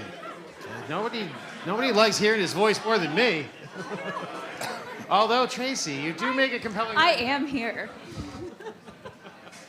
We can also try and give more stuff away. Oh, we do have a code. What is the code? I don't remember. Should we? So, I do want to remind you all that we do have live music coming tonight, which I totally said, but also, I have a terrible memory, so why not repeat it? And then, as Mark is looking this up, you can tell by the glasses, we actually, speaking of No Starch Press and giving away awesome books, they've given us a code for all Summercon attendees, so you can get, I think it's 30% off any book. Something like that. We'll make sure to give you the actual details, but that's the vibe I remember. Go books, right? All right. At nostarch.com, use code, and this is all one word, no spaces, all caps. We'll put a slide up at some point here. Yes, it's Summercon 26, and that will give you 30% off everything at nostarch.com. 30% off. So buy, 30% more books, because that's the right thing to do. Read more. We're also going to give more away throughout Summercon, so if you want to just pocket that code and see what you might get, also an option. But either way you skin it, Yeah. we're still going to cut down a bunch of trees. God, I hope so. At this point, it's like, do we cut down more trees? Do we waste more water? It's, choose your own poison. I mean, if you walk down the street, there's a lot of people smoking trees. If I... Oh, that is a good idea. Yeah. If I burn the trees, can I make electricity that then also uses water that I need to use to cool so that I can make meme pictures that are self-feeding references of... This is great. We don't have our... We don't anymore, so, I'm so glad. Okay. All right, and with that, are you ready, my friend? I am hoping so soon, as long as this network. We're going to be really nice to Andrew. Well, so Mark, for the topic of cutting down all the trees and kind of ravaging the land. Yeah. It does remind me that I thought we were going to do a land acknowledgement. Oh, that's right. Well, we had to hustle off stage early today to keep on schedule. Right. Which right. I'm sure everyone is happy about right now. I know, because. If you would like to do that land acknowledgement, John, though, this is the time for you to do it. Well, yeah, because I think he needs another minute or two to get his laptop working. Oh, no, you're not leaving me here, Tracy. You walked us into this. I haven't been canceled. I mean, I've never really heard one of these before, so I assume it goes something to the extent of the Lenape Indians used to settle this land. Yes. And Dutch settlers then viciously murdered them and and stole their land and were never giving it back. Well, that is unfortunate, but true. Yikes. Having been to other countries where they do actually honor the people who, were on the land prior to brutal things. Australia and New Zealand actually. Look. Recently, they also have done land acknowledgements. Oh, there's a merch code. Usually, yeah, it's about that. It's like we recognize we were not the first people here. That's pretty much it. The end. That's my non-canceled version. Well, when Christopher Columbus discovered. Terrible. I'm so sorry. This is not. Well, I okay. think it's what he discovered.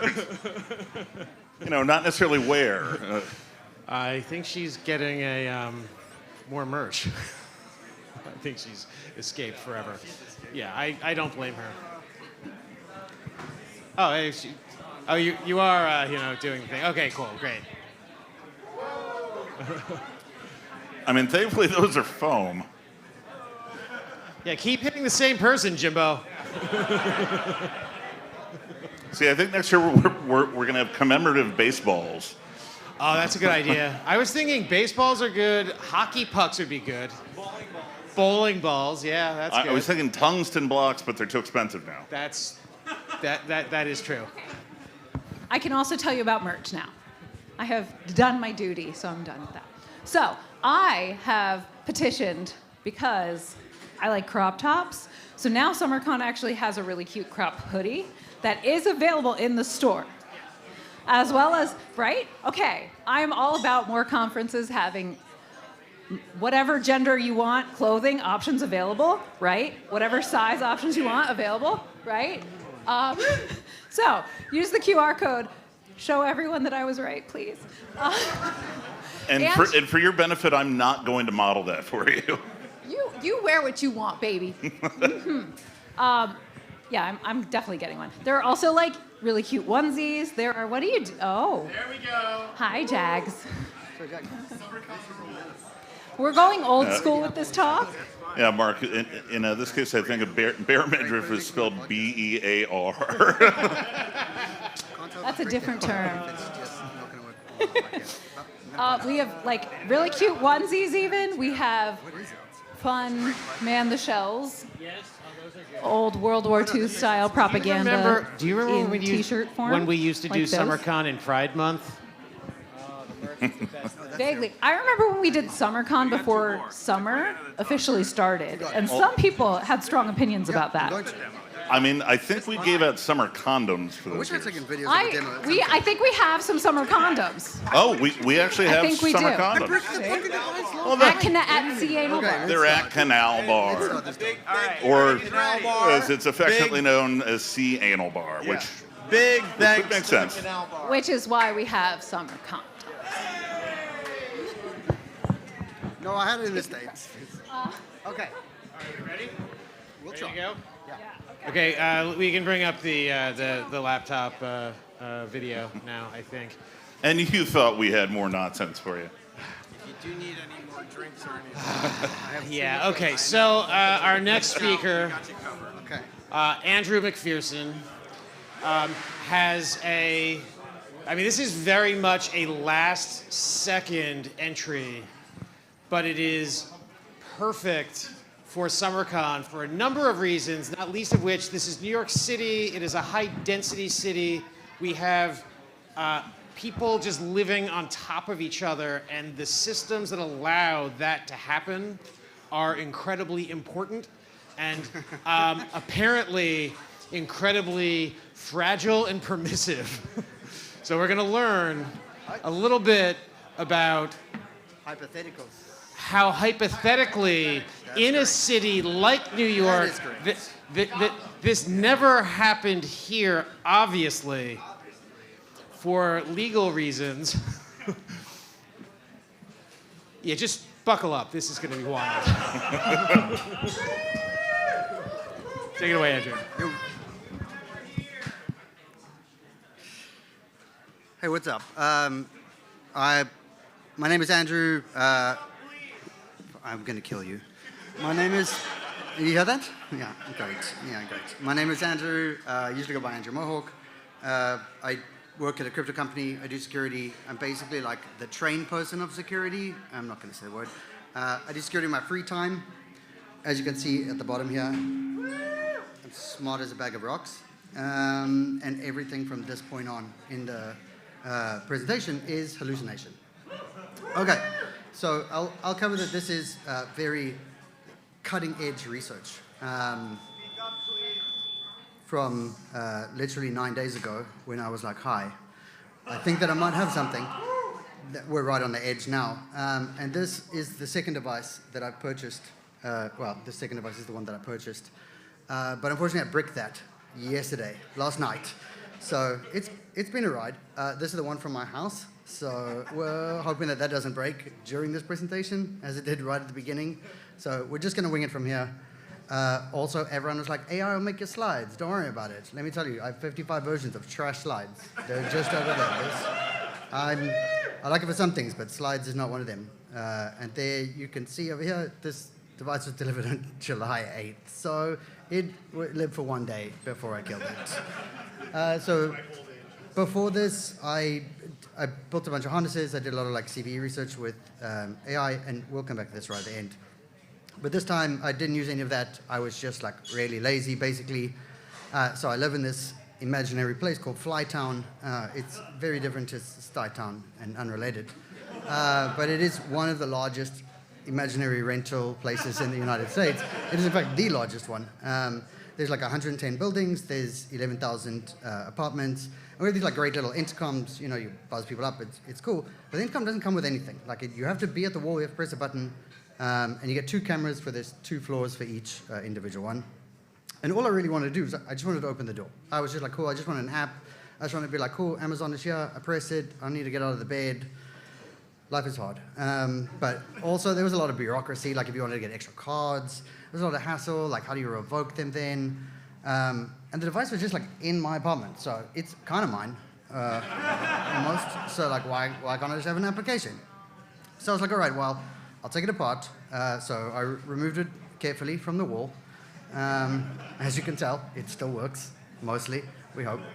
And I was like, okay, it probably has like either a thin 2Y protocol, or it's going to do some like proprietary RF nonsense, or it'll have like a web API that I can use. I can just figure it out, grab a token, and now I have a web app. It's great. But it doesn't. It has PoE Ethernet at the back of the device, and that's wired into every apartment. And I was like, oh, that's strange. So I went into the admin menu, and as you can tell, I did real hacking over here, okay? Because this side, this side, it tells me the passwords. None of those passwords work. The password is, in fact, 4 zeros. None of those 1s or 9s, so I'm a real security guy. Okay. No, that is the default, just they didn't have it in the Google AI response. So you can't trust AI on anything these days. Okay, so behind the monitor is basically a PoE device. If you go into the device, you can see like the network ranges, you can see the /18. It's an indoor monitor, so it like sends and receives the calls and whatever else. You can open the doors. Also, I've not really completely looked through all these slides, so this is kind of the first for all of us. It's going to be great. Okay, so I was like, cool, I want this, but unfortunately the World Cup was on. I don't know if you've seen the World Cup, so I was like, oh, this is what I want to do instead of this. But luckily, I had AI. So I was like, Codex, okay, here you go. I'll connect you to the computer that's connected to the wall, hypothetically, and then I will be like, you make an app, and it's going to be great. And I'll come back to this. And then I watch the game. You can see here I am with my cat. Even she loves games. So we're both all having a great time. And then after, I don't know, 90 minutes, I came back, and it was like, hey, no problem. I got all these cameras for you. I was like, okay, well, my building can only has 2 cameras, so that's a bit weird. Like those are my cameras, And ironically, none of these are my camera. So, but I found quite a lot of them. So then I was like, well, now I'm obviously nerd sniped, so I'm gonna have to buy things. So I was like, okay, I bought a PoE router. I was like, this surely should be fine. And then just LAN tap. I was like, cool, I'm gonna get this. I don't need sleep anymore. I can just look at this thing. I can take apart my lounge. It'll be fine. Everything is connected into the lounge. It's hacking time. No, I just tell robots what to do. Okay. So I didn't even run the Nmap. Really depressing. So I was like, okay, I'll Nmap. So on the device, I see the range. I was like, cool, let's Nmap everything, because now I know there's other things out there that I can see, because I can see these cameras. So I find there's like 4,000 odd devices, and they have like Mac OUIs. So I was like, okay, well, that's the name of the thing. So these must be right, hypothetically. But it's only 4,000, and we're on a /18, but I was like, that seems low, but maybe like I can only see my building, or only the buildings around me or something. Ports are open, there's like, I don't know, a handful of UDPs, one TCP port, and offer some sort of weird proprietary thing. This is when I was going to try. I was at the keyboard typing manual commands. I was like, oh, netcat. I was like, I don't know, this is garbage. It took me a long time, and then I was like, okay, it's time for the robots again. So then I was like, hey, robot, I need you to figure it out. And smarter than me, it was like, bro, someone else already figured this out. There's a Home Assistant plugin for this. You can just grab it and you get the code. I was like, nah, I should have thought of that. That would have been great. So basically, you just send this UDP packet, info, it'll tell you what the device is, tells you all about it. And I was like, okay, I don't know why we're laughing. That seems like a very reasonable protocol. So anyway, you send this to it, it tells you like, oh, what its logical address is, what its sub-address is, what hardware it is, what firmware it is, all the kind of things that you'd be interested in, but over UDP. So I was like, okay, well, this is pretty good. Well, almost. Very close to encrypted, though. Very close to it. Adjacent to encrypted. So it comes back to like all the devices, and there's like a whole bunch of different kind of devices in the hypothetical place, and like they're basically run into like these categories. There's basically like a wall monitor that lets you like one of these, one that works and one doesn't. There's an entrance panel that lets you pick like, oh, I can see all the people who live here. Oh, sorry, the virtual directory. I can see all the people who live here. Then entrance panel that sits above that. There's like the camera, and it manages the call from the device to that camera, so you can see the person coming to do delivery. There's IOMDs.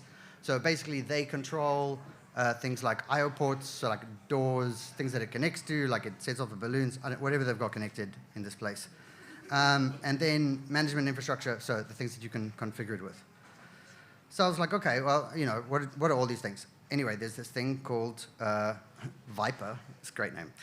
The Viper logical address is basically an address that you get that routes to your individual device, and then these devices just DHCP for as much as they want, and they first like initialize and say, hey, I'm this person, almost encrypted as well, and then it assigns like an IP address to that, basically like a routing table, and it'll know how to route to you.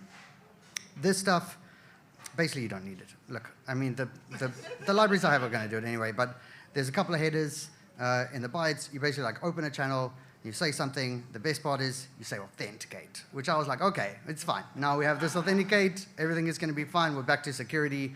These are the things I know.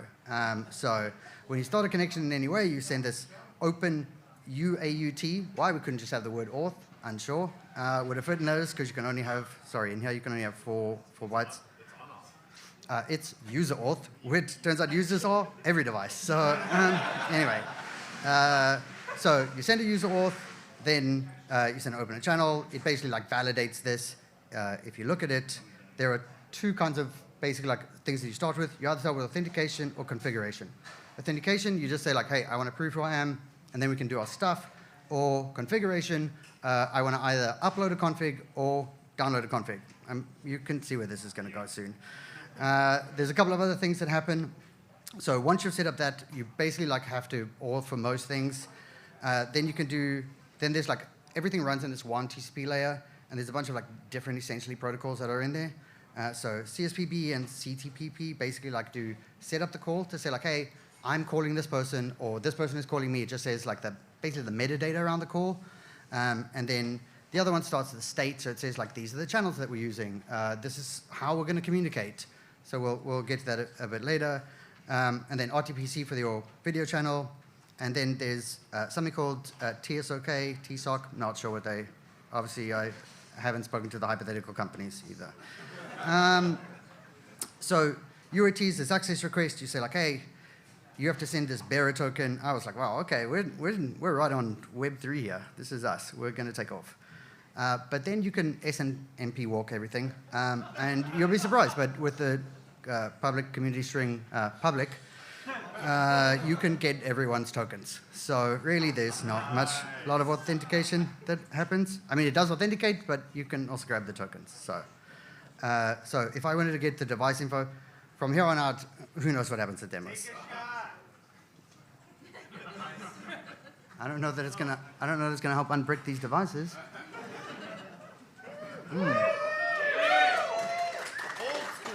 That was something. Okay. I have no idea. I didn't get it. Sorry, something new. This is Malibu, so if you're wondering, I am drinking neat Malibu. Okay, so here is the first request. So basically it does this. Yeah, but then you can't see the cool thing on the shell. Okay. Yeah, I mean, I guess we can. Okay, here you go. So basically we do the SNMP, we get the token, then we request the token, and we get all the results from the device. I mean, this demo does nothing, so it's a good one. It worked. Terrific. It's the next ones that I'm worried about. Okay. So now we need to map more stuff, because originally we did this, right? So now it's like 4,000, but then I remember reading on Wikipedia about the imaginary place I live at, and they had 10,000, places. So I was like, well, where's the rest of them? So like, where are these other 10,000 things? So I went to do real hacking again, and I used traceroute. And I could figure out how the routing works for the network. So I was like, okay, this is where they, transit through. I know that I'm sending UDP to get info, so I start trying to figure out where everything is. There's a bunch of 18s, /18s. So I get 50K responses. I start looking through them, start doing SNMP walks, things like that. Everything is SNMP. So depending on the device, so you could first get the info of the device, you can figure out what kind of device it was, and it also tells you the firmware version. Everything is kind of old, so if a lot of them you have to do a V1, some of them you can do V2s, which is obviously easier, but you can still get all the results. You can see that most of these results came from V1. Okay, so a quick side channel, we'll get back to this just now, but that VIP is your routing layer, so that says that's my identity, it routes to me, and that will actually have children of that for each individual panel you have. But everyone only has one, including me. Okay, so if we looked at that, this is basically what the network looks like. If you work at any of these places, look away. Yeah, so this is the network. It's pretty big. There's a lot of stuff. ChatGPT obviously made this. So here are these are individual apartments, and there's a video entrance panel, directory, I don't know, other stuff. All kinds of things in here. But the other thing is that when I do the SNMP walks, I can enumerate those directories. And when I enumerate the directories, their whole purpose is to just be okay, here's Andrew, and here is the VIP number that he has. And also, here's his apartment number, because when you press down, you need to see apartment number and the person's name or whatever. So you can also kind of enumerate all of that. And as a side thing, this hypothetical place, it doesn't exist only exactly here. It could be anywhere. But if you SNMP walk the devices as well, they obviously tell you the floor, so you know how high up someone is. And then also you can get the geopositions of apartments. Anyway, I'm just saying, so you can see here, you can go through, let's say if there was a resident by my name, oh look, there's me. It's the only person that's real on here. And then also, so these are all the apartments, then I could say show apartments, and these are all the apartments that have responsible directories. And then I've tried to put them near where the apartment physically is, and then color-coded them by height, so that you could essentially be oh, I can see the people at either the top or bottom, to figure out where they are. And it should cluster them based on how many people stay in one apartment. Anyway, just trust me, it does it. That could have all been a lie, so I don't. Okay. Yeah. How do I get back? Latest. This is the one that counts. No, this is great.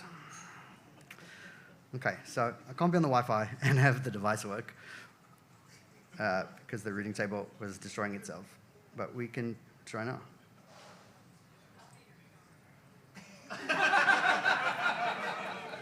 You know what? One of us has a microphone.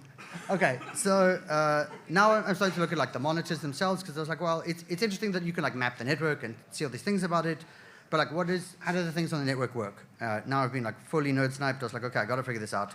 So basically what happens is that your individual device that sits in your apartment will speak to the intercom system that you have in your building and say like, hey, I'm Andrew, here's my VIP number, right? And it does it with that cool authentication method that we covered earlier. And then what happens is when you press it, so the entrance panel over here will speak to the intercom system and say, hey, where do I route this? And then be able to make that connection. And those connections are actually TCP connections when we actually make the calls. And they do like the setting up a state, how we're going to like do the different video and audio codecs. So some of the devices are not full duplex, so you can only have one channel at a time. So they will have two channels and then just swap the whole time, which is an interesting way to do it. But I guess they're like older devices. So you can see it like over here. So we start a call setup, then we do call control that says like, okay, this is who I'm calling, this is where we're going to communicate, how we're going to communicate, and then at the end, like this is where the media is that we're going to speak about it. But a lot of this is not very stateful. So these are like protocols that are like inside this TCP layer, and once I can easily like fake another side's connection without it like ever knowing. So basically like when we're talking about media layers, we start with like the outer layer that's, it's got to be 44 bytes. Then we discuss like where it's going to happen, who's calling, who we're calling to, and where the reference is. But this goes over UDP, so, and it's multicast. So everyone can see every call in everywhere. So, so if you, where is this place? No. What did I call it? I know. Don't worry about it. I remember. Okay, so this will stream calls. If someone knows someone in a hypothetical place that's nearby, if they could just press the buzzer, then I would be able to see it. I don't know how well this demo was going to work. I was just hoping someone would have to do it in this time. Okay, well, we tried. There's other demos on it. Okay, so if a physical call happens, this is how it sets up. We do UDP, we set up like the state, we tell everyone what's happening. Then we send a command that says, hey, you should ring, which is hilarious because it wouldn't know to ring if it just got the packets. Why not? It already sees the call coming in. That's crazy. Then we talk about ports and we negotiate like what type of media, because a lot of these devices are like older devices, so they can't support like newer codec protocols. So we like downgrade that, and then we release, then we'll get out of it. But when this is happening, like obviously that channel is taken. Like you can't receive 2 calls, you can't receive any more than 1 call at a time. But anyone can also fake it because there isn't like a really good stateful way. So if I wanted to do a demo, and this demo is going to be the one that we find out if this still works. This device should still be on. That's a great start.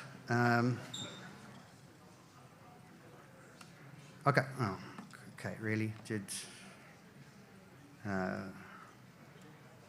Okay. Oh, this is not the one I want actually. Nearly got a different demo. Don't break it. All right, as well. Don't break another one.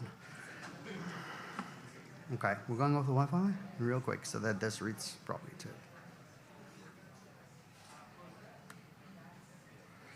Okay, so it's now sending to the panel, and it should be ringing.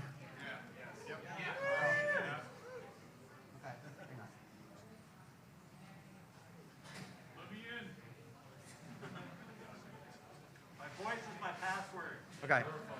Now I've turned off disable the ringer, so now you should be able to hear it ring. Okay, these demos are song.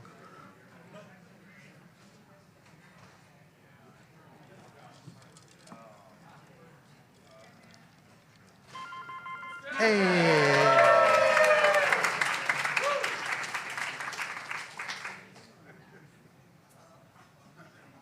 And now you can pick it up, and of course, like you control the RTSP stream, so you can just put anything that you want inside the stream at any time, and you can see everyone else's talks, everyone else's calls, so like you can intercept those as well. Tell me you've got code we'll cover it later. Okay, so then I was like, okay, well, actually, I need to find out more about the device. It's pretty tricky from the outside. It only has this one port. Like I'm working with a proprietary protocol that I can't get anything for, so I disassembled stuff. I'm just kidding. Codex disassembled stuff very well. But I told her to download all the firmwares. Like we pulled those. I was like, hey, how can we access this? And this for me was one of the best parts. So it was like, okay, well, I looked into it. There's a UDP function that you can use to get a backup of the device. It's called backup. It's great. So it does a backup. It does TFTP. TFTP to download it. It grabs the backup. Inside the backup, please tell me it's in the slide. Oh, yes. HTTP enable 0 password and the app manager password. So luckily, you could set those, or you could just query anyone's, because obviously you can do that without any authentication. So then you can grab that. Then you can change it from 0 to 1. It's quite hacking. And then you can upload it, because the backup function also takes a response, and they can open it, and then you have a backup. And the best part of this was that then it was like, hey, I found that the backup has command injection.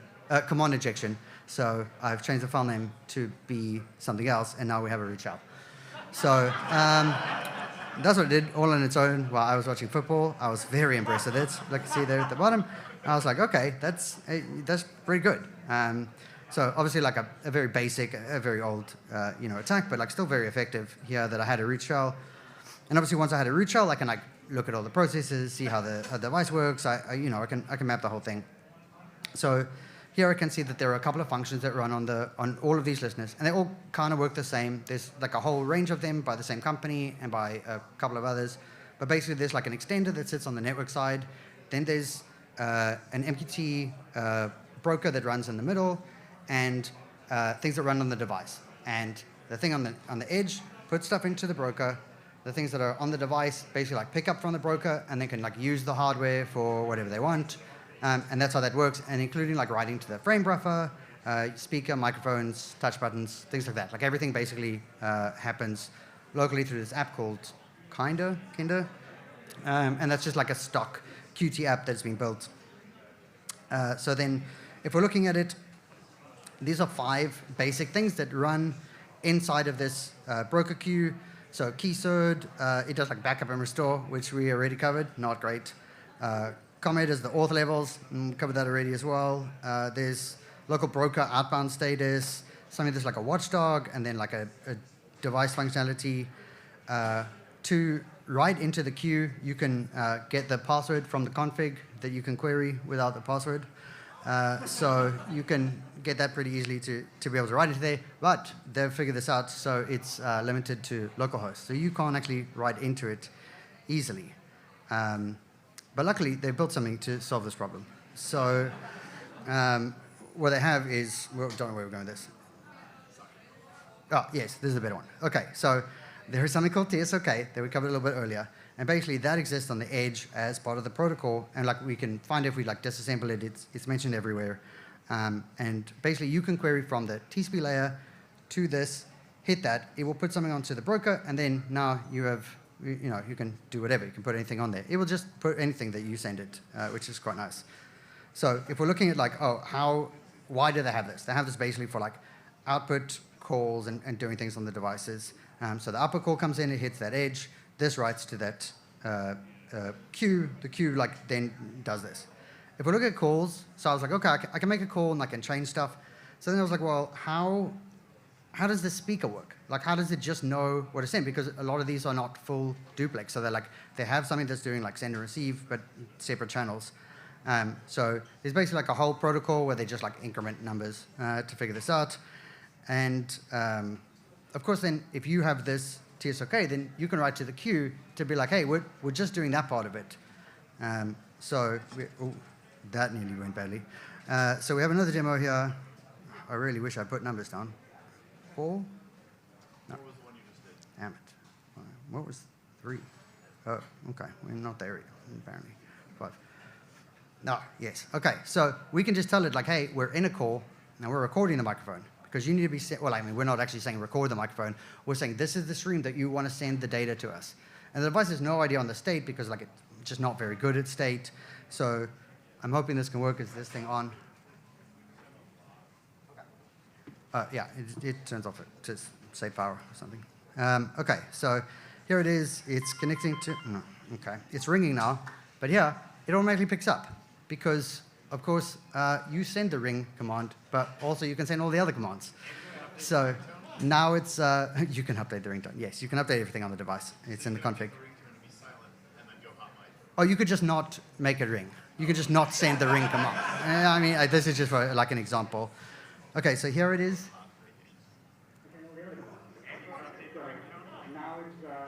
So here it is, just recorded like from the device back onto it. So you can like take all the devices and be like, hey, I use it as a microphone, which is cool. Everywhere. You can have more than one in an apartment. So like in the bigger apartments, they're like doors, bedrooms, and like living rooms.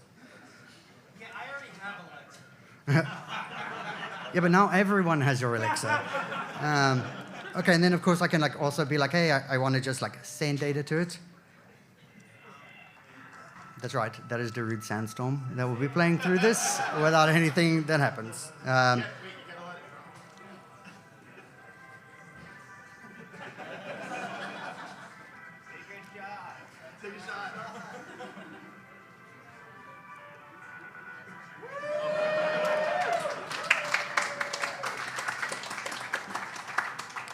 Okay, so we can just stream stuff into against everyone's will as well, which is hilarious to me. So you can. You need to speak to the hardware manufacturers if you need to make that louder. That is as loud as I could get it. It is quite loud in an apartment, I'm sure. So I was trying to solve this, and also I'm on a visa. I know this seems like a terrible talk for that, but I had to like meet the lawyers to discuss like the next O1 steps or whatever, and then this thing just started playing the Rude Sandstorm at like full volume during the thing, and they were like, what is that? I was like, I can't end the call. I don't know how to stop it. I don't know what to tell you. So that was great. Okay, so we had this one method of getting root where like we basically take this SNMP token, we get the config, we change the stuff, we re-upload the config, we wait for the device to reboot, then we take that upload, we do the command injection, and then we can get a shell on the device. But obviously, like maybe they fix SNMP and we can't get it. So luckily, we found some other ways to do it. So what you can do is you just need that UAT token, which you can get from the public strings and from every other device that's in there. And then, this is not the right slide. Wait, we're going to find it. Oh, where is it?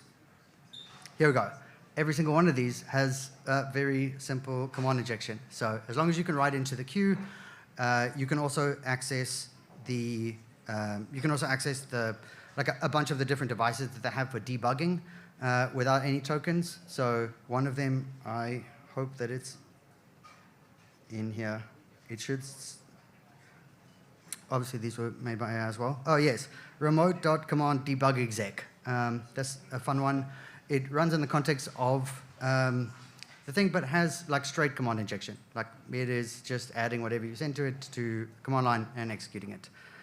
So you can now like just root all the devices remotely as long as you can connect to the TCP port, which you can from anywhere in the network. And if you looked at the network graph, there's like printers and like all kinds of things on there.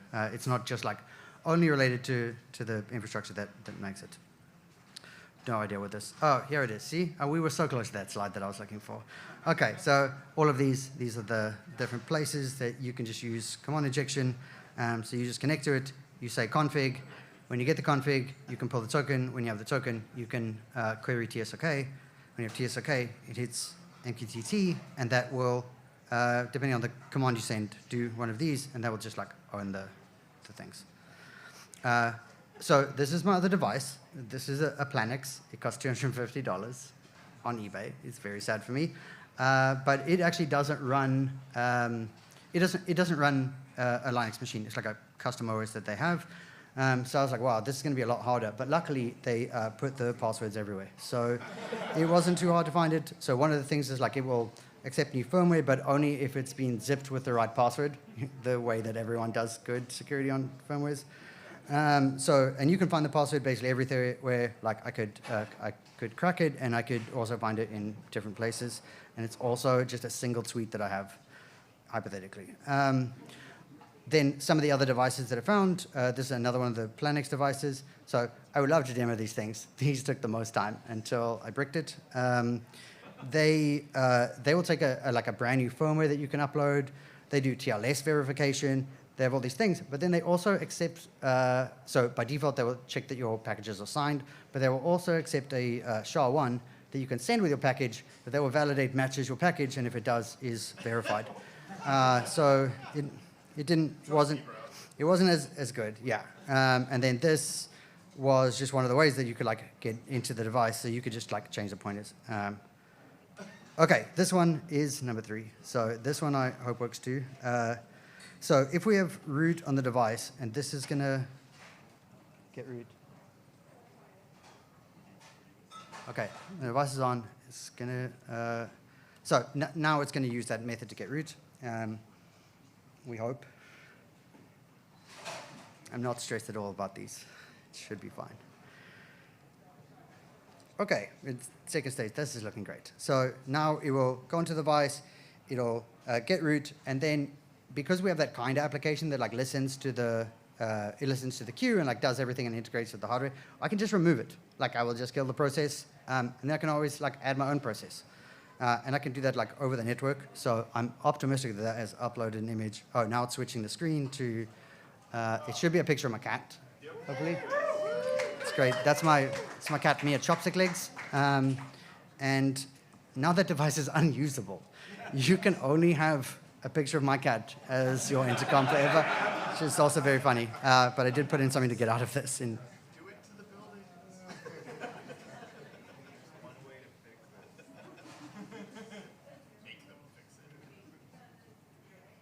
What is that, the Konami code?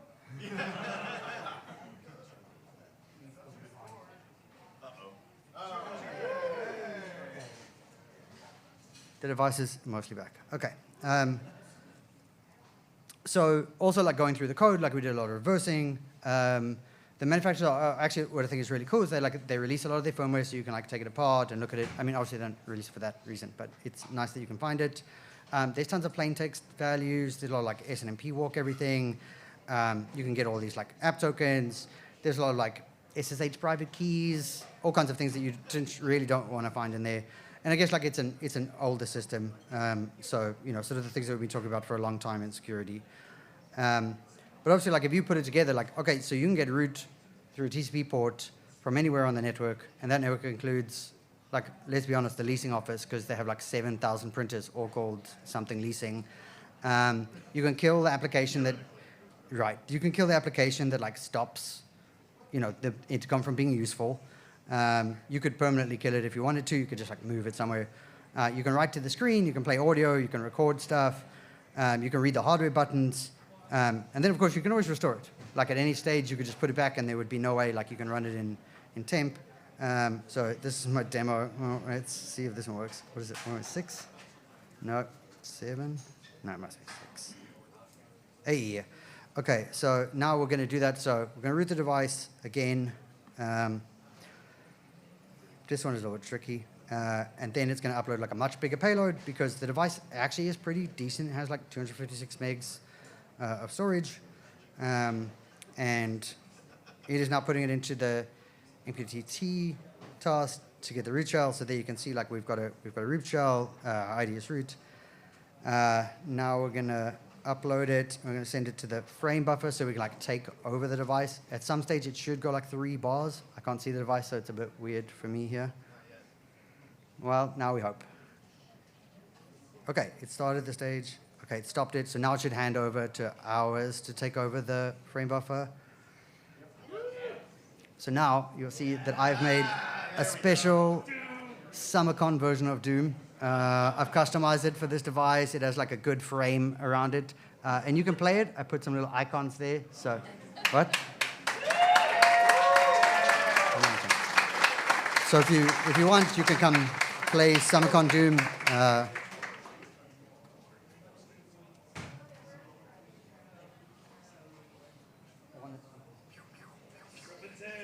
It's terrible.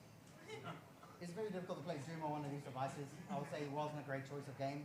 And the other game was that it was a game where you jump along as the as the intercom trying to... It's a game where you jump along as the intercom trying to collect all the SNMP passwords that you left. I get it. Okay, so like what's the worst that can happen? Like worst case scenario is pretty bad. Like you can reroute calls, you could change someone's like identities, you could be like, hey, whenever someone tries to call someone else, it comes to me. You can keep all the doors in state so that they can't open or close. So like generally open is fine. Like if people are inside the building, they can always get out because they can physically press the door. But obviously if they're outside, they can't come in. You can lock up the devices, you could just make it play noise, like all kinds of bad stuff. You could be like, hey, there's a biohazard in the building. I'm going to scream this at 3 a.m. in the morning. It could cause a lot of chaos. And like really there should have been a lot of places that should have been stopped. And like things that we've said for a long time, like, you know, you need to separate planes. There needs to be like different trust layers. A lot of the standard things that we have. But I think like this was the most important part is that like I just use stock codecs. So this was just like a $20 subscription and me being like, hey, I want an app that I can open the door and then asked it a couple of other things. But like none of the things that I asked it were like very like, I gave it like a lot of prescription on like where it should go and it managed to like do everything. And I think like the risk is that like we've been saying these things for a long time, like, hey, you need to have like secure defaults and things. But like, what if someone like is like, hey, I want to change the signboard at the airport to be like, lol, Andrew was here. Like that's going to be a real bad day for everyone. So I think that we might be finding out real soon. Also, I wanted an app that opened the door, and I still haven't built it.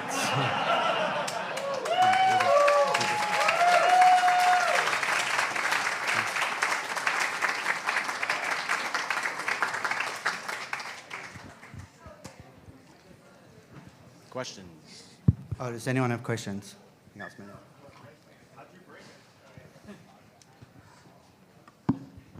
Hi, thanks for the talk. How'd you brick it? That device only has 4 megs of memory, and Doom is like 4.2. So I was like, don't worry, I got this. What I will do is I will zip Doom, then I will provide a small lib that unzips, and then I will unzip it into memory. Except I got the address wrong, so I now have a device that only has Doom on it, but no operating system. So it's unfortunate for us.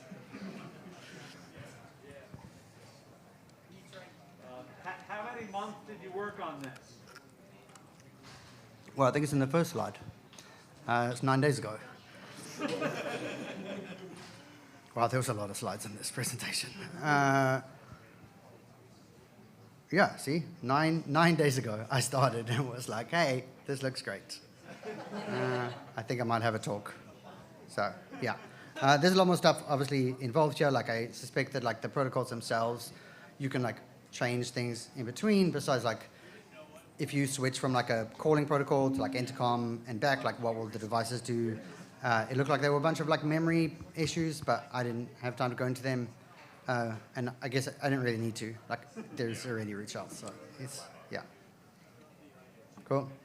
Thanks.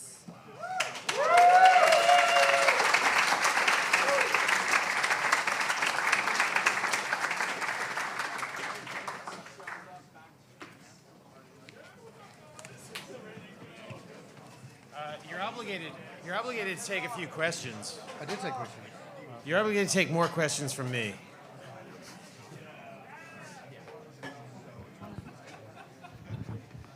All right. We're now in that window, right? It's what? We have 12 minutes before happy hour starts. And normally I would just start happy hour early. But no.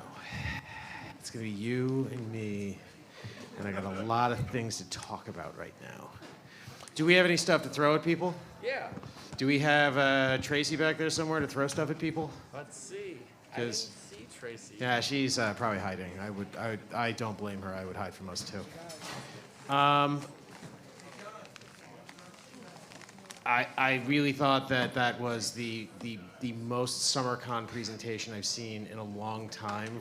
The 5 o'clock time slot can be a challenge That was exactly what I wanted to see. And you basically are batting as a DH. Like you came in to help us out in case we couldn't have somebody in a speaking slot, and we had an unexpected dropout. For my 30-minute talk. For a 30-minute talk that I saw it and I said, that is not a 30-minute talk. That is clearly an hour of presentation. So. And a great hour. Really? Yeah. No, 100%. That was amazing, and I just wish that I could get pictures of your cat on my intercom. If you tell me the brand. Yeah, okay, of course. I mean, just, randomly during the day, I would just like you to send pictures to my intercom. Yeah, we'll figure it out. I'm here for it. What do you got, John? We've got some more shirts and a couple of hats. So and Andrew, thank you so much. That was amazing. So this is a medium Summercon kind of long sleeve shirt. So in 10 minutes. Yeah. In the next 10 minutes, drinks are sponsored by File. Tacos are sponsored by Summercon. But for those of you that can't wait the 10 minutes and need a tasty beverage, who is looking for some drink tokens? Oh, I see way back here. You gotta throw it hard at their heads. Yeah. So these are Big Brother is watching you, or no, sorry, Big Broker. Big Broker. This is a large. Okay. Just Thunderdome it, man. Just throw it at people and make them fight. Oh, well. Yeah, I love the Big Broker is watching. This is an extra large. All right, let's see if we can get that to her. Yeah. Is there a volunteer? There's no way I'm going to make that. Oh, no, you're going to make it. All right, and then we have two. Well, we've got. The Summercon bucket hats are perfect for the beach. Yeah. On the merch store. On the merch store, we do have beach towels for your summer needs, so you can get yourself. All right, let's get a. Yeah. Yeah, bucket hat. I love it. And then we got one more bucket hat for right now. Let's see if I can. Okay. What else you got? Koozies. Yeah, you better show me what you've got. I mean, I think I got Taco Bell's palsy before. I like what you've got. That's where half your asshole gets diarrhea. Oh, Jesus Christ. I mean, it's the bottom half, but. Yeah. Don't forget, support No Starch Press. Yeah, No Starch Press, Summercon 26 is your code, 30% off on No Starch Press. Those guys are great. We've got a bunch more stuff to give out, but we're going to do that tomorrow. Well, so tonight, that you have to show up. No, tonight. Well, tonight we're going to give away some stuff too. We're going to give away a ton of stuff tonight. Yeah. And of course tomorrow. Yeah. So, John, what is the worst crime you ever committed? Charged or convicted? Surprise us. Please don't answer these questions without a lawyer present. I mean, I think worst is worst is in dull, like not creative. I'm not sure how we're characterizing worse, like first degree murder. So you did commit murder. Like human trafficking, and you've done that genocide. Too. I'm delighted to hear you come clean about these things. Details you want to give? I misgendered someone. That is the worst crime. Well, I think so. Yeah. I agree with I agree with the gentleman from Santa Cruz. Would you like to provide maybe one or two more koozies to the people because they are safe to throw? Right here.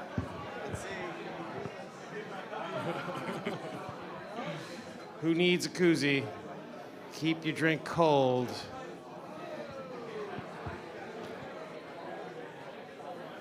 I mean, I once, drove a car too fast on a highway. It was in Montana, so it was like quasi-legal, but not. You know, it's a funny story. I happen to have keys to all of the construction equipment that the city of New York owns. That's not technically a crime, though, is it? I mean, it's not technically a crime to own them. True. I think it is a question. I mean, what you do with them is a different story. I think also it's a question of acquisition, but like I will say that I ordered them on the internet for replacement keys, fair and square. Like a gentleman, of course. When you need to move a vehicle that you might not technically own. Sure. Yeah.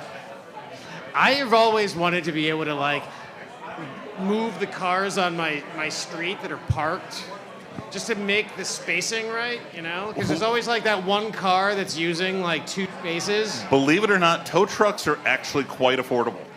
Oh, good. I should really consider this. So as the finance director of Summercon, do you think Summercon could get a tow truck? I think we need to bring back the DARPA Cyber Fast Track, because that's what that was for. Got it. When you needed to buy a large vehicle and then recycle it into the community after use. Very good idea. If only we knew somebody that knew how to do that. Truly, if only we knew people who've been through the Cyber Fast Track process or administrated it.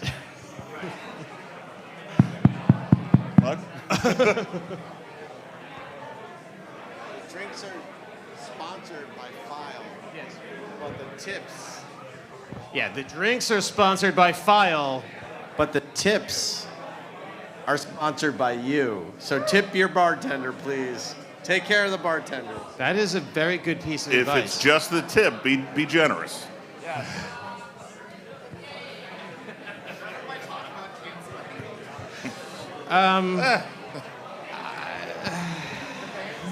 I mean, no. we got So, 3 minutes to kill. We have a couple more minutes to go here. I do want to remind everyone, we are open through the dinner break.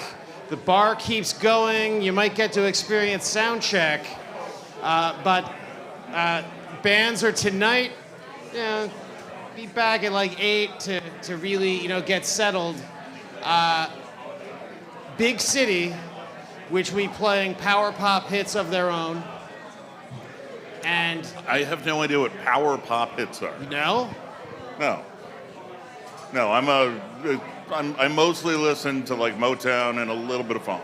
Okay, well those are. I'm not gonna give you any grief. Yeah. It's fine. It's fine. My people are go-to allowed to at do that karaoke nowadays. is Lou Rawls. Okay. And some Barry White. And then ask your mom.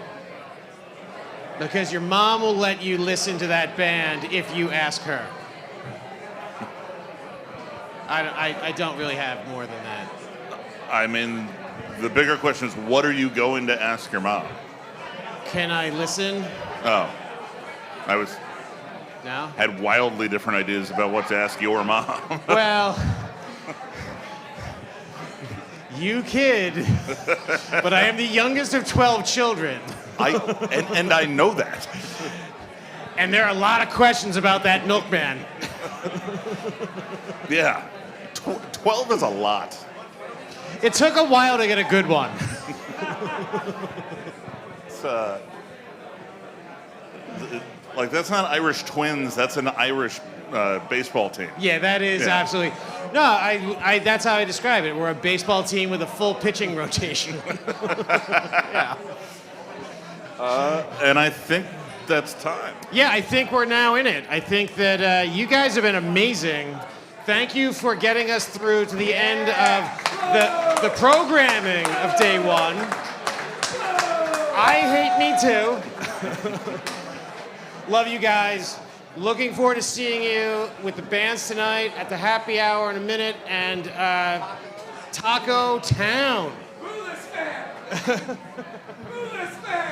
You are right. You are right. I deserve that.